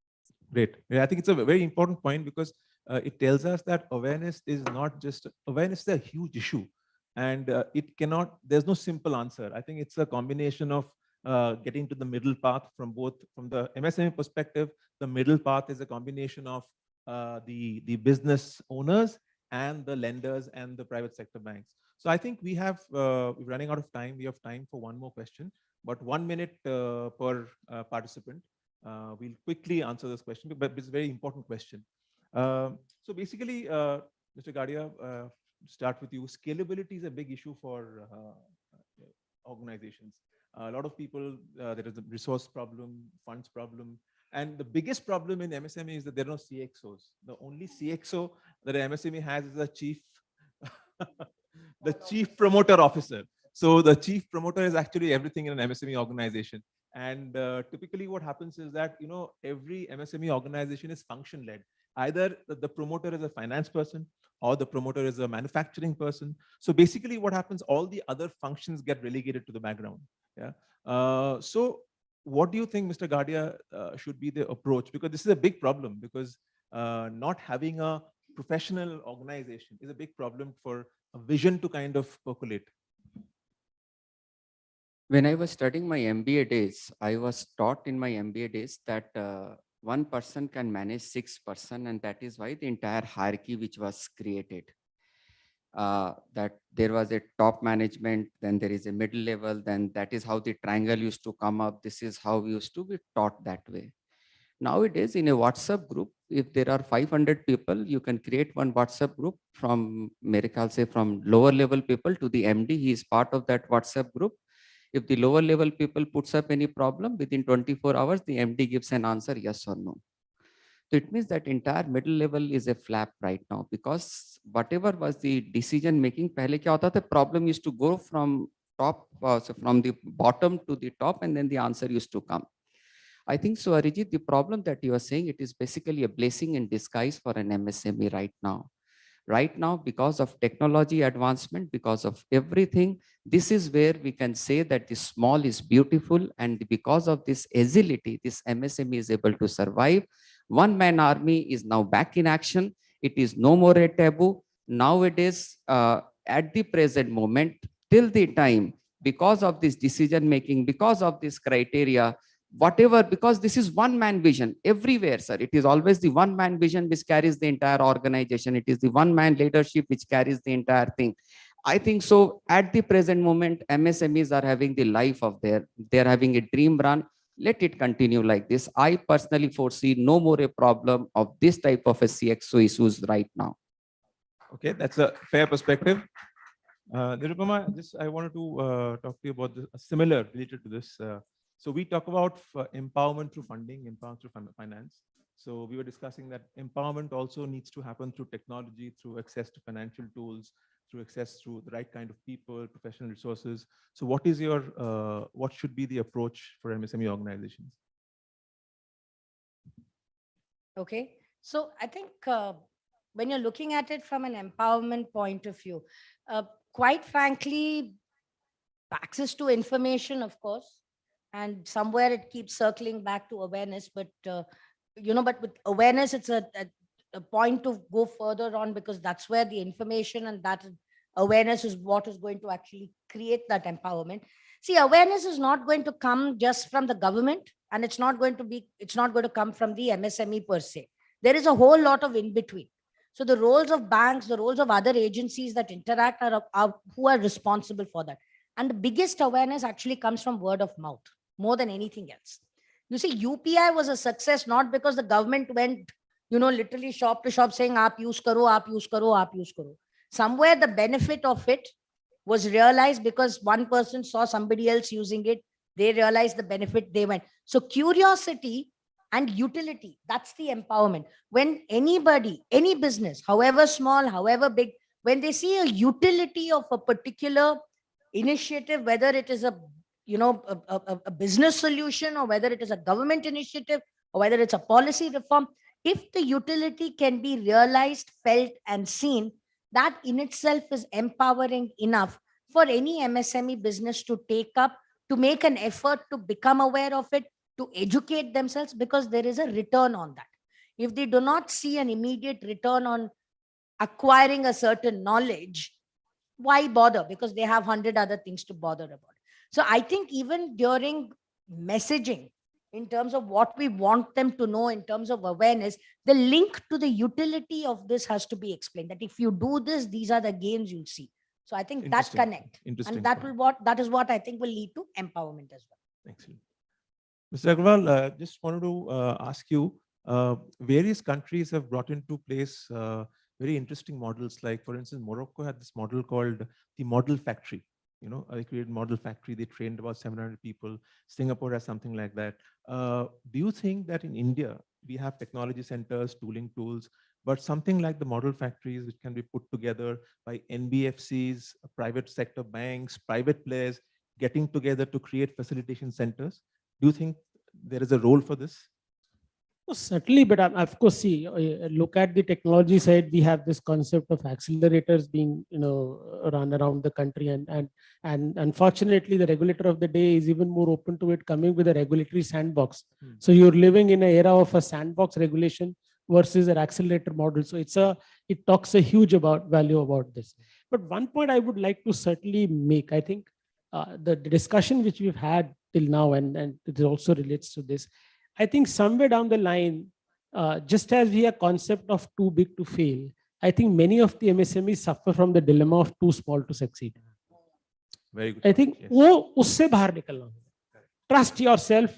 When you talked about CXOs, I think these are functions created out of the need and requirement. Did we ever hear of a CTO or CIO or a so many CX? That's why X came in, because बहुत सारे हो गए. So now, are these all required for a small entity, as Mr. Gadia said? The person who's running the show, who knows? Usko pata hai kya karna hai. So let's not, burden him ki boss tumhe CFO rakhna hai, tumhe CTO rakhna hai. Poor chap mar jayega. धंधा चलना चाहिए. Yes. So I think let's learn to be confident, trust yourself. You are excellent.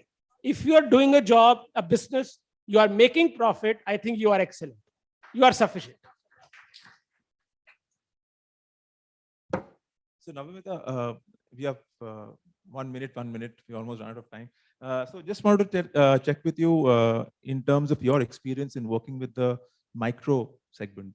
What do you think are some of the steps that can be taken by the government or the lenders to bring them into the fold and help them create enduring and stable businesses?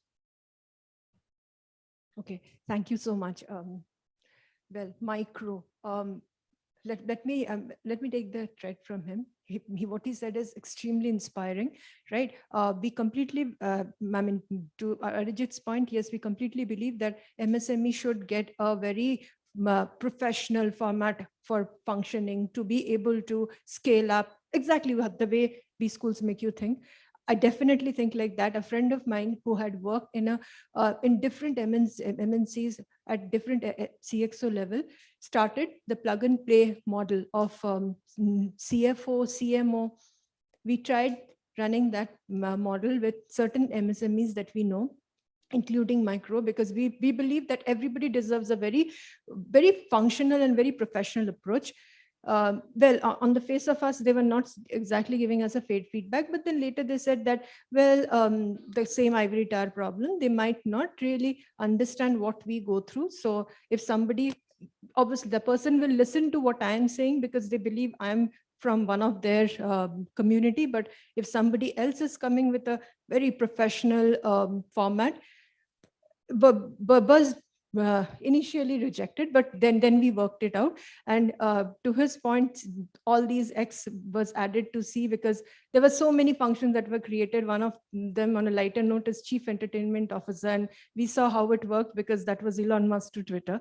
But then, coming back to the point for my micro segment, for them to succeed, yes, they only need one thing, and that is connecting their burning need to a supplier who can get them the money in exchange of what they are producing. That's the only need they have. With all our degrees and MBAs and whatever we can create, that's the only thing as a platform we are doing. That's the only thing that we are working for. Is it helping? Yes, to a greater extent. No, because the scale is too big to match. No matter whatever we do, we wake up next day morning realizing that, okay, 90% of the work is still left. And last night we thought we have done it 100%. So irrespective of how we approach the process, what exactly will be the best fit, I should be honest, As a business owner, you should tell me, not I should be telling you. But yes, as a platform, we continue to work, we continue to connect, and we hope that that will be the solution. Great, thanks. So well, I wanted to ask you, what are some of the crucial support systems that you think you worked in different kinds of organizations, large organizations, and currently you're working with a bootstrap startup organization? What do you think are the support systems that you would seek in an organization which is not so big, an organization slightly, small? I think, given what we all discussed, and to sum it up in a very short way, given that we are running out of time, I think you use the word empowerment. And I think that is what you need to do. I think what, Mr. Prakash also said was, there should not be somebody like a CX or CMO. It doesn't work. In larger organizations, you do. But what is happening right now is, I think, a tagline called "People's First" is coming up, right? So put your people first, empower them to be able to, run with your ideas. Yes, the one-man army works because you need one man to drive the main mission and put forth what you want to drive in a system, in an organization, and even in a startup. But even I've been in a bigger organization where you needed those CMOs because of the size of the organization, right? You need to manage that workforce and to be able to integrate each of them into that part of the mission that you want them to drive. But when you're looking at smaller outfits, like in this startup itself, we had an experience of somebody who wanted to, who came from that background, who wanted like a CMO kind of a feel. It didn't work. So I think that's what you do. What works is you tell the people that this is what our mission is. You will see how strongly people, feel the responsibility. If you kind of give them the confidence that I believe in you, make the first mistake, don't repeat the same mistake.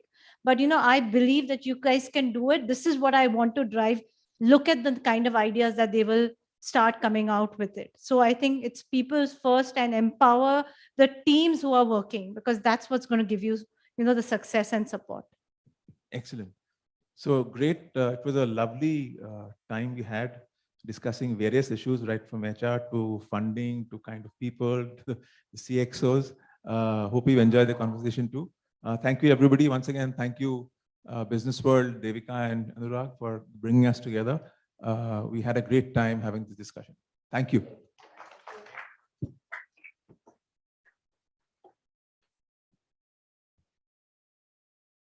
Thank you. Thank you so much. Thank you, Archit, for also moderating that. A picture, please.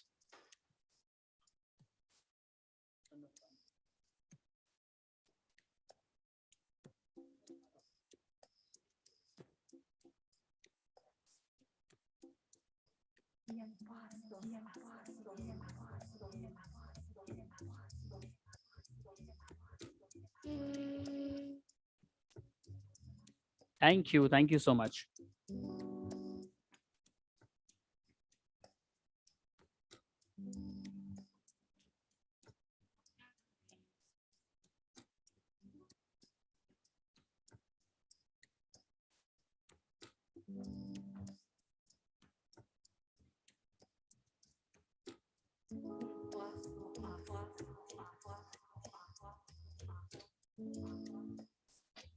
Up next is a fireside chat on nurturing global competitiveness in MSMEs with emerging technologies. Please join me in welcoming our speakers, our moderators, our panelists, etc. for the same. Mr. Amit Saluja, Center Head, Gandhinagar Center of Excellence and NASSCOM. Ms. Nikita Bose, MSME Program Expert, National PMU Ministry of MSME. And this fireside chat will be moderated by Rohail Amin, Senior Editor, BW Business World. Just please welcome them, ladies and gentlemen, to the stage. Audience members, let's please welcome them. Thank you.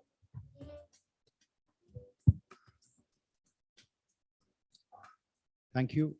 It was such an insightful session before this one. As we all know, I mean, needless to say what MSMEs mean to our economy and what they have done to the overall growth of the Indian economy. Yesterday's example of when Chandrayaan-3 landed, it's a metaphor for what is happening across India. I think what MSMEs are doing is no less than a spectacle. So our topic is how can now MSMEs unleash the next phase of growth and use technology and even compete on a global front. Before I go there, let me start with you, Mr. Saluja. If you look at the last 3 to 5 years, we had a pandemic in between. We had a high tech adoption already, then it fizzled out. Then we have the UPI success. How has the MSME world panned out overall in the last 3 to 5 years to set in the context? Sure. So I think everyone here fully believes that MSMEs is the backbone of the country. It's a growth engine for the country.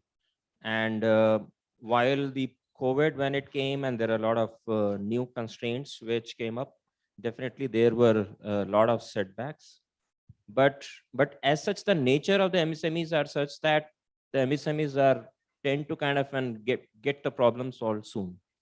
They are from a nature, they are more innovative. While the MSMEs doesn't have a big kind of an innovation teams, they're like earlier panel discussion, they were talking about many specific roles. Like in the MSMEs, we don't have an innovation officer, but definitely the way the MSMEs excuse me, sir. Sir, can I request if we could just have this discussion here? Yeah. But the way that MSME works is a Jugaad.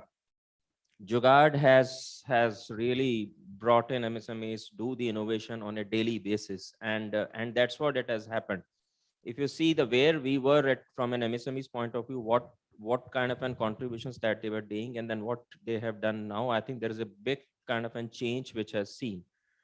In current scenario, if you see the MSMEs adopting the state-of-the-art machines in their manufacturing plants, we have seen a lot of acceleration that has happened in the last few years itself, especially those challenges when it came in. So in the last 3 to 5 years, if you go and see the manufacturing plants 3 to 5 years back, and now you will see a big change there, right? So that's how it says that how much of evolution that the MSMEs has kind of undergone. And in fact, there are kind of companies who are now thinking, how do we grow big? So if you also look at the data of how many MSMEs have moved from say micro to small and then small to medium, right? So there is a kind of good growth is also happening there. And while the kind of Udyam portal doesn't still show all the numbers, but if you see the number of the registration that you're seeing on the Udyam portal, that says the great growth that we are seeing. So I think there are a lot of positive change which has happened. Obviously, there are many challenges maybe which we will talk about it, but definitely we have a great growth story. Great. So it's been a great growth story, adoption of innovation. Maybe the numbers officially don't reflect it, but a lot of change is underway, and maybe we'll soon see those numbers as well officially. Ms. Bose, your initial comment on the sectoral highlights in the MSME sector overall, how has the growth story been in terms of innovation, in terms of overall numbers? What is your take on that? So first of all, a very warm good afternoon to all of you. And I'm sure it's a post-lunch session, so it must be, we need to keep up the spirit alive for this. They have more energy. So when we talk about the transition phase of an MSME, I would not like to comment like an official from the Ministry of MSME, but at the same time, I have been an MSME myself. So, and beyond that, I have been a banker for a decade or so. So I would have an experience of, visualizing the transition by my own eyes. So when we talk about innovation, back then when I was a banker, I have seen those days also, and I'm sure most of you must have seen those, wherein people used to rely on passbooks, people used to rely on checkbooks, People used to rely on financial transactions on a physical mode only. There was not a question of a digital transaction coming altogether. In fact, I have seen those days also wherein I was used to open the branch as a deputy branch manager, and there was a line of people coming down from that area asking that, madam, there is this small charge that has been levied on my bank account, and this is for SMS that can come to our phone mobile numbers. Please reverse this charge. We don't need an SMS. So that was the kind of a thought they had. And now UPI coming into picture. I don't carry cash. I don't carry my wallet. I don't know since how many years I have been on UPI transactions. A bhutta wala, a pan wala, sabzi wala, everybody is having those QR codes. This is a transformation. It's a tremendous transformation that I have seen from then till now. So this is a big leap.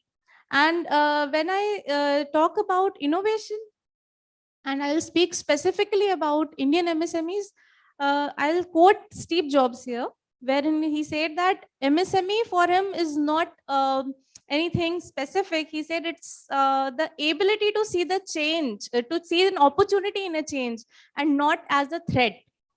That is the core crux that MSMEs of India took some time to realize, but then when they did, the change is what you're seeing right now. And I'm just telling you, this is just the tip of the iceberg.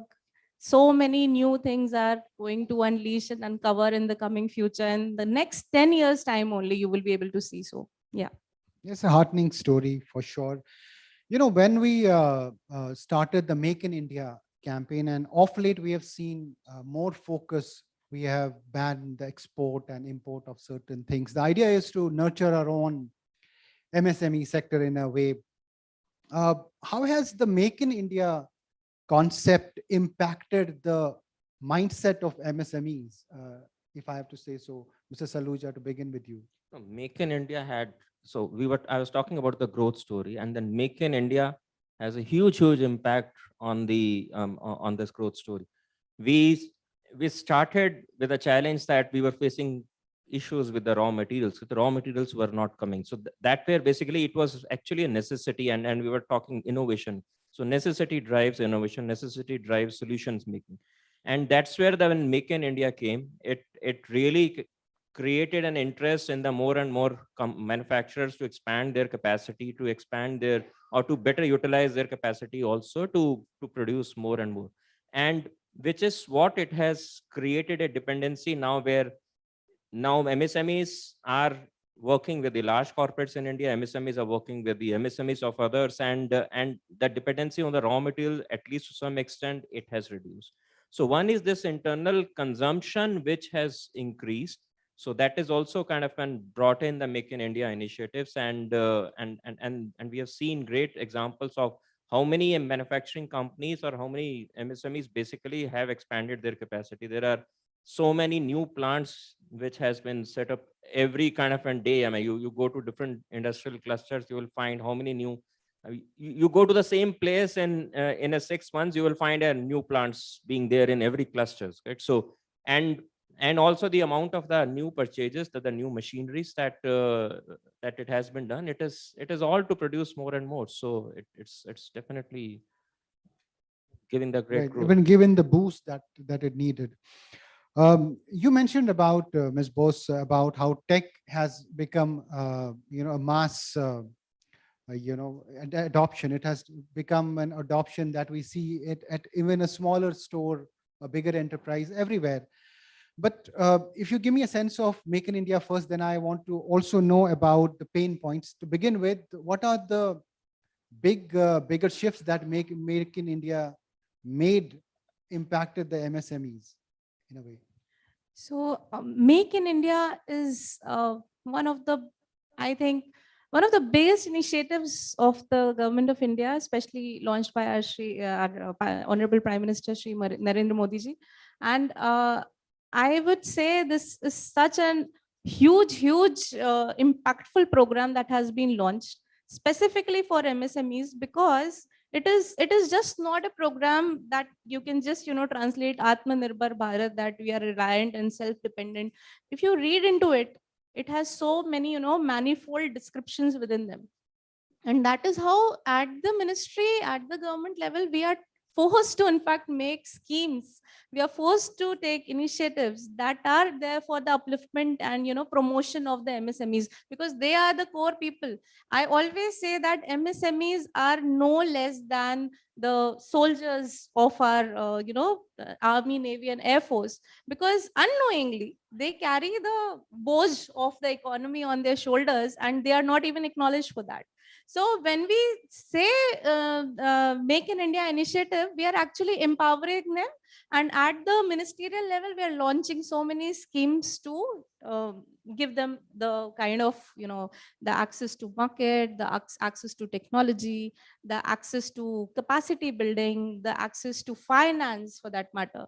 So these are the main things that have been addressed under the Make in India initiative.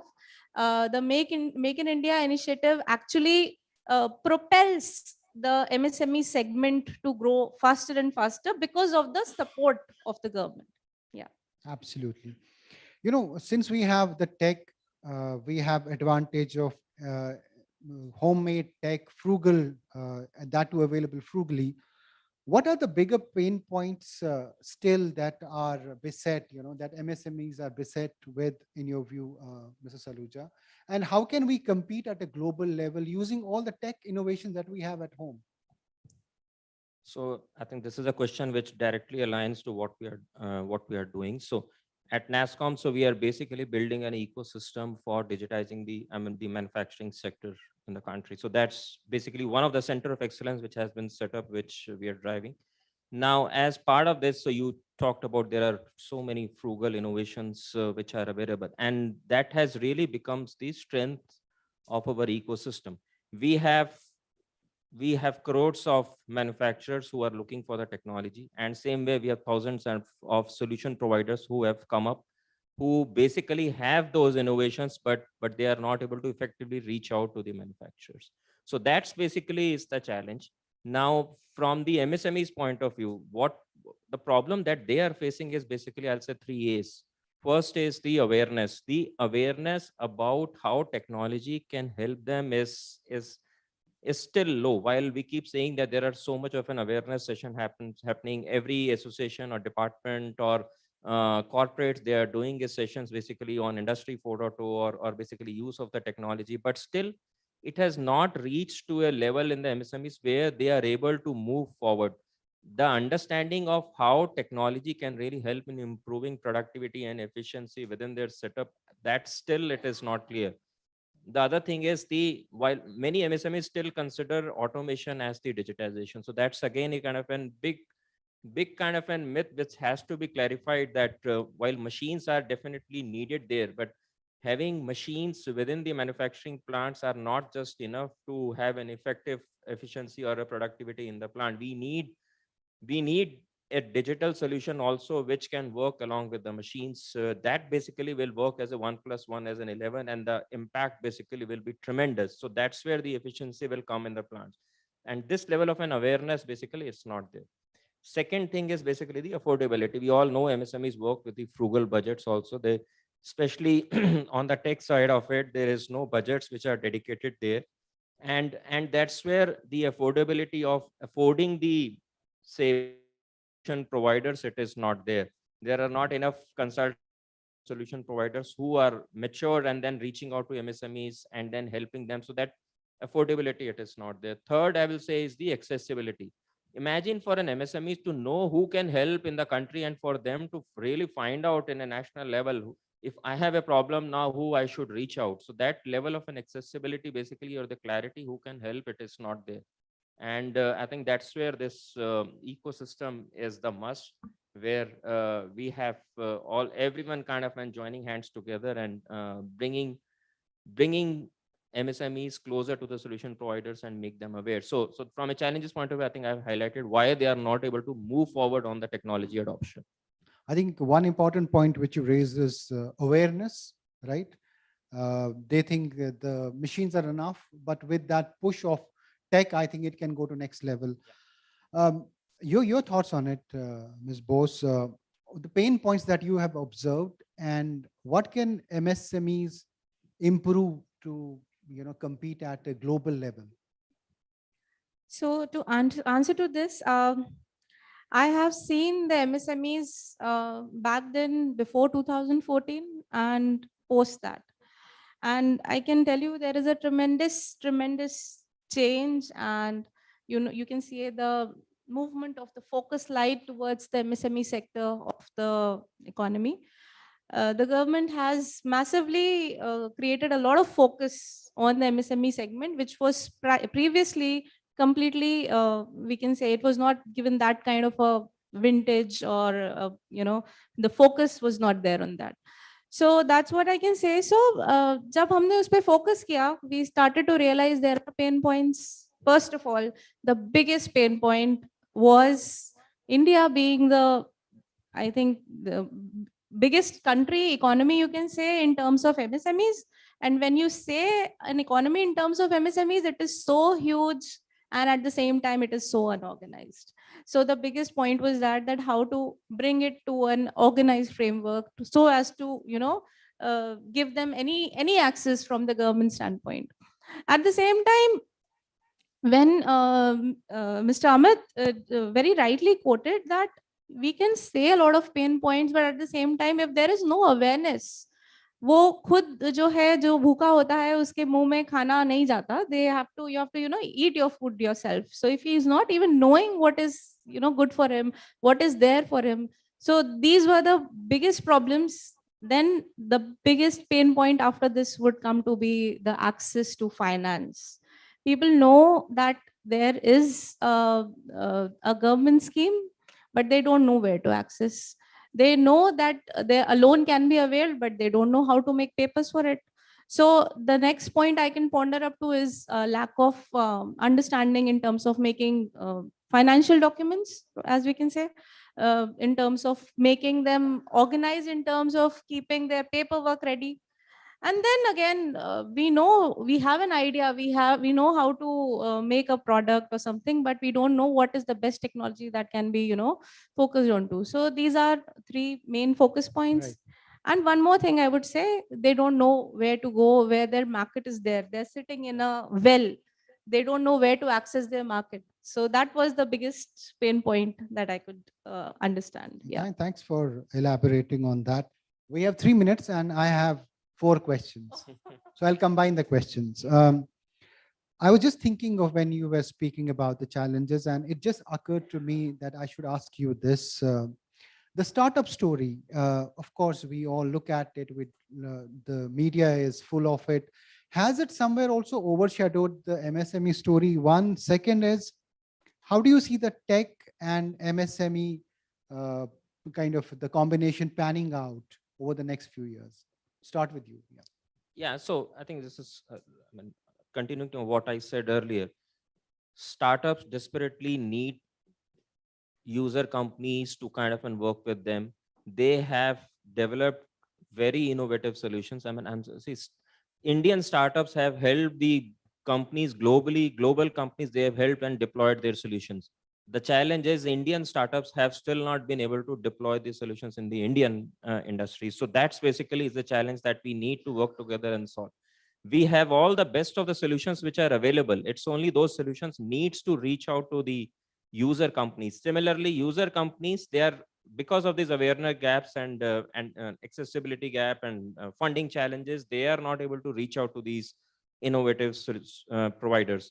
So I think what we need is somewhere kind of in a matchmaking. If that can happen at a fast level, our Indian MSMEs will look very different in the next 2 to 3 years only. It will not take a lot of time.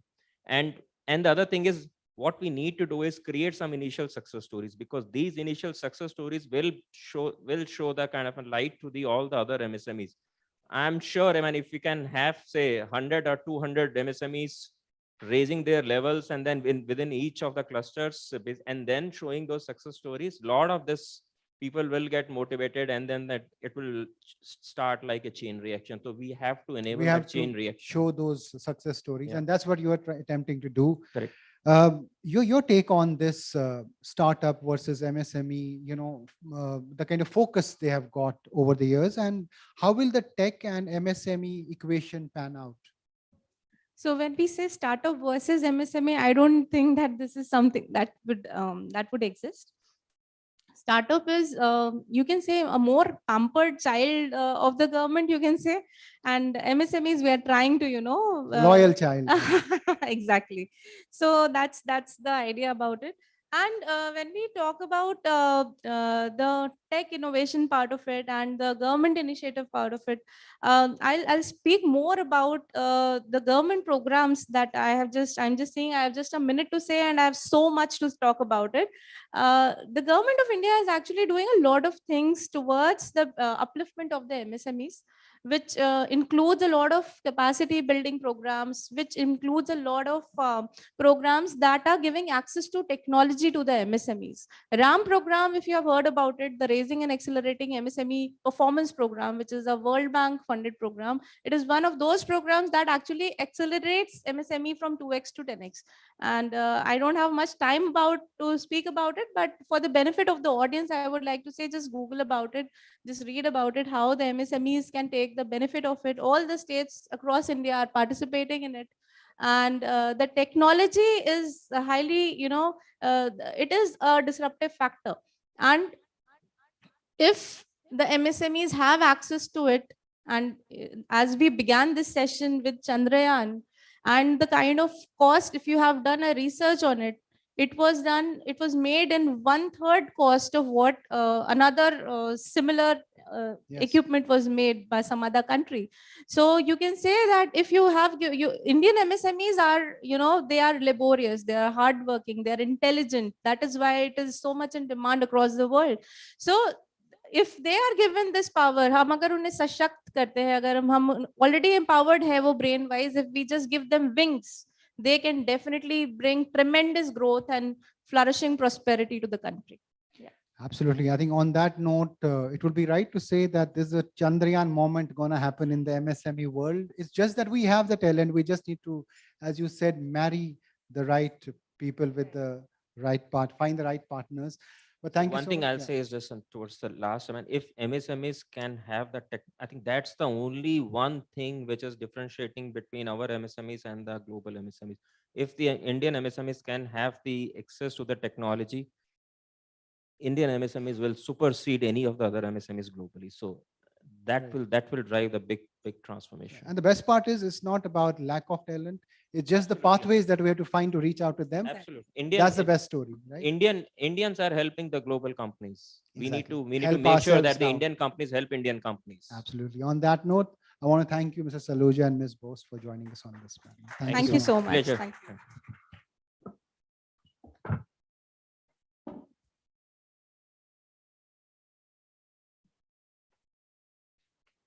Also, thank you, Rohil, for moderating that. A picture, please.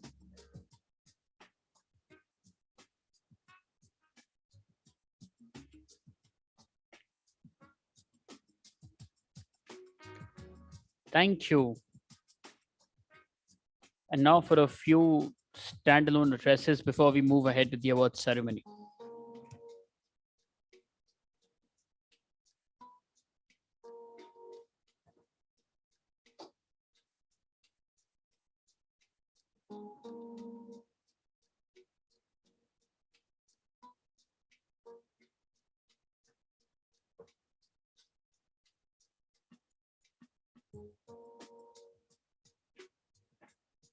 Our next keynote address is on MSMEs, the fuel of the Indian economy engine. And please join me in welcoming on stage Mr. Anil Khaitan, Chairman and Managing Director, Sunil Healthcare Limit, and former President, PHT CCI, to deliver the same. Ladies and gentlemen, please.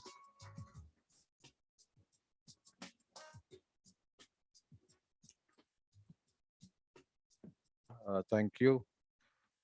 Thank you, Business World, and a very good evening to each one of you, ladies and gentlemen. In my perception, we have to change the entire narrative of MSME, because if we actually see the census of MSME, 98%, if not 99, fall under the category of micro and small. And when we talk at a general level, we assume a lot of things that the micro and small can do, which we know they cannot, because they don't have the financial resources, they don't have the human resources, they don't have marketing, they don't have, the desired technology, the kind of quality which customers want. They cannot export. So they also have to be leveraged upon in terms of imparting financial literacy, technology transfer, absorbing the technology, looking at productivity. Now, quality. We are aware of the Z scheme launched by the Honorable Prime Minister, zero effect and zero defect. That's a great scheme, provided MSMEs take the pain and the effort. वो खाली कागजी कार्रवाई नहीं है. I mean, it has to happen on the shop floor. Quality is produced online. Quality control department is just doing postmortem, but it's actually the guy who's producing on the machine. He must have that microscope in his eyes and the skill in his hands to make quality. That's one more area where Indian MSME is lacking even now. So we as entrepreneurs from the MSME sector, now I'm including the medium enterprise, which say form the 2%. And for medium enterprise, now these are the MSMEs, or I mean, these are the medium companies in India, which can really take the entire MSME roaring, especially by digitalization, by Industry 4.0. But the catch here is one, which I know the companies are working on, if they've already not developed a much cheaper automation for the MSME sector, because medium enterprise cannot afford today to pay high on AI or IoT or robotics or whatever. So that's one great area where the medium enterprises can really contribute a lot through digitalization, through adoption of technology. Medium enterprises in India, the entrepreneurs, I mean, today's entrepreneurs or entrepreneurs born after 1980, they are so advanced in knowledge, so advanced in skill. They have that passion. A lot of them have gone into startups. A lot of them have inherited their father's business. A lot of them have started their own business with their father's money. But a common thing in these entrepreneurs, and that is why we say India has a great demographic dividend, is patience, passion, and perseverance. Especially the sincere guys, and we have zillions of them. So coming back to the whole issue of MSME, I think MSME is on the roll. The policy government has made for MSMEs are quite elaborate. It's no point making policies after policies. Only these policies, if they have to be tweaked to suit, today's condition, to those areas they can. Say, for example, during COVID, they changed the definition of MSME. Now, up to a turnover of 250 crores, any company is a MSME. And you'll be surprised, Mrs. Nirmala Sitharaman, the Minister of Corporate Affairs and Finance, she said, after the announcement was made, because she only made it, that 98% of registered companies are MSMEs in India, which means turnover below 250 crores. Now, these MSMEs, unless they perform, irrespective of whoever says what, India cannot achieve $5 trillion economy. MSMEs, when they contribute 33% or 1/3 of your GDP, your manufacturing GDP, I mean, you cannot afford to not let MSME grow at a breakneck speed encourage the entrepreneurs to grow with quality in mind, because quality, again, I come back to, because I always say it even to my children and to people working for us, that quality is a long race horse. And we can't go for short race horses because they don't have they don't have the physical stamina.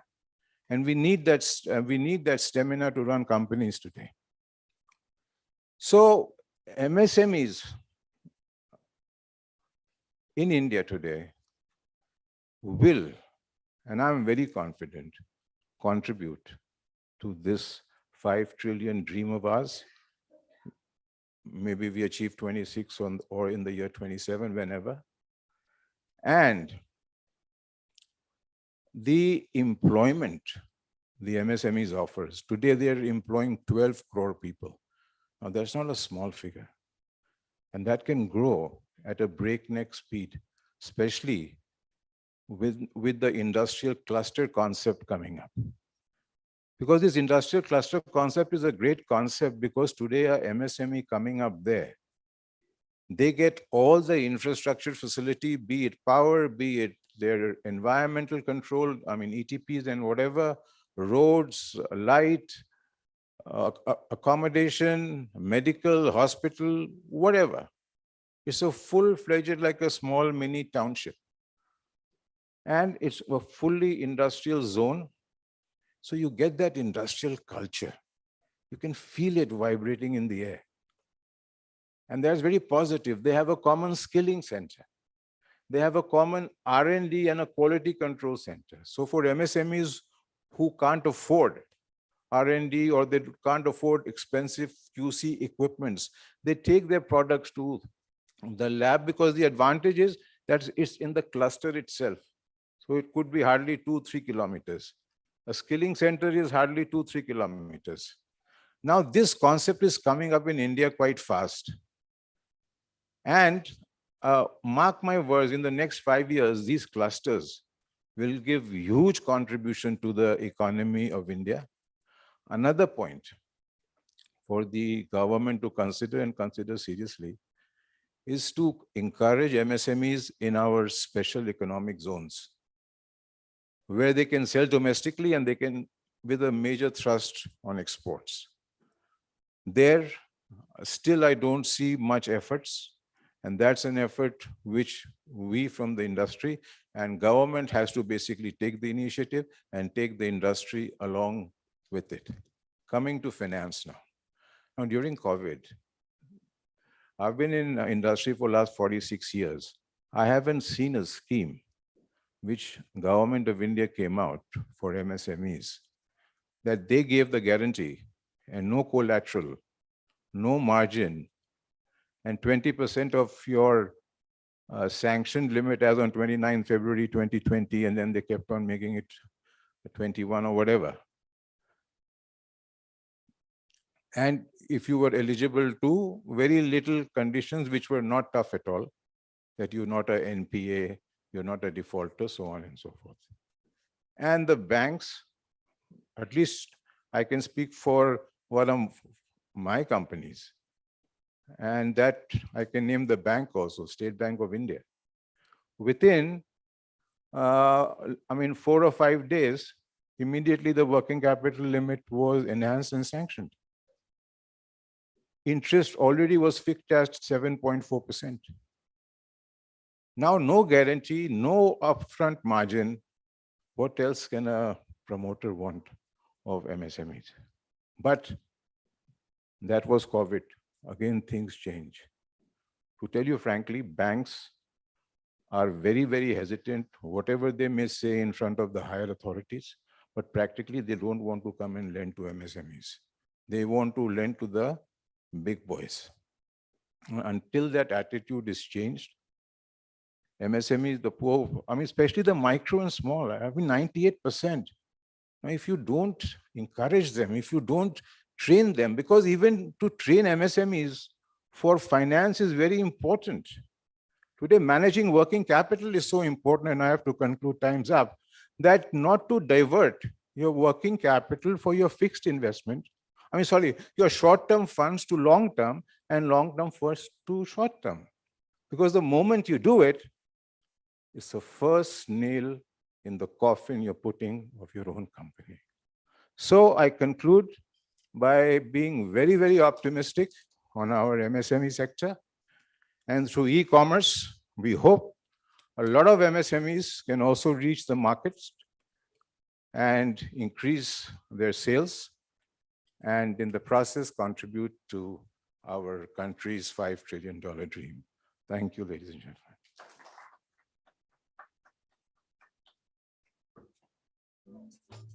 Thank you. Thank you so much, sir, for the address. Thank you. Very quickly, moving on for the next special address on failure is not an option.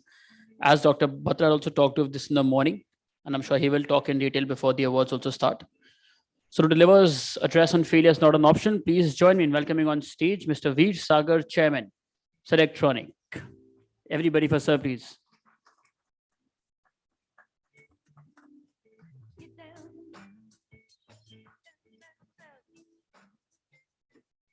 Good afternoon. Thank you, Anurag and Business World, for giving me this opportunity. I'm one of probably the earliest third-party SMEs in India. I set up a back office in 1997, right? And at that time, it was a major issue. But I managed to have an American partner who got convinced more by my enthusiasm, by the fact that I presented to him, that this can be done as an offshore project. It can be done as a back office project. He's an American customer, American hospital, and I am in India. We started this at that time. Of course, even the government of India didn't know what back office was. Forget about SMS, MEs, getting money, all those issues were there. Ultimately, I managed to set the company up. And then lo and behold, this company actually took off. We were down up to 400 people in 2 years. Then the problem started. My American partner, he realized this is a good thing. Why am I letting this Indian guy have all the thing? Because in those days, valuation was by the number of people that you had in your organization. Valuation was not based on anything else. That was very clear, that you have so many people and you get so much valuation. And I had the people, he had the customer. So overnight, he cut me out. I lost my customers, I lost everything else. And in hindsight, it was a good thing. He took 160 of my employees. So I got about left with 140 employees, no business, nothing. Everybody advised me, back up. Go on, don't waste your time, go and take a job and carry on. And at that time I said, I will not accept failure. So I talked to my employees and I said to them, look, I have today nothing. No customers, no job, no technology, nothing. All I have is a commitment that I am not going to give up. I'm going to sit down with all of you, work back and see how we can rise again. And that's what we did. We sat down and we said, what's our strength and what's our weakness? So we took our strength and redesigned the entire back office business and changed our customer base. We were originally dealing with hospitals. So when you deal with hospitals, you require a whole lot of infrastructure because the hospitals like big servers, you want them to give to the servers, they want all kinds of timings, etc. And they need a person in the States who they can touch and feel. And perhaps unsaid, sue. I could not afford that on my own. So I said, I will look for customers who don't want this. And those were small clinics, individual doctors, 1 doctor, 2 doctors, 3 doctors, who do not have any IT knowledge, who do not have a CIO, CTO, or any of those people. So we redesigned the entire back office process to meet these customers.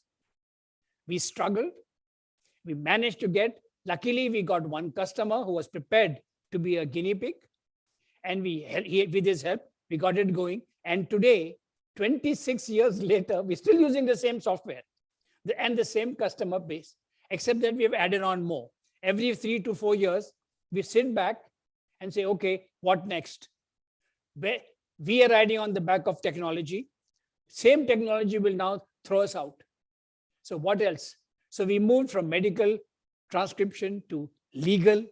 Now from legal, we've now moved to doing things for lawyers. This is now more of a KPO than a back office. So we've now moved to lawyers, which is value-based. And we're now sitting down and saying, okay, what next?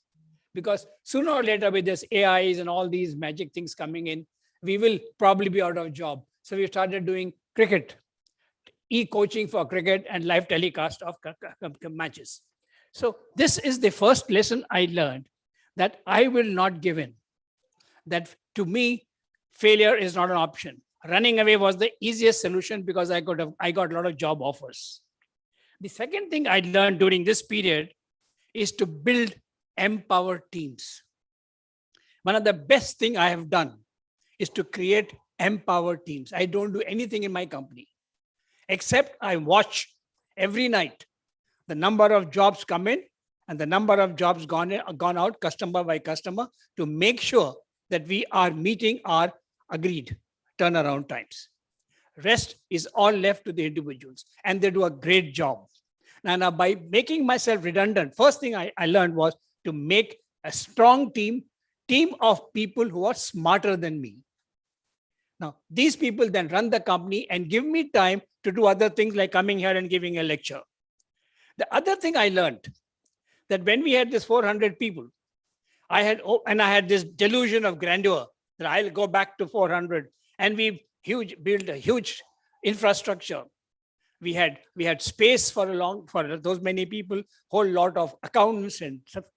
And we found that whatever we do, we are making a loss because the infrastructure, the overhead was so high. We sat down and said, now that's enough of being arrogant. Let's come down to the ground. Let's convert our overheads in line with our actuals. And that's what we did. Once we converted our overheads in line with our actuals, bring down the space, bring down the team. Today, my company has only one person who is a non-target holder, and that's the accounts guy. Accounts, administration, finance. Everybody else, including me, have targets. So once we have done this, we have taken size out of the equation. Whatever number we have, we work on that. And I'm quite happy with the size. The other one, which I want to say is, never get emotional attached to your product. Be passionate, have as much passion as you can, but do not get emotionally attached. If we had got emotionally attached, we could not have made a better product, because at that moment I said, this is it. This is my product. I have designed it. How dare you say it will not work? Because it's my baby. But I said, no emotional attachment. So we sat down and realized what we were doing. And we learned that if you do it unemotionally, you can find good solutions. And the next thing we learned at the same time was cash management. To my customers, I tell them, look, I will give you a discount, but I will not allow you any cash. I want payment within 1 week. So every day I watch cash in and cash out. And every day on a daily basis, I'm cash positive. I have no debts. I have no bank loans. The other thing I learned then, this hard life. See, everybody talks about financing and all of us. Nobody talks about customer. I found as an SME, the most difficult thing is to get a customer. If I go to a US customer, he wants to know, why should I buy from you? How do I trust you? How do I know you not run away with my data? So you need to find customers. And once you find a customer, you need to build that customer. Use the customer to find more customers. All my marketing is done by my customers. I have no marketing people. I go once a year, sit with my customers and ask them, please introduce me to somebody else. or in between while they have chance, they introduce me to somebody else. And they get me customers. And with the customer, when I meet the customer, I am a friend of the customer. I'm not a supplier. I ask him, what else? What is your pain point? And you'll be surprised how quickly your customer becomes your friend and how quickly you get new values. One customer who is a lawyer, he said, I have a problem with Salesforce.com. I didn't know what the hell Salesforce.com was. I said, okay, I'll help you fix it. We came back, studied, and we have now set up a little shop to do Salesforce.com for that customer and other customers that he introduced. Similarly, we are doing something else for other customers. So we take a customer and ask him, what else? So, and to internally, we always keep asking ourselves, what if? My people always say, no, so there'll be no mistakes. I said, no. Mistakes don't happen because you make a mistake. Mistake happen because somebody else goofs up.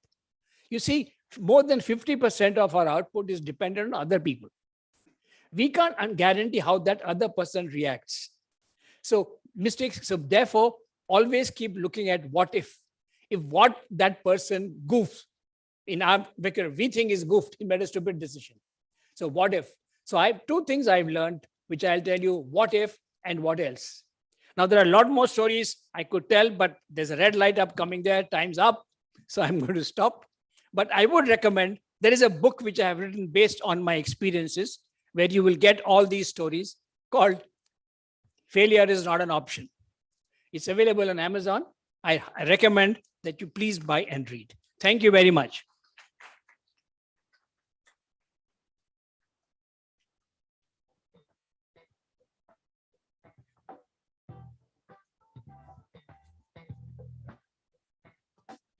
Thank you. Thank you so much, sir. Thank you for that. And now for the closing address for the day, for the conclave. Awards await. I haven't missed that, I promise you. For the closing address on fostering SMEs beyond bootstrapping, please join me in welcoming to the stage, to the podium, Mr. Manoj Mittal, MD and CEO, IFCI Limited. You know, awards and we can be more warm and louder, I feel. Abas ugly awards, you need that. Thank you.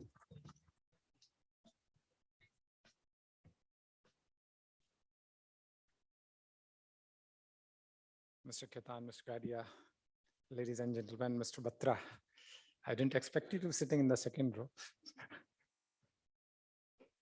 So sessions after the lunch or just before the end are always very difficult.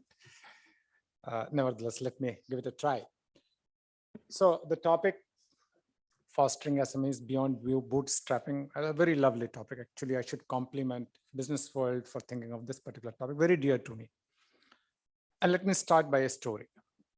30 years back, Kolkata, I was posted at Bhubaneswar. One gentleman, he was a client, he was likely to become a client.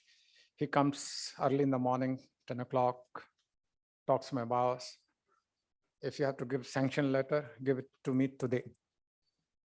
Otherwise, I'm withdrawing my application. So what happened? He comes from a Marwadi family of Kolkata. And he said, yesterday night, I told my uncle, who was the head of the family, that I'm going for a loan to Siddhi to Bhubaneswar because the plant was in Balasore. And so tell me if there is anything I have to do there. So uncle laughed at me. He says, beta jao, ghum ke aao, ant mein aake paise to mujhse hi loge. So that hurted a lot to that particular young boy. And he said, Mr. Mittal, Mr. Chetty, if you have to give me a loan, give me today. I'll go back and show my uncle that I'm not dependent on the family money. I want to do something of my own. So that's the story 30 years back. How much we have traveled after that, 3 decades back. A lot of things has happened in the Indian ecosystem, financial ecosystem for the MSMEs. You have seen guarantee mechanism, you have seen CGTMSE, you have seen NCGTC, lot of happened. There were various committees on the MSME which came in between, a lot of things have happened. You have seen the fintech or the TechFin revolution. You have seen PSB loans in 59 minutes, where you get in principal sanction, and then after that, things happen very fast. NBFC sector has evolved a lot in the intervening period. You have seen India stack and now account aggregator framework, a lot of things. It's still things are going. You are seeing a lot of cash flow financing happening. You have the platform Trades, RXIL, and other two platforms which are happening. So a lot of things, invoice financing, a lot of things are happening on the financial world. Is that enough? Is that enough? How much we have done? And when I get into the stats, I had data. FY19, the data is out of the SIDBI MSME Pulse report, which is prepared in partnership with the CIBIL. So 2019 data is about 19 lakh crore of MSME credit outstanding. 2019. And can we have some silence, please? And 2023, the figure is 28 lakhs crore. So we have moved roughly 10 lakh crore over a period of 5 years. CAGR is about 11%. Impressive. The growth is much more than the overall credit growth in the country. So it's impressive. But the question is that enough? So now there was recently a study of Avendus. Before that, there was a study of IFC. And the total demand of MSME, people estimate 160 lakh crore. There are not many studies, but whatever it's available, Avendus is a reputed company. 160 lakh crore is the total capital requirement of the MSME. Let's say debt equity ratio of 3:1 kind of a thing, or 4:1 if you want to say. The debt requirement comes to about 120 lakhs crores of rupees. Out of that, 50% they say it's not something which is serviceable. They don't want, they're ineligible, or they are not interested in that. So roughly 50% of that, and out of that 50%, which is 60 lakh crore out of 65 lakh crore, we have 28 lakh crore, the figure I said. As of now, the addressable debt demand is roughly 35 lakhs crores of rupees. It's much more than the existing MSME credit outstanding. How do we go about it? How do we go about it? And as I said, debt equity ratio 3:1 or 4:1, they have taken a figure of 3.8:1. So total demand comes to 100 lakh crore, and mind it, it's dependent on one single factor, which is equity. A lot of MSMEs don't get finance because they don't have skin in the game. You go to any banker, he's going to ask, what's your contribution? Every banker has got a norm. 25% laoge, 20% laoge, 15% laoge. After that, they decide on the eligibility. It's not your experience which can get you a lower promoter contribution. Every banker has got a threshold. So as of now, we have been seeing guarantees as a multiplier. We have seen in case of that emergency credit line guarantee scheme or the CGTMSE. So every time a guarantee amount and then 5x, 7x kind of thing happens, it's not taken for equity. Equity is also a multiplier, at least a 4-time or 5-time multiplier. So when we get to that, now question is how to have access to the equity. If it is an equity appears to be in short supply, it's totally in short. Debt appears to be available in plenty. Bankers are ready, but where is the equity? How do you make a project viable? 3 different sources in the country right now. You have startups. There's a lot of movement, fund for startups. There's private equity and venture capital coming, but MSME benefiting a lot in terms of numbers. It's not that great. It's mainly about innovation, technology, startups. Then there are 2 spectrum. One, growth-led MSMEs. Another, very basic start. Those few lakhs investments, 10 lakhs, 20 lakhs investment MSMEs. So for smaller MSMEs, micro enterprises, probably there is a need for some kind of a seed capital scheme. In the country, we have had certain models in the past, not so successful seed capital scheme of IDBI and the National Equity Fund schemes and all. But right now, I don't think there is any model existing for the seed capital part of it. Similarly, for growth MSMEs, OTCI only was the only available tool, which has already been closed. Now BSE and NSE, they have got their SME platforms. From 14 entities listed in 2012. There are about 2022 MSMEs listed in 109 MSMEs listed in 2022. It's just 109 in this country. When we are talking of crores of MSMEs, there are only 100 MSMEs which got listed. The money raise was 2,000 crores. We're talking about 100 lakh crore requirements. So cumulative, just 800 MSMEs have been listed in the MSME stock exchange. So when we are talking about beyond bootstrapping, I think you need debt, you need equity, actually you need both. And even for raising the debt, you need equity. And how much of that equity can come from the family? It has to come from the external sources as well. So that's where I say there is a need for scaling up this particular platform. And we have to see money supply doesn't appear to be a constraint, particularly through stock markets. When we see there had been oversubscription even from the retail segments in SME IPOs. In the recent past, there had been huge successes, some of the IPOs in the food processing sector, in the energy sector.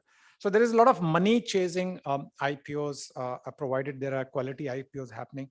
But the larger question is whether MSMEs are ready, whether MSMEs are in a position to absorb this money, whether they're in a position to get themselves listed. It requires a bit of preparation. It requires some kind of a time so that you can go to the list, exchange.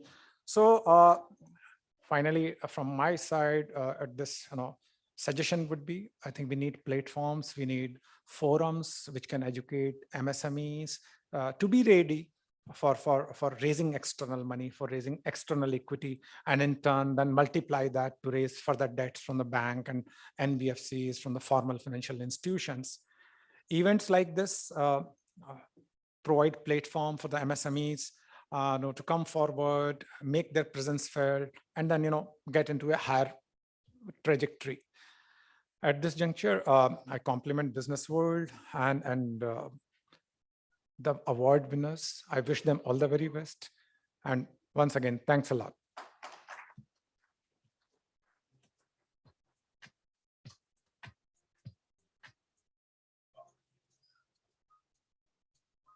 Baby, yes, yes, yes, you are. Everything with you is so sweet. You see, baby, have formed in today. Thank you. Thank you so much, sir.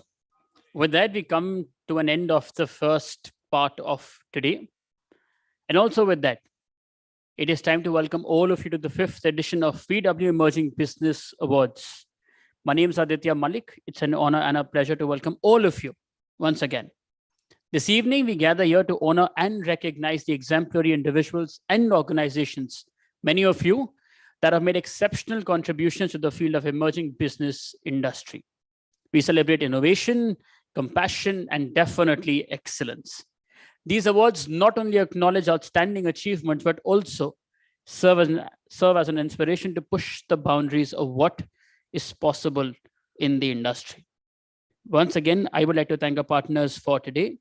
Our associate partner, SIDBI, our knowledge partner, Resurgent India, our event partners, the Thick Shake Factory, Joy Travels Private Limited, Beanley Coffee, JustBath.ai, and Fandroom. Our media partners, Reality Plus, Exchange for Media, IWM Buzz, Impact, and Pitch. With that, may I please request our team to play the partners AV. SIDBI began its journey in 1990 through an act of parliament and has since been playing a stellar role as the principal financial institution for financing, promotion, and development of micro, small, and medium enterprises, that is, the MSME sector. The bank's professional manpower, having deep knowledge of MSME sector, is its strongest foundation, with capability to deliver the vision of Government of India for MSME sector. In a robust economy where potential is to be maximized, it's important for every business to realize its dreams.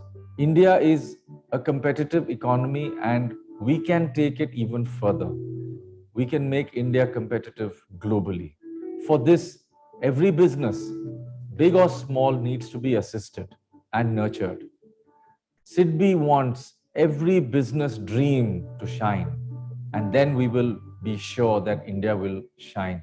SIDBI is supporting growth of the ecosystem which nurtures these dreams, planting a bright future for India where sky is the limit.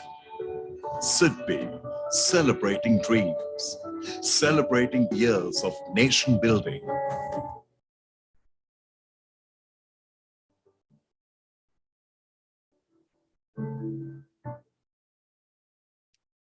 And the most important bit, you would really take this moment to thank our jury members as well, who reviewed all of your nominations. The winners who emerged from a pool of exceptional contenders embody the true spirit of the industry. And of course, Dr. Batra will also talk of this. And like we always make it an effort to always acknowledge the fact that when all of you stalwarts send in your entries for such awards, it becomes really difficult for our jury members to choose as to who should win. Of course, when you send in your nominations, you already are a winner. But a list, nominations are nominations, categories are categories. So of course, एक winner तो उसमें होता ही है. We have to always acknowledge and make sure of that, reach that excellence. So it becomes very difficult for all of them. उस पूरे jury process में क्या होता है? How does it go through? How do we arrive at this list? What all surely goes behind the stage and the screen? Once, let's have a look at that. Can we please have the jury, AV?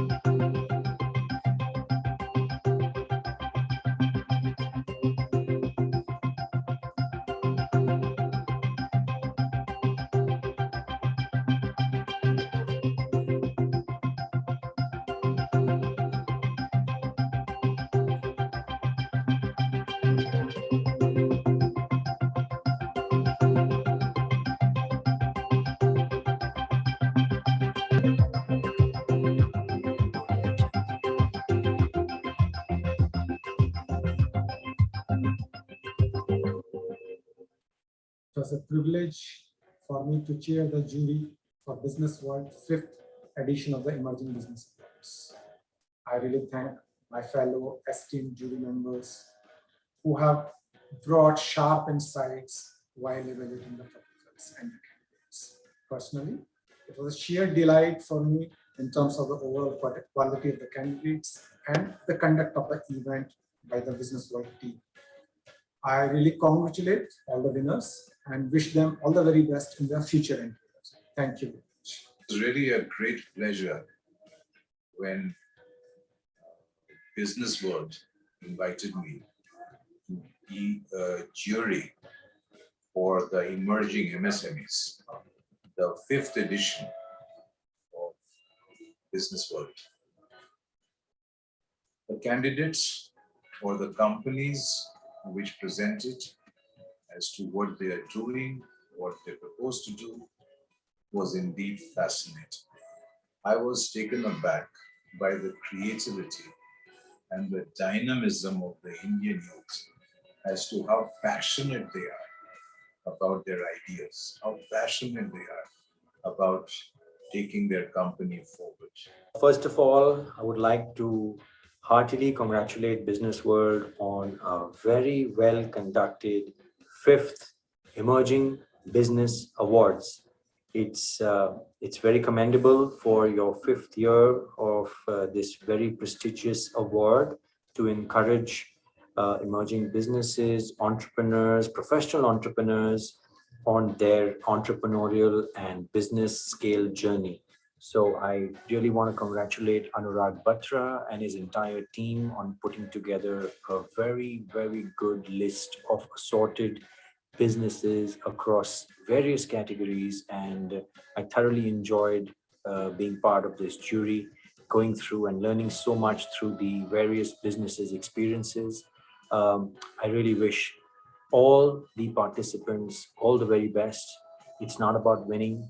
It's about all your effort you put in every day that matters.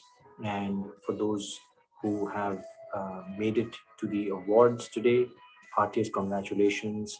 And everyone on the panel, on the jury, all the participants, heartiest congrats to everyone. It was indeed a pleasure to be part of the panel of jury members of the 5th edition of the Business World Emerging Business Awards. Must compliment Business World for putting together such a diverse body of entries. Needless to say, it was a very, very enriching experience to interact with all the talented business leaders and all the jury members, from milk distribution to prefabricated building structures, to wheelchair mobility, to personal healthcare products, to saris. The depth and width of the categories was really exceptional. Entire judging process was extremely well planned and well organized. A great time interacting with all the jury members. So here's wishing all the talented business leaders best of luck and hearty congratulations to all the winners.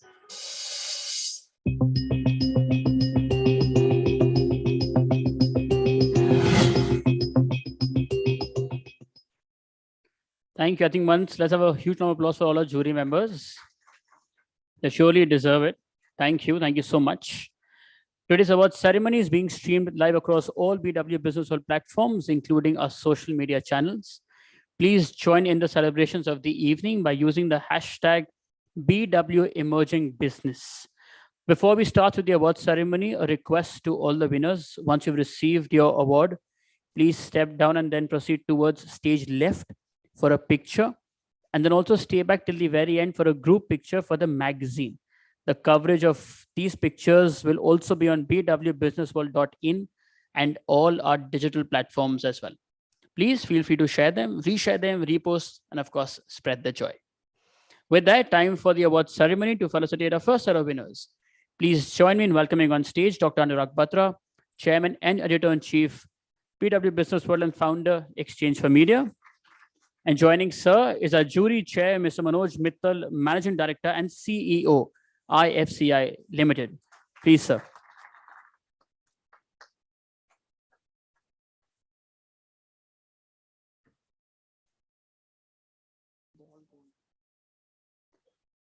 Okay. Moving towards a first head, which is support. And the first category in this is Best MSME Financing Institution. And the winner in this is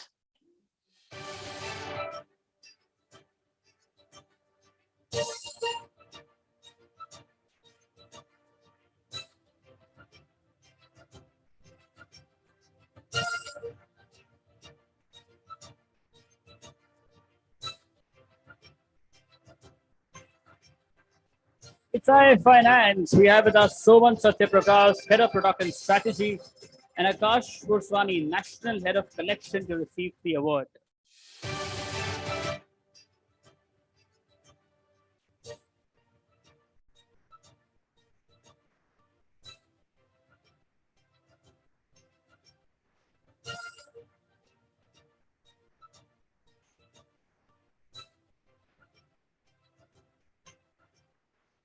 Everybody for them, please.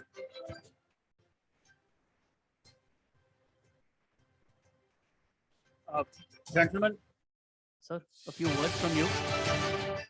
How are you feeling? The first one here. Well, good evening, everyone. Thank you so much for this recognition. I think we are representing each employee of the organization, more than 6,000 people which we have, and to the leadership team and Mr. Sanjay Sharma, who leads us every day. It's all about hard work, as sir said, what matters, and a few recognitions coming through the way will always motivate us to keep striving and doing the best. Please. Congratulations. Moving ahead towards the company heads now. The category in this first is Best Digitally Enabled Enterprise, and the winner is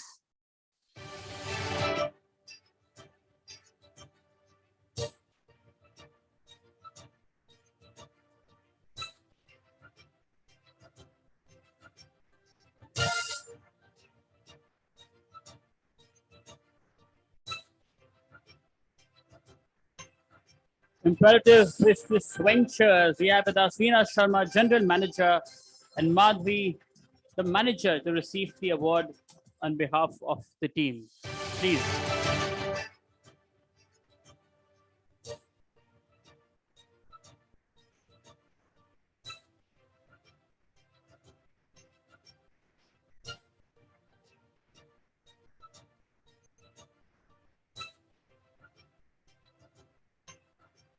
for them, everybody.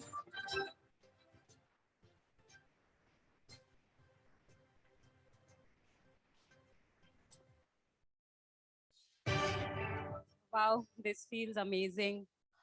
So first of all, on behalf of our founder and chairperson, Mrs. Manjusha Petankar, and our chief managing director, Dr. Sachin Petarkar, I would like to show my heartily gratitude to the BW Business Venture for giving us such a huge platform and awarding us with such a huge title. And I'm sure if sir and ma'am would have been here, they would have one word to share with everybody of you. This is for the entire Imperative team. We are here to revolutionize our entire FinTech industry. So here for Imperative team. Thank you.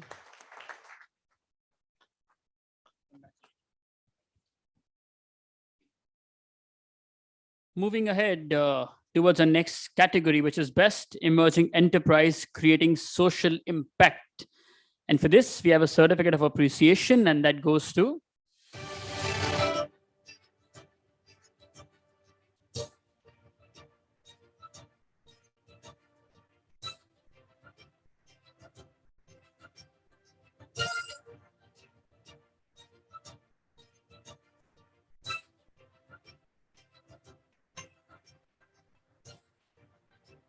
Sakhi Utpadan Samiti. We have with us Bhuvanesh Sharma, Head Corporate Social Responsibility, and Kamal Gadri, first signatory to receive the award. Kamala.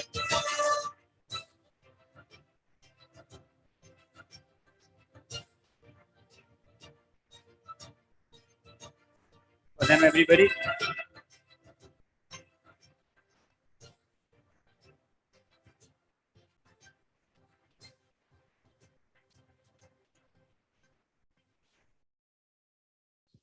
So thank you so much, BW, for this appreciation. And on behalf of entire Sakhi Utpadan Samiti, I would like to thank you for selecting us for this great achievement.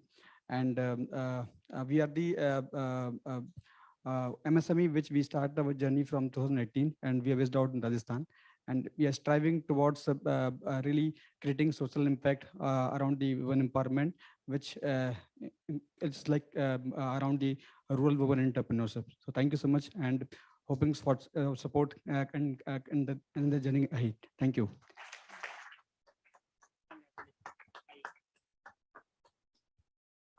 A request to all the winners: once you received the award, there are video bites happening right outside the hall. Please also give your video bite. It's really important for us. And after that, also come back to cheer for the other winners. Moving ahead, the next category is Best Product and Service by Emerging Enterprise. And the gold in this goes to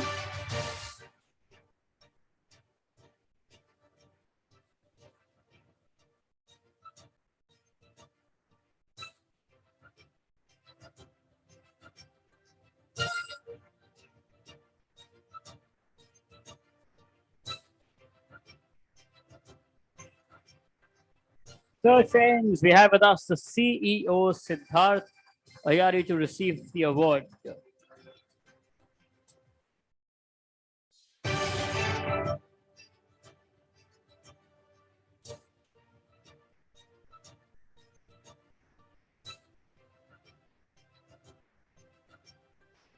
Everybody for Siddharth and his team back home.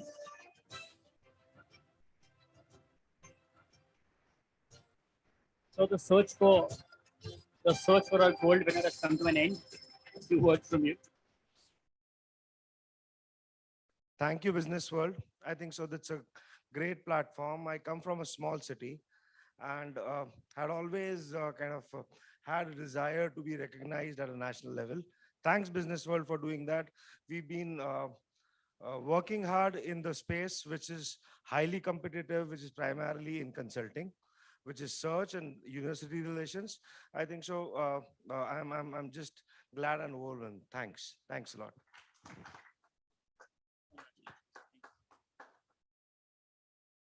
Okay, and the silver and the Best Product and Service by Emerging Enterprise category goes to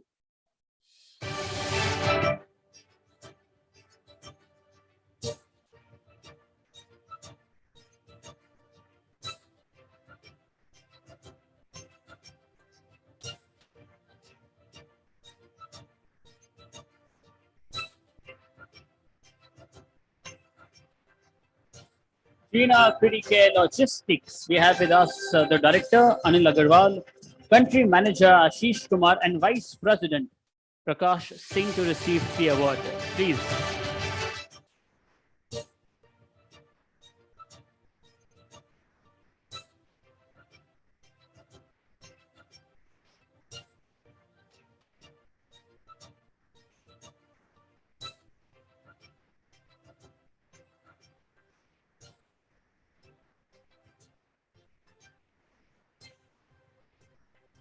For them, please, ladies and gentlemen.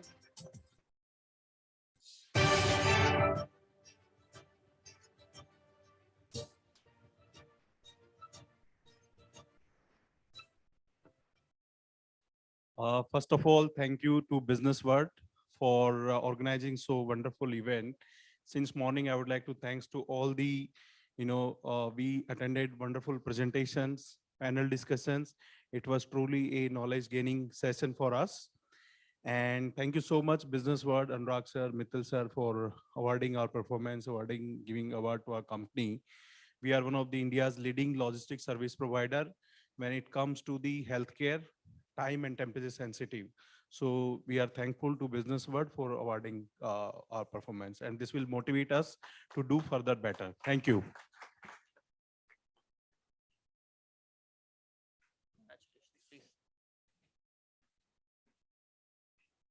Moving ahead, the bronze in the best product and service by emerging enterprise category goes to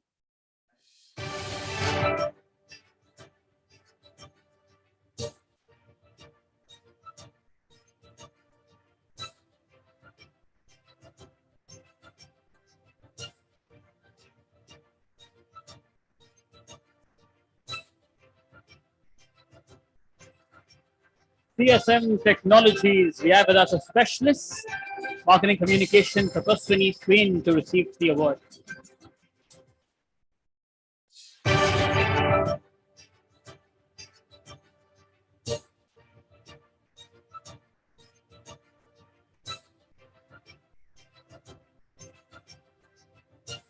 Everybody, please.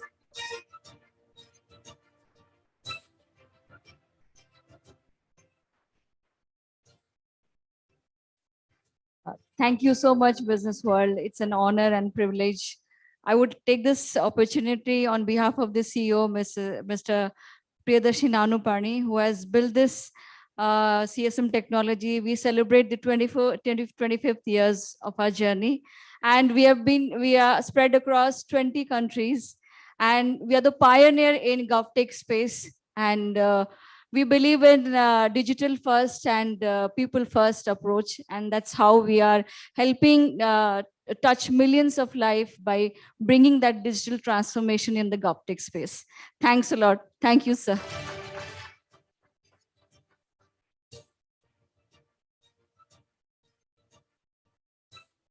Moving ahead, our next category is most innovative products by emerging enterprise. And the gold in this goes to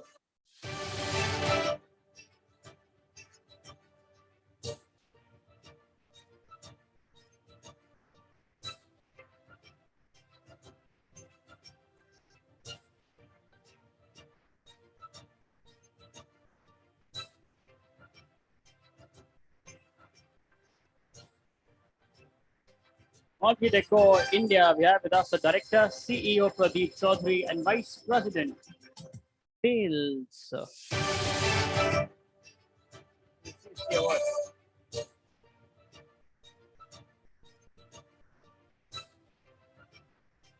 Everybody for that, please. For him and his team back home.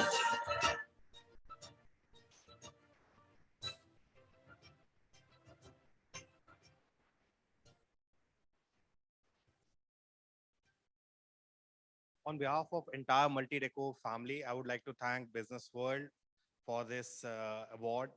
I would also like to tell you this award belongs to the whole Multi-Deco team, where the culture of innovation we push, and innovation is coming from all the nooks and corners of your organization if you set up the right culture. And that's what we thrive for. Thank you so much.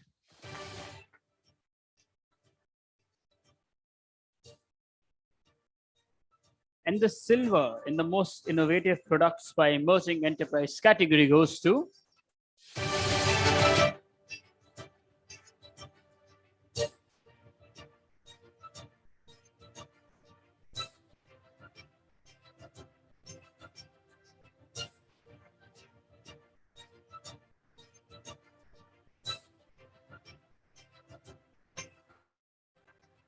It's for New Street Tech, and we have with us Maya Shenoy, the Chief Business Officer, to receive the award.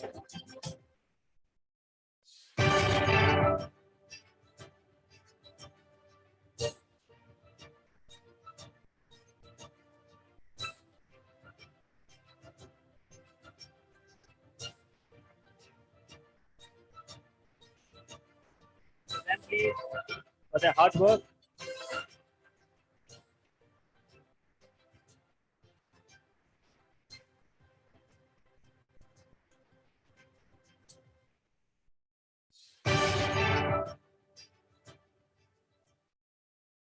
All the way from Mumbai. We are a small team of 140 people trying to leverage technology to impact lives of millions.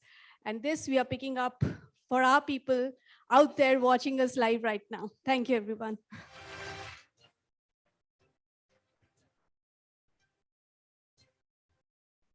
Congratulations. And the bros in the most innovative product by emerging enterprise category goes to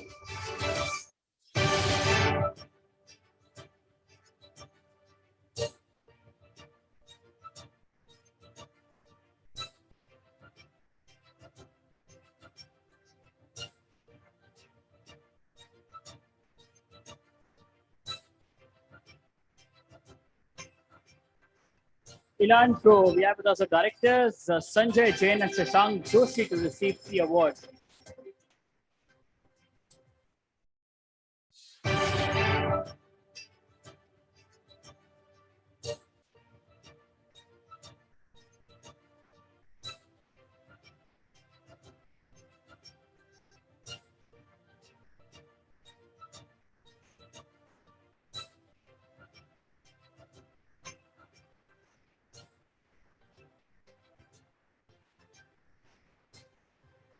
Everybody for Elan Pro, please.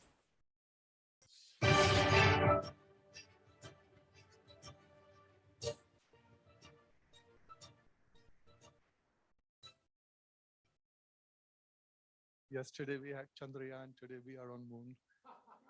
Thank you very much, Business World team, for this beautiful initiative because it keeps us motivated to do something better and better. Thank you, jury, for recognizing our efforts. And thank you, my team, Elan Pro team, because without which probably we would not have done whatever we have done in the last couple of years. It has been a tough journey and we are in a field which is highly competitive because we are dominated by some very leading brands. And still to sustain, it's only innovation which helps us doing well. Thank you very much. You didn't think of moon looking at my hairstyle. Congratulations, gentlemen. May I please request Veer Sagarji, Chairman Electronics and also Power Speaker, to join us on stage, sir, and help us present awards, please. Aye.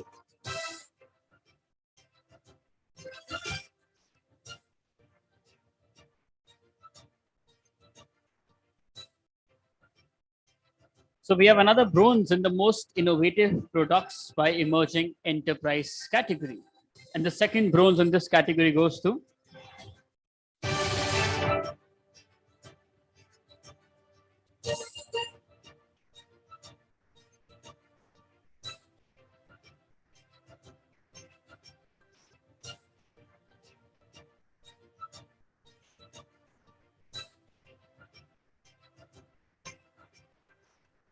Chandra Fabrics. So we have with us a director, Ankur Jain, to receive the award.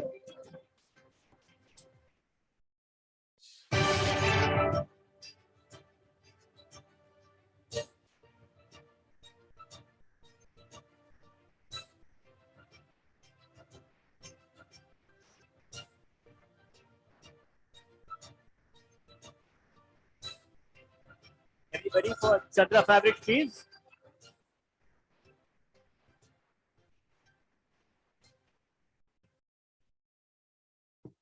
Thanks a lot, Business World, for honoring us and recognizing our little effort towards sustainable fashion. Thank you so much.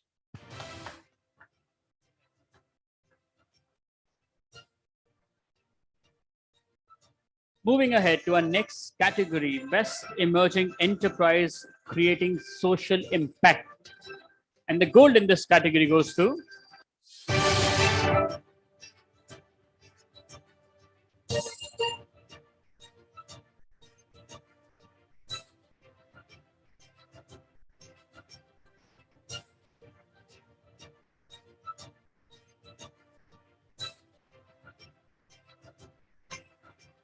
Ostrich Mobility Instruments. We have with us the Managing Director and Chief Executive Officer, Venu Krishnan Unnikrishnan, to receive the award.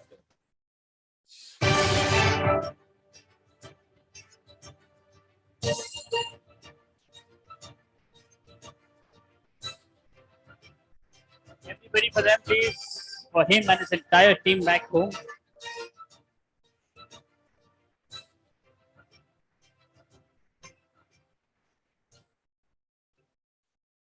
Thank you so much for Business World to organize such a wonderful program. And thanks to all the jury members for selecting Ostrich. And finally, the credit goes to my team. You know, they have been working hard for so many years, and credit goes to my partners and, you know, the customers. Without them, this would have been definitely impossible. Thank you so much, my team.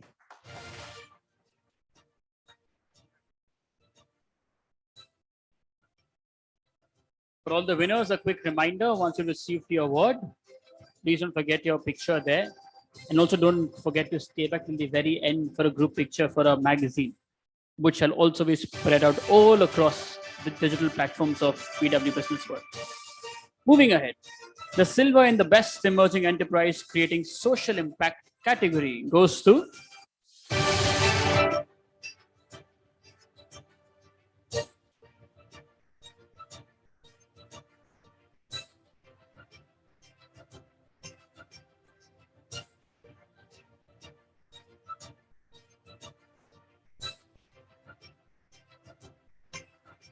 Super. We have with us the co-founders, Sujata Biswas and Tanya Biswas, to receive the award.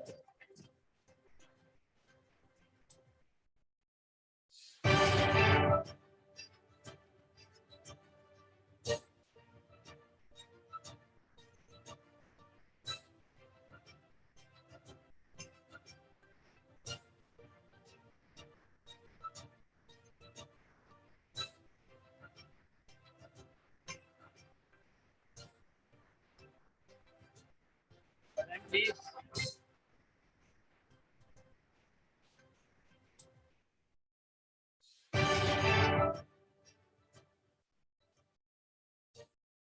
We strongly believe, and I know that all of you do, that it takes a village to raise a business.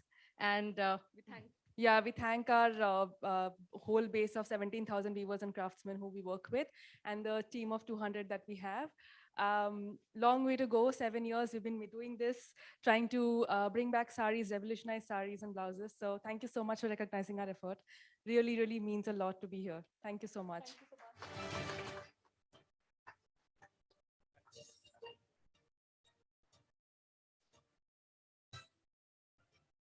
Congratulations. The next category is Most Innovative Emerging Enterprise. And in this, we have a silver. And the silver goes to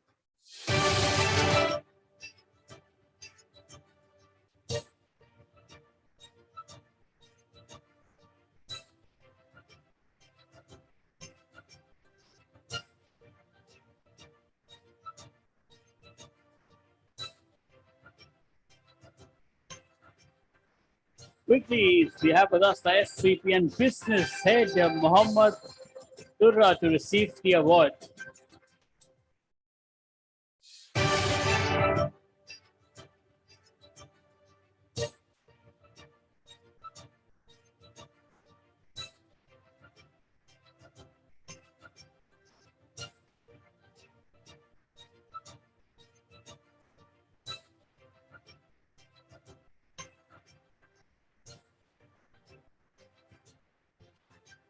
For them, ladies and gentlemen.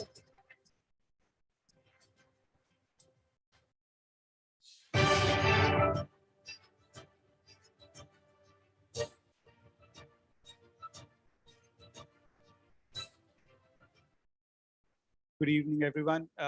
This is a great honor to receive the award. So thank you, Business World and the juries.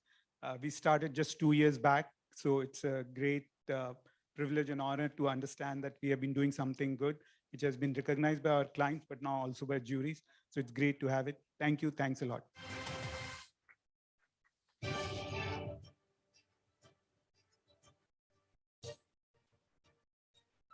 Thank you so much, Veer, for helping us with the awards. Thank you. Everybody once for sir, please. Thank you so much. May I please request Mr. Arijit Ray, Chief Executive Officer and Founder, the Unlock Company, to please join us on stage and help us present our awards for next set of winners. Yes, sir.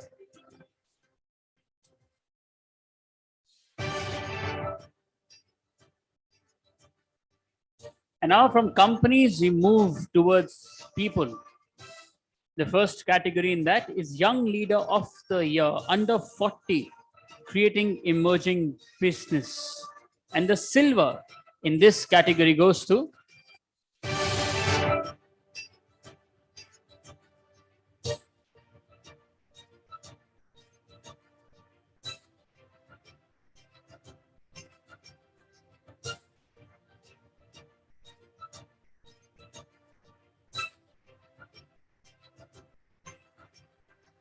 Akanksha Bhargava, the CEO of PM Relocation.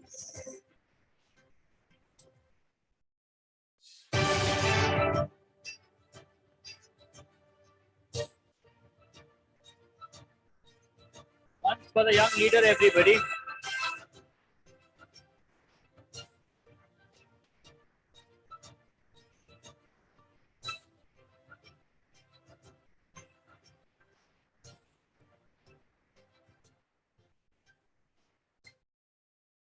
Good evening, everyone. Very honored to be able to stand here. And I was a young girl at 21 who started this wonderful journey of entrepreneurship. And for me, BW forums were a place to learn. I think I've attended so many of your, these talks and entrepreneurs coming and talking and sharing about their stories. I think I was very inspired, and to be able to stand here today and get an award from you is really a big honor for me. It's been a great journey. I've spent 17 years doing what I do, and you cannot be a leader without a great team. So this is to everyone who believed that I could do what I do. When I started my journey in relocations, not everyone thought that this was a women's place to be. But I think my team, thank you for every day, for just believing in our madness, our passion, and just getting out there and doing the best. And last but not the least, this one is for my mom, because you're not born leaders, but your mom and your dad can really change the game for you. Not once my mom ever told me that this is something you cannot do. That was my journey from day one in life. That really stems the leadership in you. Thank you so much, and sorry for the bad throat.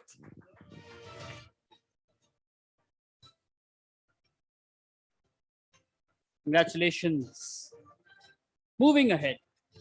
Once again in the people category, and next subhead is Young Leader of the Year, under 40, creating emerging business. And that goes to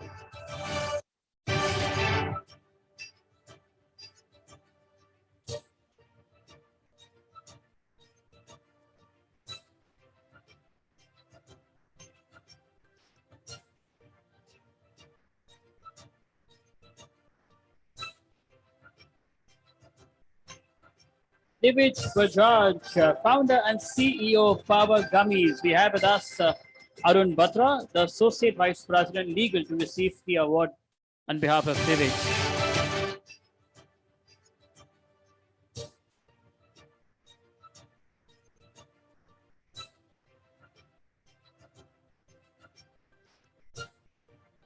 For that, please, for Arun and for Divij as well.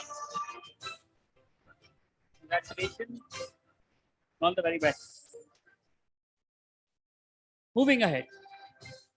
Our next category is Women Leader in Emerging Enterprise, and the silver in this goes to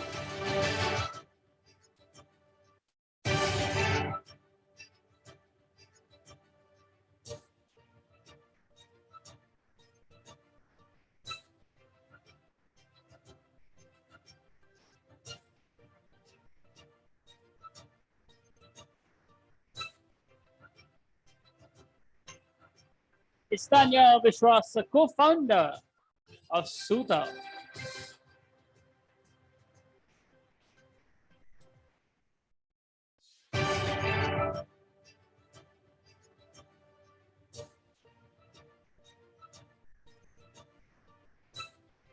Tanya, everybody.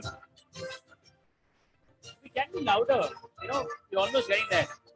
It's a hard work.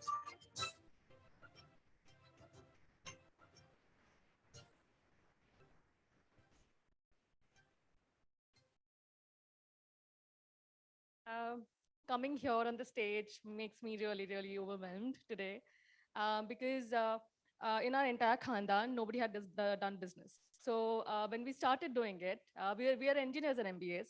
When we wanted to make saris and blouses, our parents got a shock, saying that itna padhai kiya hai, you will sell saris because, and we don't know business. From then till now, 7 years, and it's this big family of weavers, our family supporting us, and the entire Suta community, plus our employees. We are going strong and revolutionizing saris. So yeah, long way to go, and thank you so much.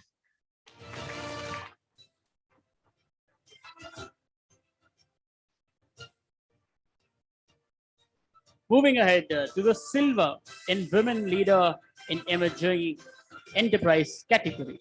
The winner is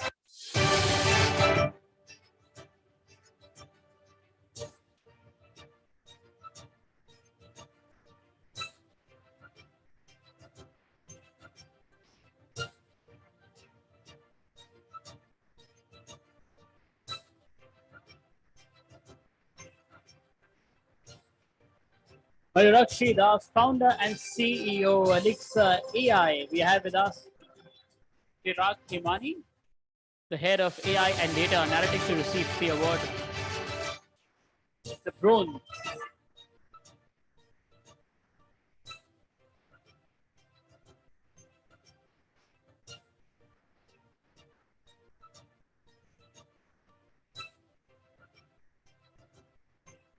For them, for her.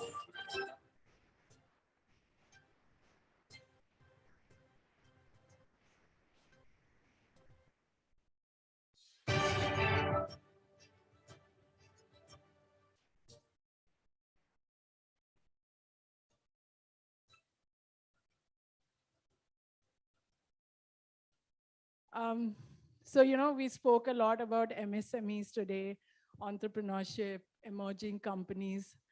But, nobody spoke about the people or organizations that give, us validation for what we do.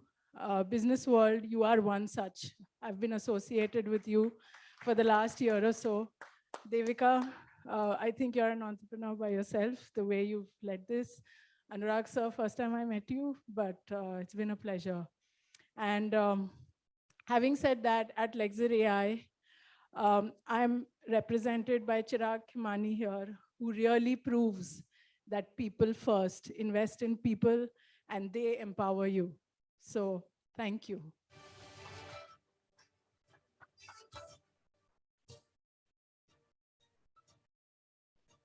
And we have another bronze in the Women Leader in Emerging Enterprise category. And this bronze goes to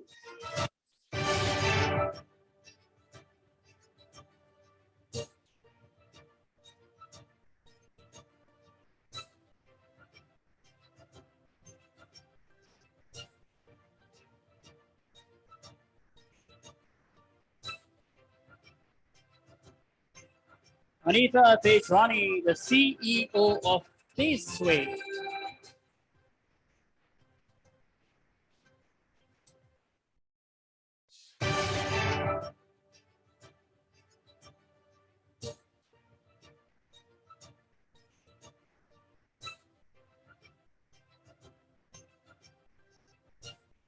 Everybody for, please for Anita.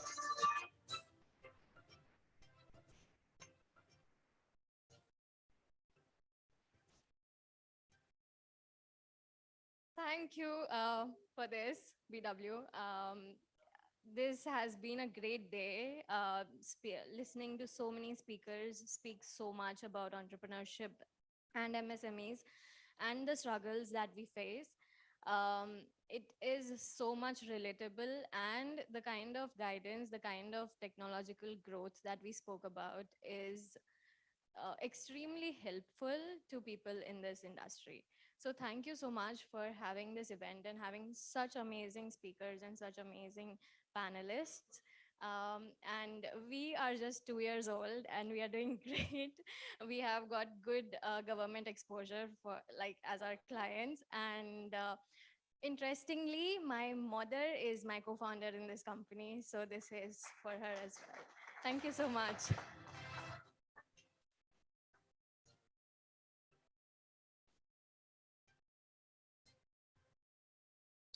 Congratulations to Mummy as well. Moving ahead to our next category, it's Leader of the Year, Creating Emerging Business. And the silver in this goes to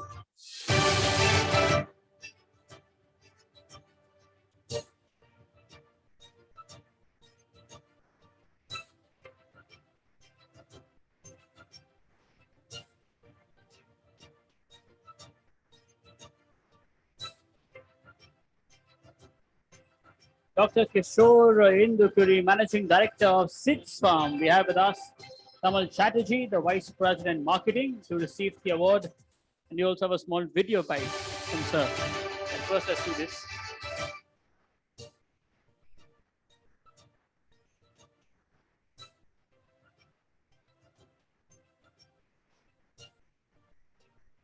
Everybody, please.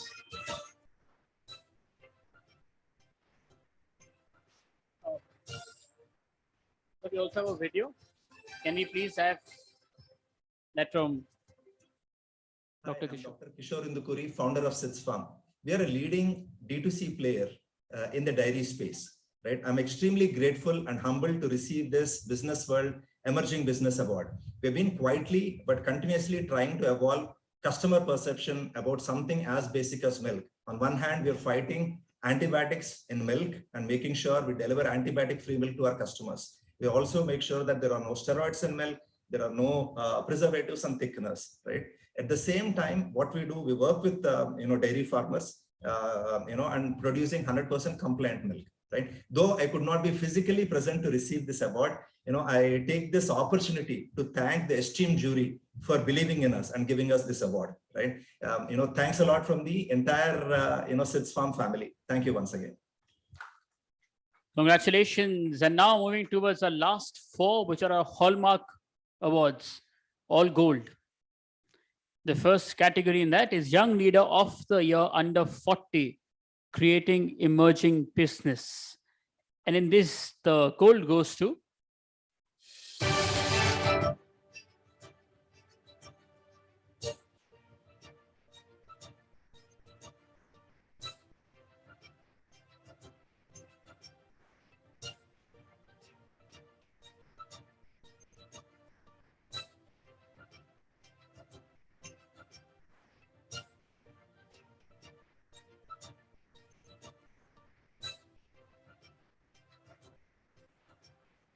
Sudhanshu Agarwal, the Director of CityCart Ventures.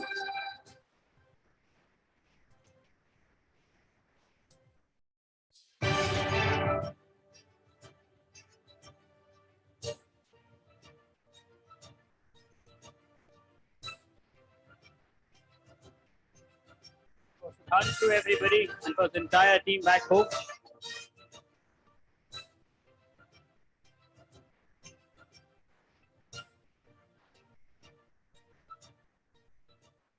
Yeah, it's a big thing to be standing and sharing the stage with such eminent people. I would like to thank the team, of course, but the bigger thanks to my family, my dad, he's the most excited one, he's here. So thank you. And a special thanks to my brother who's been a partner in crime in what I am here, it's all his support as well. So thank you, Rohit. Yeah.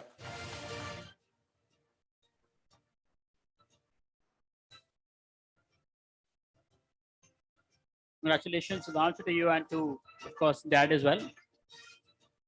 The next hallmark categories, once again, it's women leader in emerging enterprise.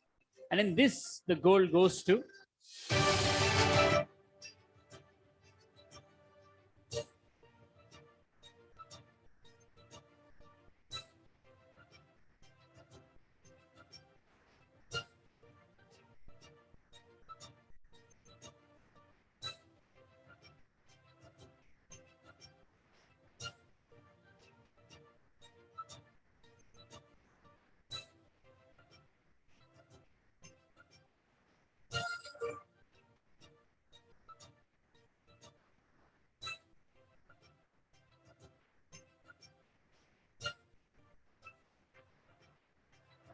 Sujata Biswas, the co-founder of Suta.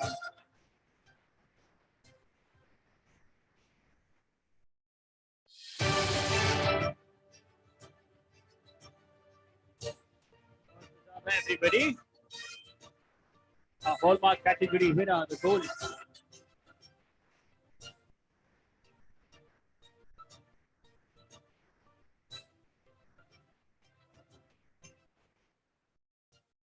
Thank you so much.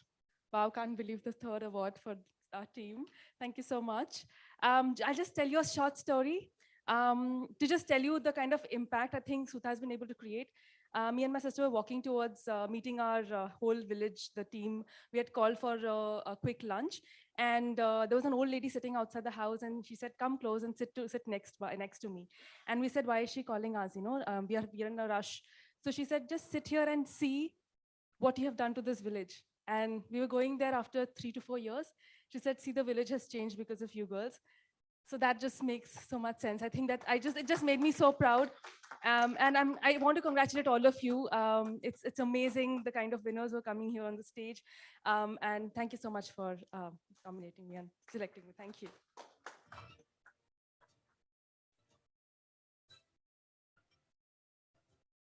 Okay, our next hallmark category is Leader of the Year, Creating Emerging Business. And the gold in this goes to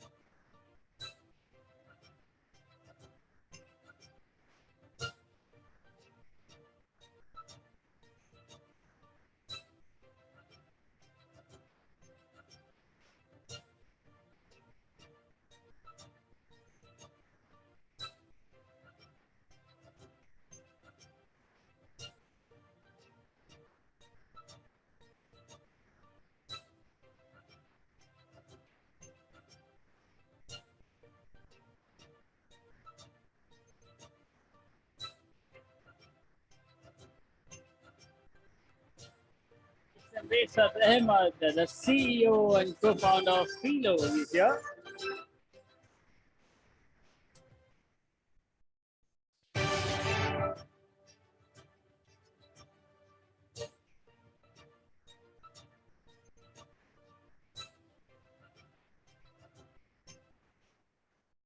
Good evening, everyone. First of all, thank you, Business World, for this recognition. Very quickly, I would like to say what we have created and about what we are very proud of is that any student in country right now, or maybe at even midnight, or maybe at even 4 a.m. on a Sunday morning, can imagine to connect to a teacher instantly. It's like if you are a child, maybe in the village of Uttar Pradesh, Bihar, or maybe studying in one of the posh school of Delhi or Mumbai, and you are just not getting through maths or physics or chemistry or history, maybe at midnight at your home, you can dial to a teacher instantly and a live teacher will come and connect to you. That is the world that we are creating at Philo, and about which I would like to dedicate this award to all the tutors that we have. We have the largest family of tutors in the globe with more than 65,000 tutors across 15 countries in the world. This award is basically for them and for the whole team of Philo. Thank you so much.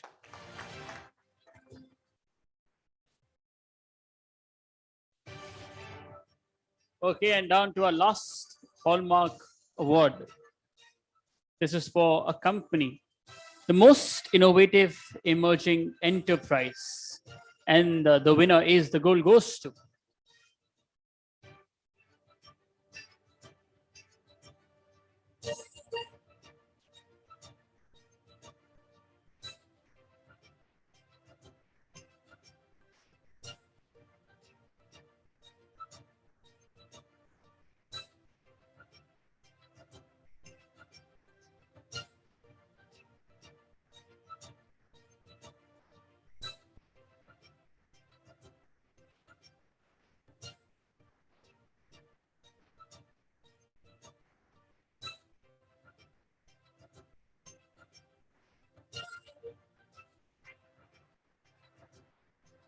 Prismatic Software. We have with us the founder and managing director, Sam Prasad Kubalekar, to receive the award.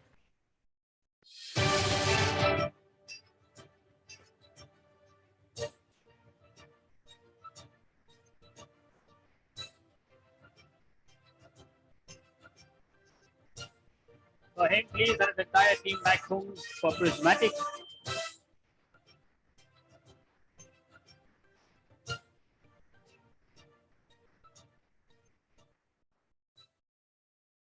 Good evening, everyone. So winning an award is always an icing on cake, but what was most important is the journey. I mean, the evaluation process was so much learning experience. So thank you all jury members. Thank you Business World for taking, lot of efforts to devise that nomination form and getting a lot of information, putting in a lot of efforts in this process.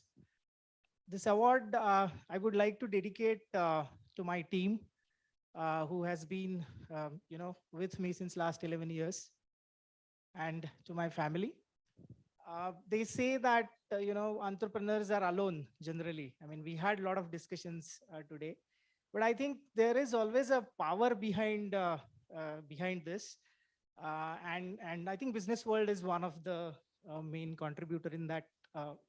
They are like that power who is pushing the entrepreneur world to get into the next level.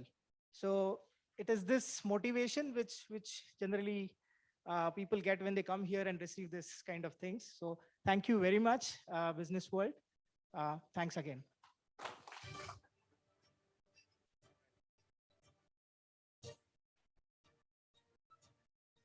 Also, there was another award for which the member wasn't able to announce. It's for Women Leader in Emerging Enterprise. And that one went to the CEO and co-founder of Frost Luxury Skincare, Shubhika Jain. I think that's also once gave a huge round of applause to her as well. To Shubhika, she couldn't make it. And now for a group picture, for all the winners, we request you to please join us on the stage with your trophies only. All the winners. All the winners, please. Boss, आवाज थोड़ी कम करो.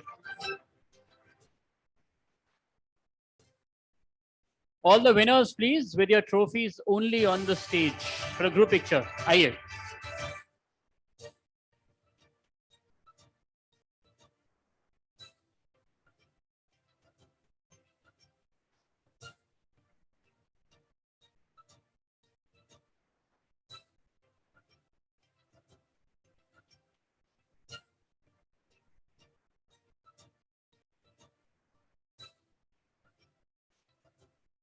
Can you also sit? Can a few of them sit?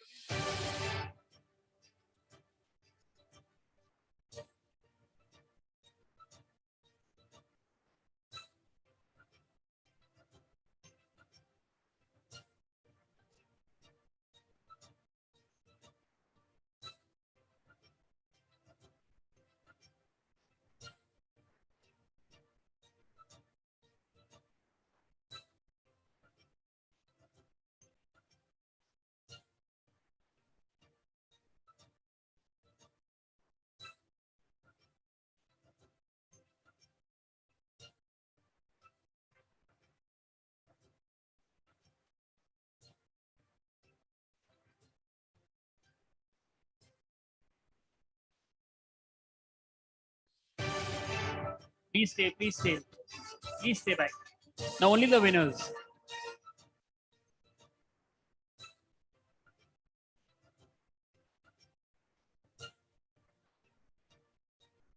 First in the main camera, please. Then you individual ones.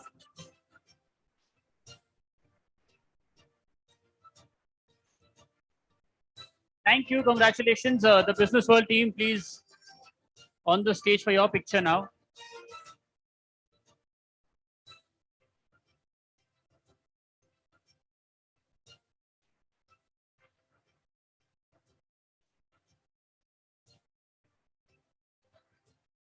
Shweta, Prashant, everybody. Manshu, the Business World team, please.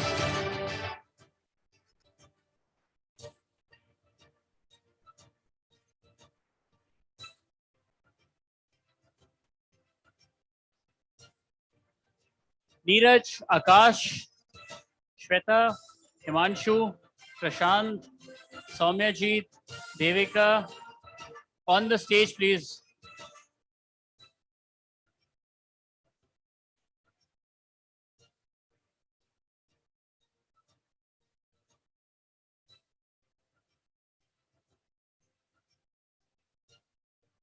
Of course, Kamlesh ji and Marik as well.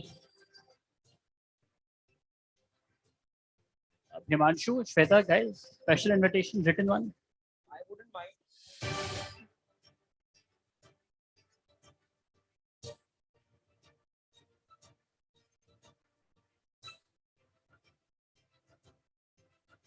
No, like that. Ladies and gentlemen, one quick word from me. I need little attention, just 2 minutes. I want to thank all of you for being part of this. I think we have reached out to a lot, many people this year. We will be reaching out even further. A lot, many people have come down from different parts of the country. That makes the event so strong. Thank you for being there with us throughout. And I hope that all of you are carrying back with you lots of insight from this conference.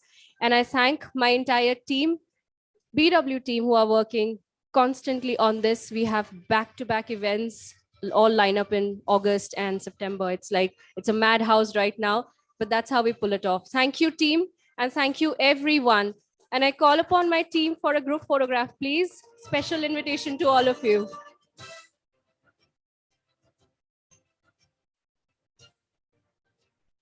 Neeraj, Akash, Soumyajit, Shweta, Himanshu, Malik ji, Kamlesh ji, all of you, please. And Aditya, we should not forget our host, actually. Aditya, thank you so much for holding the fort together.